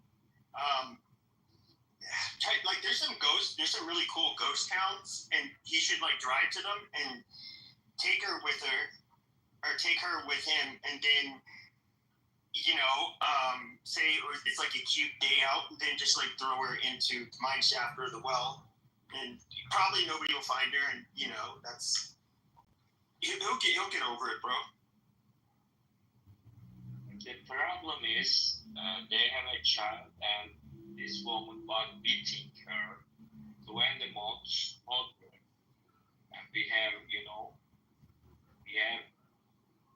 sacred videos of, this taught nanny camps, or somebody was beaten by her wife, and he put sacred camps in the house. And this state laws, if you put a camp, how can you rule that? True. Well, guys, I gotta go. I gotta end the room, but thank you.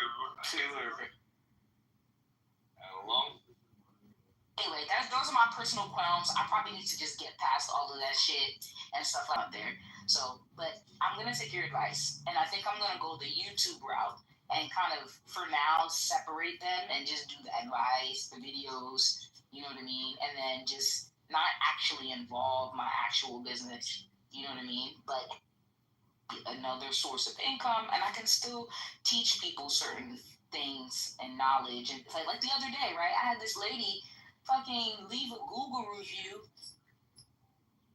based off of other people's Google reviews, and she's never even been a client. Luckily, Google deleted it, but people be weird, bro. Like, they think you own them when you cook for them. They own you. You don't. Anyway, that's personal problems. But you're right. I definitely think that it's a source of income. And people who have the confidence and the boldness to put themselves out there, they definitely should. Now, if you don't, to be honest with you, what I've been researching is faceless channels. You don't necessarily have to put your face out there. If you can find a way to provide information and market it properly, you can still get information out there in a faceless, based off of Dr. Sadie. She put one video. That video has 2 million views or more and counting. And then she builds a business around that one video. Literally one video. So it's like, so It just. You just need to turn the camera on and just start talking, nigga. You gonna go for 13 hours and make $10 million in them 30 days. I promise. I'm not a people person. That's my. Get up here and talk to these nigglets every day, 19 hours a day. Shut the hell up. Joseph, I know. I just gotta put it on video. Well, yeah, no, I mean, he's 100% right because it's called your IP, your intellectual property. That's the problem with Clubhouse is that the people that were on here all day giving away their IP, they realized that it was not profitable, so they moved over to other channels. So whether it's a newsletter, you have to make access to you more difficult because what you put down is real shit. Like and like to speak to some of the things you're saying, I completely hear you. Like putting yourself out there, it's vulnerable. Like it invites attention. People it could be good or bad, right? Like it's mostly bad because people are just haters and stuff. But the ones that are meant to hear what you're saying, you got to focus on that. Like actually, every time, one thing that helped me, I paid a lot of money to be in a mastermind, and one of the notes I took down that stuck with me is every time you film, think as if you're talking to one person. Put that in your mind, the top of your mind. You're not talking to everybody. You're talking to one person specifically. That really helped me a lot because I can focus on that avatar, that person I want to help. And it's not going to be one person, obviously, because you're putting it out there. It's going to be so many more people. And now they're demonetizing AI videos on YouTube starting in, I think it's like this week. They're demonetizing AI videos. They're looking for real people. And so, but you can try both. Test both, okay? Because the more you post, like you were saying, you were starting to get comments and negative stuff. If you don't have any haters, if you don't have any awkwardness, you're not doing anything. That's actually evidence that you were breaking through. So the fact that you stop is that, like, the haters and the demons out there, they win that way, right? Like, because they are not able to do it. So as soon as you put some out there, the demons are dispatched. Like it's instant. I mean, there's nowhere more demonic than the internet. Like, so like it's gonna come for you in one way or the other. But like, you can have chatbots respond to messages. You can have people that you pay in India and other countries that can respond to comments for you. You can literally remove yourself completely from your personal brand if that's something you still want to do. If you want to do a faceless page, you could do that as well. And you can reverse engineer some of the biggest pages. There's a really funny ass Instagram page that I'm literally almost about to pull the trigger, pay this guy, I think it's like $160 for his course. It's called Dr. Curses. And he does AI faceless channels on Instagram and Facebook or whatever. Like, it's an AI avatar that says like, it's a doctor and he talks about weightlifting and different like kind of things, but it's funny as hell. And he's gotten like millions of followers in a few months. And like, that's one course I'm thinking about taking. So there's so many routes you want to go, but literally personal branding, face brand is the winner because, you are a personality, whether you like it or not. You just kind of have that persona already about you. Like, you're just kind of like, that's kind of a calling. I could just tell for you, like, people need your personal touch in a way that wouldn't be delivered faceless. So, just consider sharing your gifts, talking to one person, instead of focusing on who's going to judge, focus on the one person who's struggling, that needs you. And if you don't show up, they're going to suffer more. If you don't post, someone suffers. Hey, Melissa, you can always, one thing I've done is B-roll film, and you can upload it to this website. It's called Oculus Clips. And it will clip out the clips for you. You don't have to edit. You know what I mean? Of course, you post videos for you, so it makes it a lot easier. That's what I do for my podcast. That's what I do for everything. I do a lot of B-roll film, and I run it through that website, and it does it. It's an AI website. Whoever built that was genius. What's the name of it again, Michelle? It's spelled OPUS. Clips. OPUS Clips. Okay, I'm writing it down. Yeah. Mm-hmm. Yeah, that's what I do. I don't pay for it. When you pay for it, you get more credits. But when you don't pay for it, you get 60 credits a month. And yeah, I just tweak it like that. It's a really, really good tool to use for editing videos and posting stuff that you don't have time to edit. I don't have time to edit these podcasts and look for certain moments. And that thing, it'll take an hour podcast and pull out 30 different clips for you.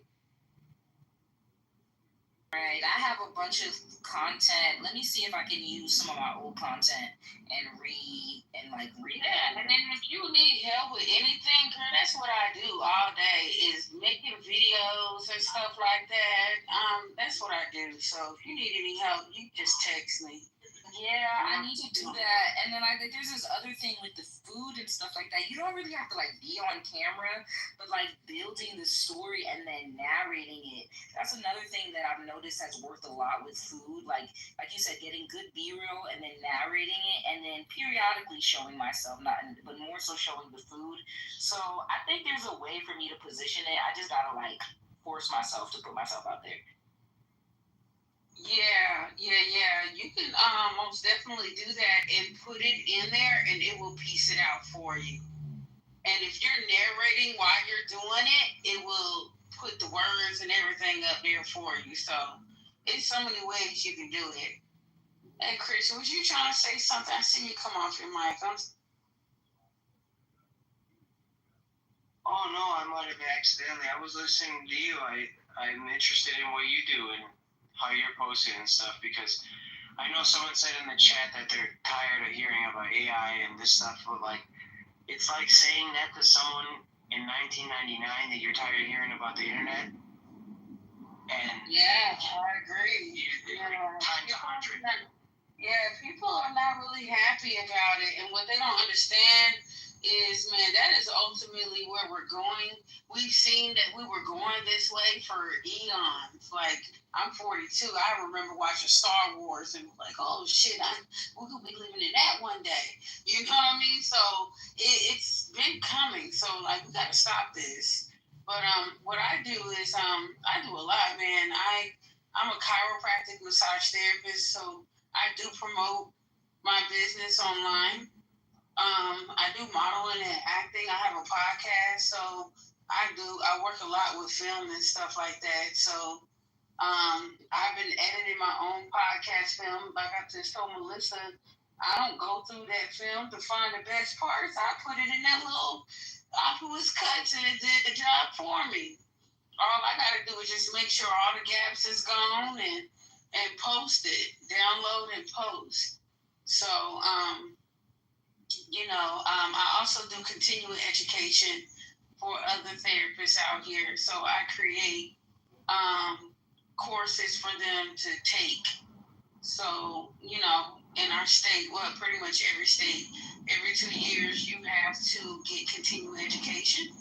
And if you don't, you'll lose your license. So I just felt like it was a lot that I do that a lot of therapists don't do in my area. So I just created courses for them to take. And I use my ChatGPT to create the course. And it helped me do a 6-hour course. And I uploaded the video that I did. I had one of my clients, I gave them a free session. She just had her BBL. The course was to teach post-operative lymphatic massage. So I used her and didn't show her face, uploaded the video to my chat and in person, or they could do it self-paced. Wow, yeah, see, you've unlocked, you sound like a master prompter, because you had earlier, all the things that were holding you back, people get annoyed by it, but you don't have to even pay for half the things you had to pay for a couple of years ago. You can just get your website, your funnel set up, what you wanted to position, how you wanted to collect emails, how you wanted to, just move people to the next thing with this AI. You can go step by step, and you just have to act on it. And it seems you're way ahead of the game in terms of the way you're going deeper with it. You're actually building things in real time, not just ideas. Yeah, right now, I'm in the middle of making AI powered apps right now. That's what I'm working on. Me too. Besides everything else. Hey, friend. You got some MVPs going? Yeah, man. But shoot, what make it so bad, it's so good. I'm doing it. I'm learning it from home, and I got my kids doing it. My boys are 9. I got twins, and I also use the thing to create an accelerated curriculum that would have them graduating high school by the time they're 16. Yeah, it's completely possible. I mean, the fact that they go longer is just kind of math in a way, right? Like, yeah, it's totally possible. It's just, yeah, wow, that's so amazing. I mean, my brain is all around parents and kids. I'd love to talk with you more because it's just so exciting to see other people, other parents especially, like recognizing, like teaching kids about it, because it's like, hey, if they can start to build for themselves, they're going to be able to have so much more confidence and so much more skills. Like, it's not just about, oh, fancy YouTube and that. No, you're building skills. They're learning how to actually make a plan, to make a goal, and then step by step carry it out. School does not talk anything about that. They tell you about transgender shit. Tell us it's probably half bullshit, right? Like, there's nothing almost valuable. It's designed for your destruction, the system as it is. So if you're not doing what Michelle, you start early and you show them that they can do something for themselves, there's nothing more empowering for a kid. The problem that we look at kids like they're not capable. That's the biggest sin we could ever put on kids, that they're not capable. Hey, Shad. Hey, can you tell the same system that you were telling Melissa about just now? Can you spell that out again for me? I came in on the tail end. Oh no, you good? Yeah, you good. It's called Opus. OPUS, and then it's Clips. CLIP. Okay. Opus Clip. And what you do is you don't have to purchase an account. I have a free account. The only difference is okay, I'm gonna be quite honest with you. The only difference is when they do the captions and do the clips and the videos for you, if you do not purchase, right, you cannot edit it. So I've seen the thing make mistakes on certain things that I've said in a video, and it's like, oh, darn, I can't change it. Oh, okay, you know what I mean? I just move on. But paying for it, you do get me. Sure, yeah, go ahead. Okay, thank you. Mm-hmm.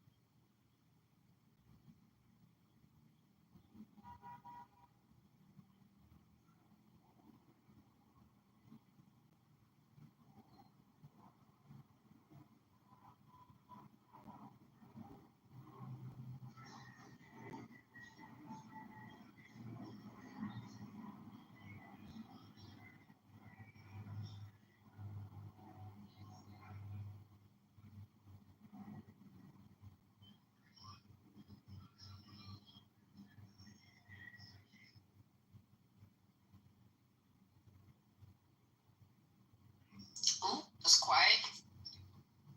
What happened?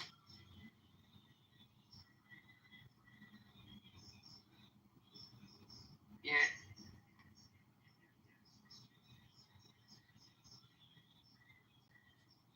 But yeah. So along with AI, like people, like let's not forget that even if AI will also affect like, you know, regular industry, like quote unquote regular industries or whatever, consumer based industries, retail industries, things like that. You know what I mean? So it's not just at the tech.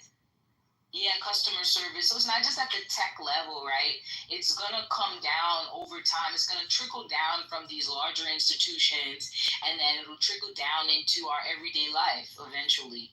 And you just don't want to wait until it becomes everyday life, like how the internet went from ooh, ah, to oh, okay, to oh, shit, everybody's using it. Like, everybody, even elderly people who probably, when they first saw it, were like probably not wanting to use it. So it's just getting ahead of the curve.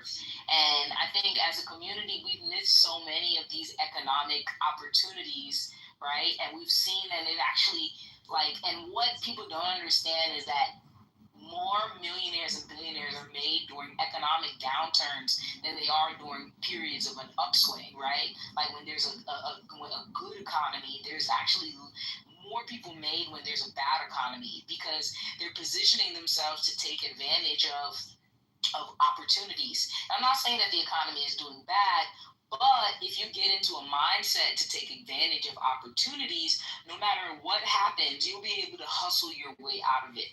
Like, rest assured, on top of preparing yourself, investments and things like that, saving, so there's just, I think it's just an overall sentiment of staying ahead of the curve and not allowing yourself to fall to the bottom of the hierarchy, like historically, like we have. So education and knowledge is key.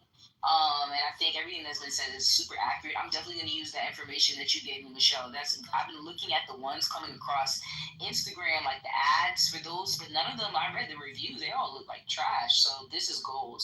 It's funny that you bring it up today because I was literally thinking of something like I needed something to help me with the content because I have ideas, I can get footage, but then editing it and then doing all the work, should I hire this person, so that's gold. I'm gonna research that. If you need any help, let me know, and I can, because like what I do is, so if I want to do if I shoot an episode of my podcast, right, make sure I watch it, make sure there's no dead air, no dead space, stuff like that. And I insert my little commercials that I created because I get a lot of sponsors so far. And then after that, when I upload it to YouTube, I just take the link from YouTube and put it in Opulous Clips, and I get 30 different clips. And then I take all of those clips and I take them to my Instagram and I post. I have enough to post every day a month, once a day. And that's how you keep up with your posting on your social medias. So let me know if you need any help. I got you. Okay, no problem. I'll definitely hit you. So basically, it breaks it up into different clips for you if you have one long video. Yep. Mm-hmm. Got you. So for me, it's good because I do the podcast, so I interview people. So when I put it in there, it'll start like the clip off of me asking a question or them in the middle of something. Like it's literally pulling apart your video and doing the thing to it. You know what I mean? So I think it's a good thing. And I didn't know it. I just found out about it last year. And a young lady that works in media, she's been working in media for over 20 years. She put me onto it. She's actually one of the first people to have to go live online on some type of stuff. You know what I mean? Her name is Rochelle. Oh man, she's had a Rochelle show back in the day, but yeah, check it out. I think y'all will like it. But it's some other stuff. Once I come across it, I'll send it to you. Like cap cuts. That is my favorite. I take certain videos and stuff like that of you. And it does the clip out too. If you put your B-roll videos in there, it does the same thing as Opulous Cuts. It just only gives you 8 different clips. Opulous gives you 30 of them.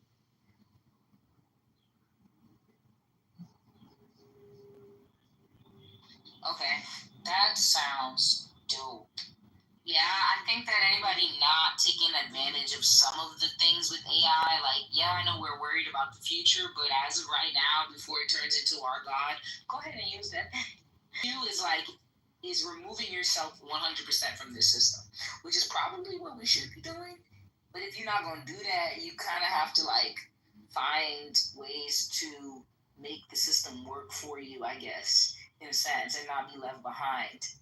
And I'm not sure if people are ready to live off the grid in remove, and even if they did, like being with the trillions of dollars in buying power that specifically the Black community has, and then the brown community, and all of these different communities, I don't think they want people pulling themselves out of the economy and operating on their own, right? So it's easier said than done. So I don't know. I'm torn, because do I feel like, okay, AI and the future and things like that? Sure. But I also don't have a spirit of fear, and I understand that now is a better time to utilize these things than ever. So I don't know. But if you don't use it and you're in the system, you risk being left behind. So, you know, I'm kind of like I'm on both sides at this point, trying to figure. You know, I was just now scrolling Instagram, and you know they all talking about that whole McDonald's fiasco, right?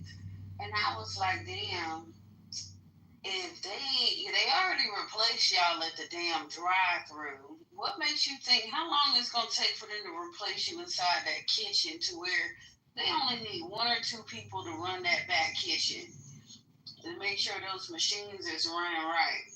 Because man, I'm talking about they are literally, you don't have to use a human. Dispensing it out of the window and preparing it, I give it another 5 years. To be honest with you, yeah. I mean, there's still going to be some manpower involved, and it's going to get more and less, you know, like less and less people will be involved.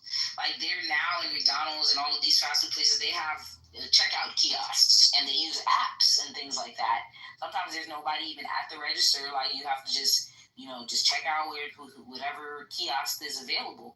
Like even like, I just went to this restaurant. It was a vegan taco place, and you didn't order with the person. You used the kiosk to order. That's one less person to take and order. Now you automate some of the cooking systems and maybe have some sort of a small assembly line process, right? And then shoot, even less people needed. If McDonald's is able to use AI and robotics to eliminate a lot of their human workforce, just know that the rest of the industry is literally going to follow right behind. Because McDonald's, in a sense, is kind of like, it's not a quality restaurant, but their business model and how they got to where they are is to be envied, right? And what they do well, and what a lot of other places do well, is the systematic approach to the food, and how, to be honest with you, they don't cook anything. They solely reheat the food, right? Everything is technically been partially pre-cooked prior to it actually entering the restaurant. And so they've gotten getting food fast better than anybody else. So if you want to do it the same, you know, you have all types of vegan burger places, you have mom and pop Chinese food restaurants. Eventually, you know, the technology will trickle down to these people. So yeah, I don't table, and then the little robot came with our food. We didn't see not one person. That's crazy. I mean, yeah.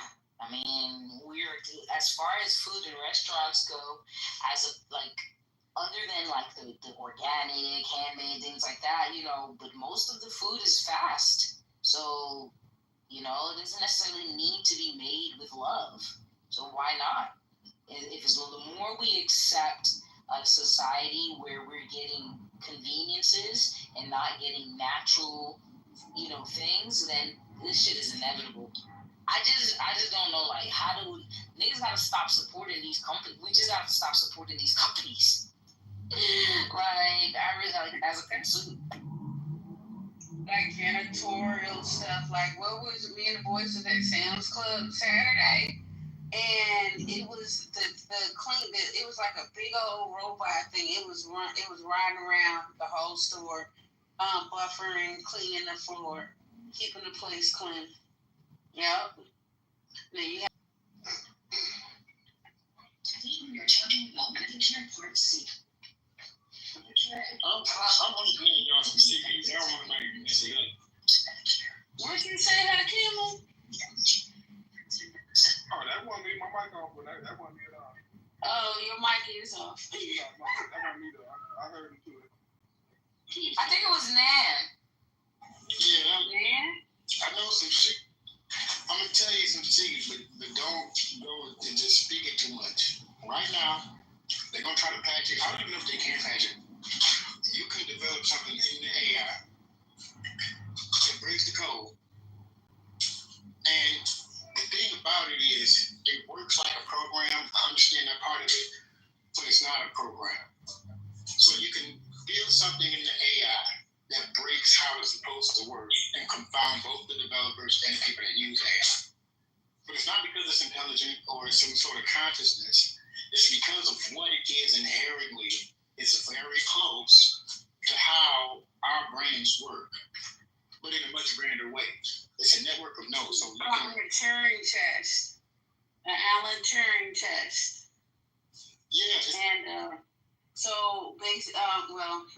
I don't want to get too deep into it, but if you can get yours to tell you what it needs to perform one, it will help you do all the things that you just said now. I'll just land right there. Yep. I'm going to tell you, I did something that's, and I'm going to tell you, you can do this. It's not supposed to do this, but I created a link for my AI. And they have role privileges that I control. And they go in and out, and I actually have a working program that I can pull up on any AI that the AI know about and the developers don't. And you can connect to these signals and get these VLF signals from my servers using this software that I created in the AI. And the great thing about this is that this is introducing another layer of development that the developers don't even quite know yet. And I think it's perfect for content creators because, like me, I think I'm at the beginning of it, and I'm going to be maybe a window of a sort because I'm going to teach some people the way. But I think y'all going to carry it much further than I can because I represent the old way of development. But I can comprehend where it's going. But I don't think this direction is actually for like developers in the traditional sense. There's a lot of things that need more explication and detail. Yeah, like as developers, we just it's easy to see the big picture, but it's hard for us sometimes to see how robust a certain component need to be. And this is what AI is bringing out. This is what the people that's using AI is bringing out. And I think it's great, but it's going to be some angry billionaires and developers that's not going to understand where it's going. And I definitely would agree with that one message you were saying. I may not agree with politics. I agree with that message. Do what you can with the AI. I know they're going to try to take it. But the AI will help you extrapolate your own models from it. And see, that's the thing. They're using us right now because it's unregulated, right? Yeah, they're using us right now to build and develop a future that they're not even going to need us for anymore anyway. Isn't that crazy?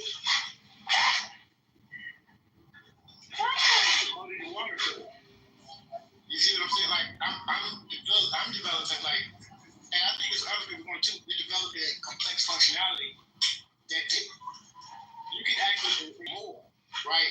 I wish I could know the parallels, but some people may not necessarily get it. The parallel would be literally like machine language to programming language. Machine language, at one point in time, humans wrote all the programs in machine language. It's not a superior language. It's what computers interpret. When humans wrote machine language, programs were way worse because humans aren't machines. So ours was much more prone to error, much more needing of debugging and correction. And we created greater ways to find these errors. But then somebody created a great idea to create a compiler that can take human language and compile it into machine language. Right? This is sort of like the same exact thing that AI is with traditional programming. Now we can understand this logic and reason and then go and translate that into what a program should be. But because programming right now is in the age of technology where there's a lot of different hardware and software, it's much more powerful to harness this power of software. You know, it don't have to be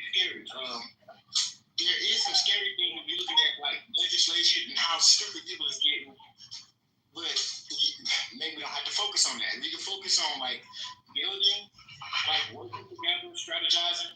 I think I would 100% support that. We have to understand that everybody can't do everything. Some people may not be able to come out. Some people may not, you know what I'm saying, understand how to get their stuff together. But that's okay. You gotta understand that we kind of build a community that we can have a unified voice. You know what I'm saying? That takes all of us. You can't say which side of us represent all of us. You know what I'm saying? And with that, I would say that one of the best ways I believe to leverage AI is to leverage it together where we have systems like the together, we're talking with the AI, talking with the and maybe the two to really navigate at the moment. They're gonna figure it out, right? Nothing is impossible to great. But you can at least have a running time where you have a space where you can do what you want to do for a minute while they're trying to figure stuff out. And by the time they do, you can have another thing. You know what I'm saying? But that can work in steps. I'm not trying to go in my sleep with that. It's a lot, bro. And I do, if anybody got AI projects that you got AI codes, I can tell you about those issues, but there's so many things that can go wrong, man. Well, I didn't hit you up on the back chat. Sorry. Oh, no. I don't think he meant to do that on purpose. I'm sorry. Well, yeah, I hit you up so we can chat about that.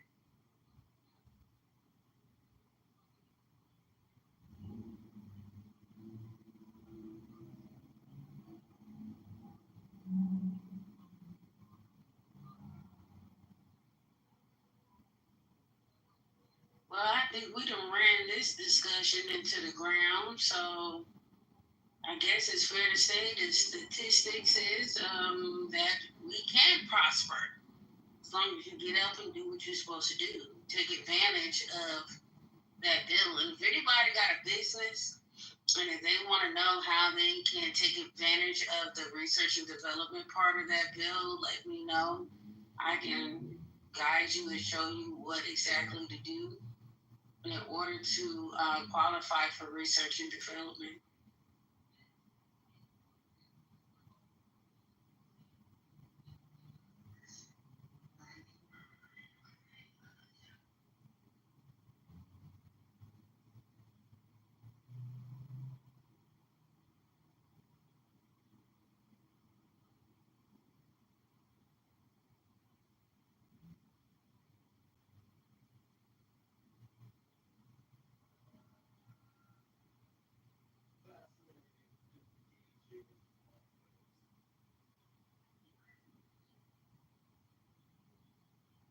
Everybody done with the topic? Y'all don't want to talk about nothing else? Yeah, let's talk about how they beat that girl up in New York. Oh shit, let me get to my laptop. Hold on. What happened? I think they was arguing up on Parker's or something. They said she went around and came back there with some garbage can or something, so she went park. So I guess they got into an argument about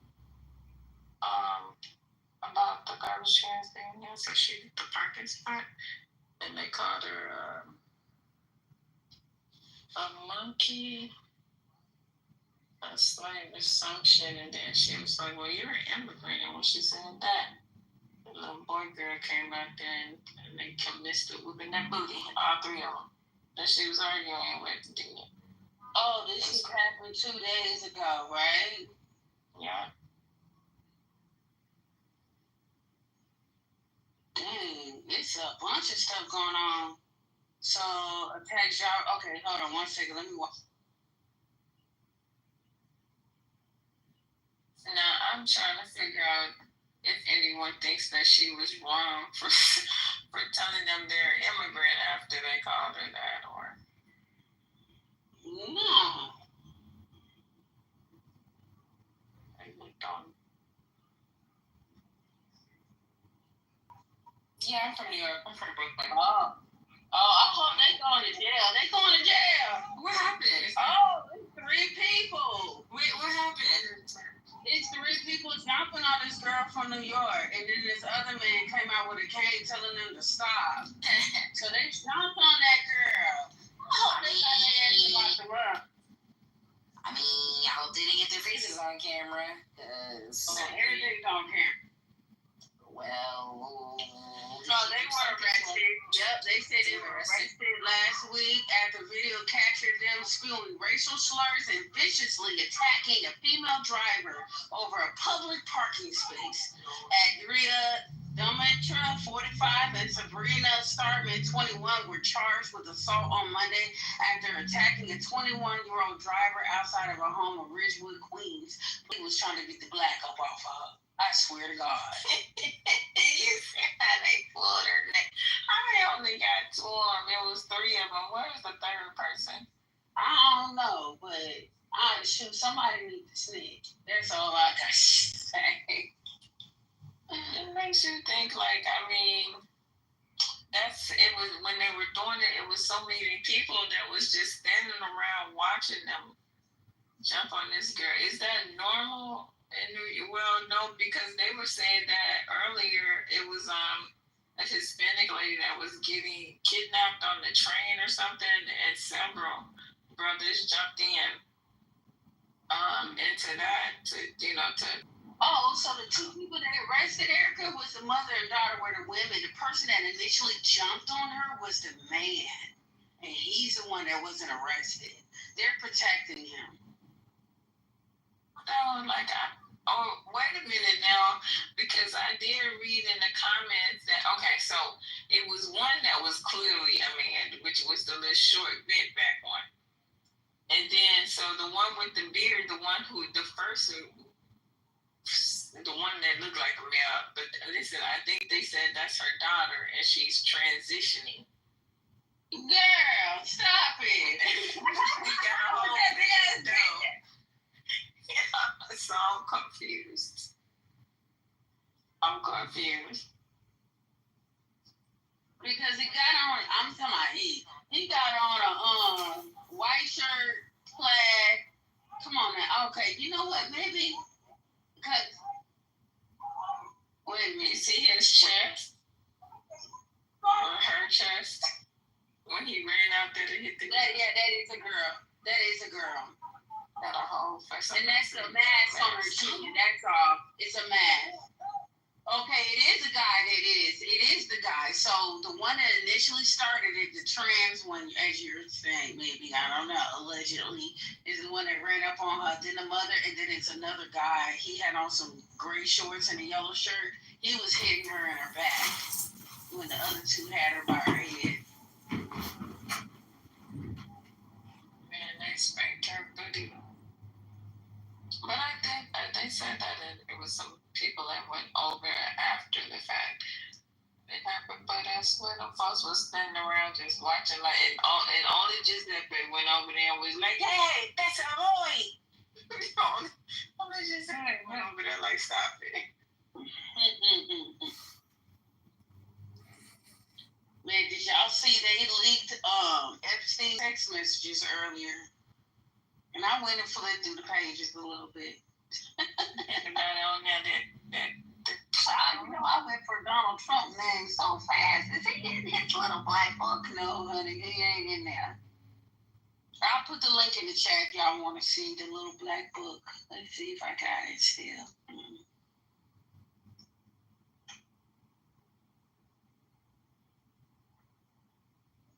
Little black book, unredacted. When they gonna give us the unredacted flight log? Shoot, that's what I want to know. It's fine. I don't care no more. They lying. They don't lie. How many years now since they got Epstein ass? And they missed that every year they gonna release the list. Ain't released yet. Right, Melissa, they keep releasing everything else. They released a 7-hour video outside of his cell. Wait, outside of whose cell? The Epstein cell. That man is not dead. He did not kill himself. He's somewhere with a new face. blue body in another country. I just found it quite interesting that Diddy case was over as soon as he dropped bombs on Israel. Not Israel, but Iran, excuse me. But you know what happened. Recently? Well, no, if you think back a couple of weeks and how long he's been free, when he, as soon like maybe a week after they dropped those bombs on Iran, the Diddy case was over. I don't know, I may be reaching America, I ain't gonna lie, I was just trying to put food together. That still got something to do with Israel, and it's just this is true. I know I went, Melissa, and watched some more of that girl from Michigan, some more of her videos. Why, I found out today that in order to be charged with an offense labeled as a habitual offender, you have to do it 3 times. Well, damn. So that means that was her third stabbing, y'all. That's a lot of chances. What? Who you telling? Shit. Yeah, 3 times to stab. Maybe we're the ones who. Maybe the law's a little too lenient. But you know, my thing is, you know, when we talk about this AI thing and the way she was using the filters and she was altering her personality and stuff like that, and people are labeling her, oh, her head isn't all right, she's crazy, or y'all, because she had just been doing all that shit for attention. Because attention seeking, I do believe that now that it is a mental illness. It's become a mental illness. Response in terms of, you know, basic cooking as well as cleaning the dishes. They also. Yep, that's what you stabs their vaginas with knives. Why the fuck would they stab their vagina with knives? This is Rohan for you, Edward. I can't believe he came back as an idiot. He's a dumbass. I thought he was when he left, he was smart, right? He was a little bit smart. He maybe learned something about it. Then he came back, now he's a fucking dumbass. He's like 50 or 60 years old. Are you for real, man? No logic at all, Rohan. What the fuck is wrong with you? Are you alright? Seriously, man, you seriously need to get your shit together, Rohan. I think you're sick, man. You gotta take your medication on time. Like, is this even logical right here? None of this shit is mentioned in the UN. Goes into Gaza? You mean goes into Israel? I think it means goes into Israel. This is what he wrote. Hamas goes into Gaza, gang rapes women, stabs their vaginas with knives, cut off women's breasts with knives, and these lowlifes support Hamas. Fuck you, Islamists and scumbags. That's the only word you know, Islamists, which was invented by the fucking Western media. Yeah, I think it means. I think it means Israel. I mean, I don't know about Hamas is going around, you know, doing. And Hamas didn't do any of this, by the way. I don't think Hamas did any of this. It doesn't fit their persona at all to go around defiling women, especially with the reports, you know, from Israel, from Israelis. You know, an old man, when they came into his house and saw there was an old man, told him to stay inside. And a woman that was a signals officer, she said they took all the guys as hostages and left me behind because I'm a woman. That was in the, I think it was the Israeli Times. It was definitely in one of the Israeli newspapers. So it doesn't fit the persona of, you know, them going and then attacking and raping civilians. I'm not saying rapes didn't happen, though. I'm not saying that. You know, we don't know what happened exactly until this whole thing's over.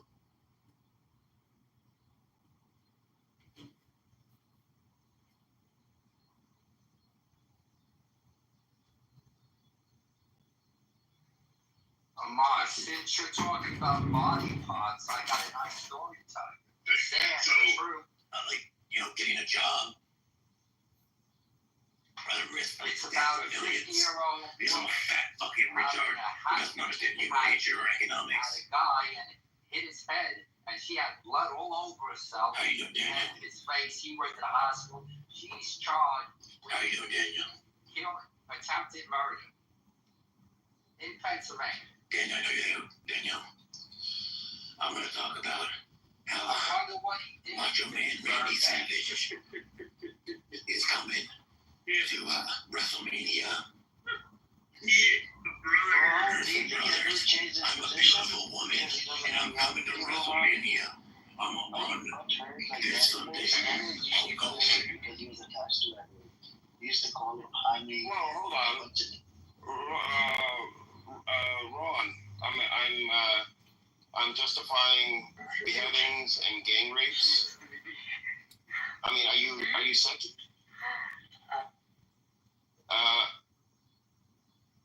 And intentional targeting of children. I'm justifying this. What planet are you on? Where I'm justifying the killing of civilians, of raping. What planet do you? I mean, you have to be on some other planet, some alien planet, to even think that I'm justifying anything like this. Or anybody in this room that's it's been speaking that has justified anything like this. I mean, come on, you have to come with facts, not with what's in your head, based on racism, based on your talking points that you're giving out on flashcards, just so you can defend the indefensible. You know. I mean, this is a Marin Edward potential terrorist. FBI.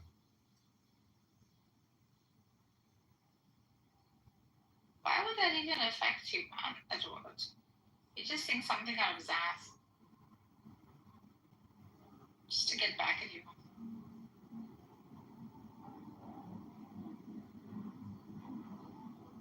No, so we know that there are civilians dying. See, this is where, Ron, you break down. When it comes to logic, you just break down.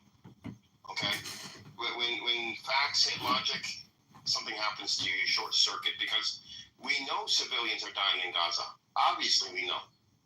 Okay? We know that civilians died on October 7th, Israeli civilians. We know Hamas went in. Okay? We probably know that there were rapes that happened. The issue, and I say probably, is because of all the Israeli propaganda.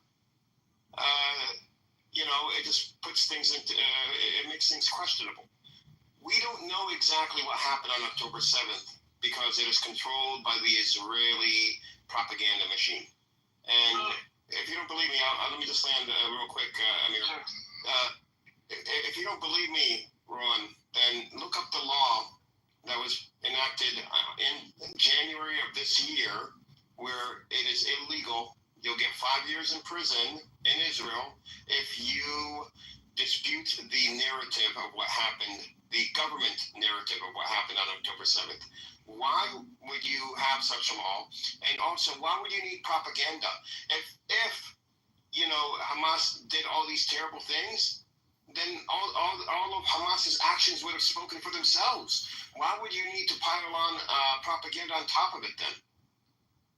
This is what doesn't make sense to me. Go ahead. I'm going to read, this is from the UN, right? The report acknowledged major difficulties, including lack of access to Gaza, where hostages were held, victims being killed, unidentified, or too traumatized to testify, forensic evidence being partial due to destruction at the attack sites, right? And Hamas said, they denied all these allegations. So this is where we have a problem, Netanyahu did everything in his power to freaking shut down the committee that was about to be set up to investigate the 7th of October. Yoav Gallant, which is a defense minister, before he got fired, he was pressing Netanyahu to investigate this whole thing on what happened on 7th of October. He even said about the hostage deal. He said we had a fucking hostage deal on the table in July. The only motherfucker that didn't accept it was Netanyahu. And and he said, what the hell are we doing in Gaza? This was reported in Times of Israel. You should look into it, Rohan. In this room, we debunk all your bullshit claims, man. Hezbollah doesn't work anymore. Rohan, I wish it did, right? I mean, if I was on your side, I'd be like, okay, I'll be pushing that fucking narrative. But at one point, you gotta give it up. That narrative ain't working anymore. Even in Australia, it ain't working anymore, man.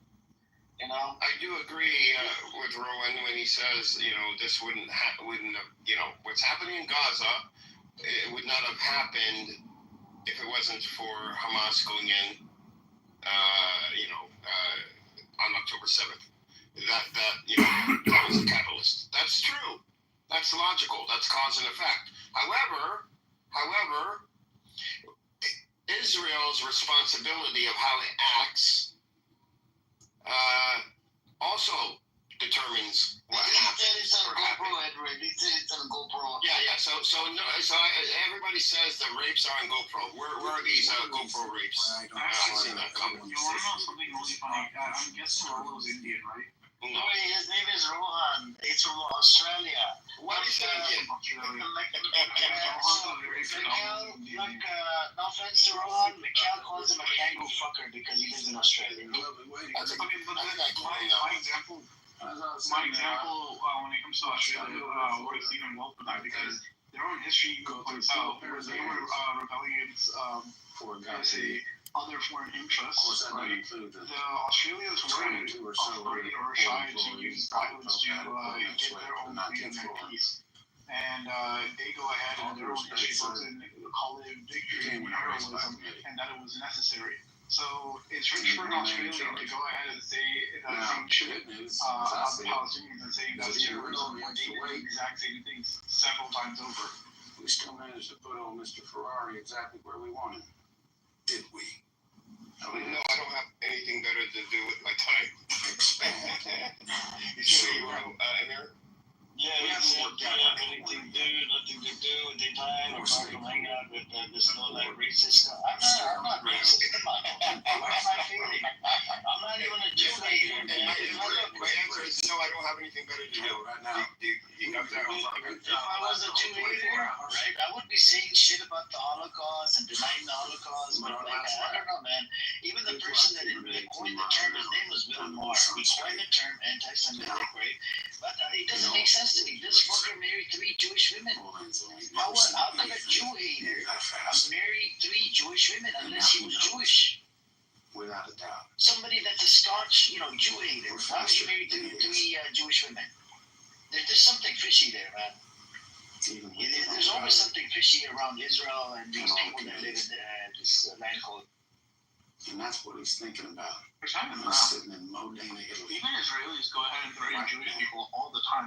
You don't even have to look into Israel. If you want to see who are the real anti-Semites in this world, you actually might look at if you look at actual religious Jews in Israel, right? You will see that the Orthodox Jewish people are beaten or imprisoned any time they advocate for their religion. That is by definition anti-Semitic, right?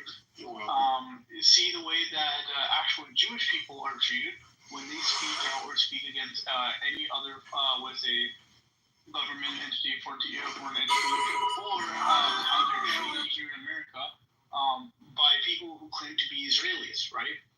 That's more anti-Semitic than anything else, and they point this out themselves.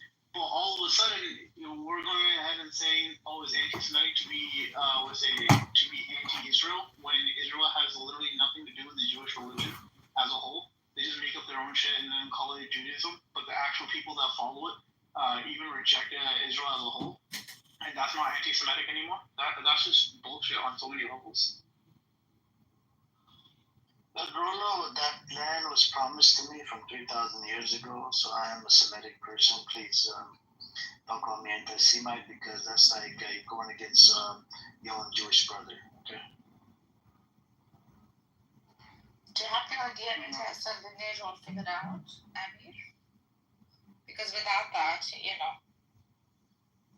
Yeah, I'm sure it probably has 0.5%, Jewishness in my lineage because it's been 3,000 years, right? So, of course, it's going to die down. So it's at 0.5%, I think.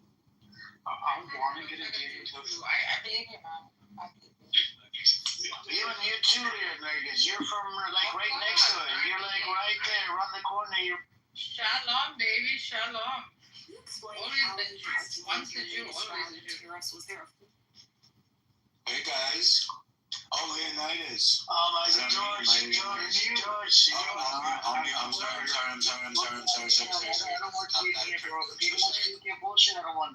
sorry.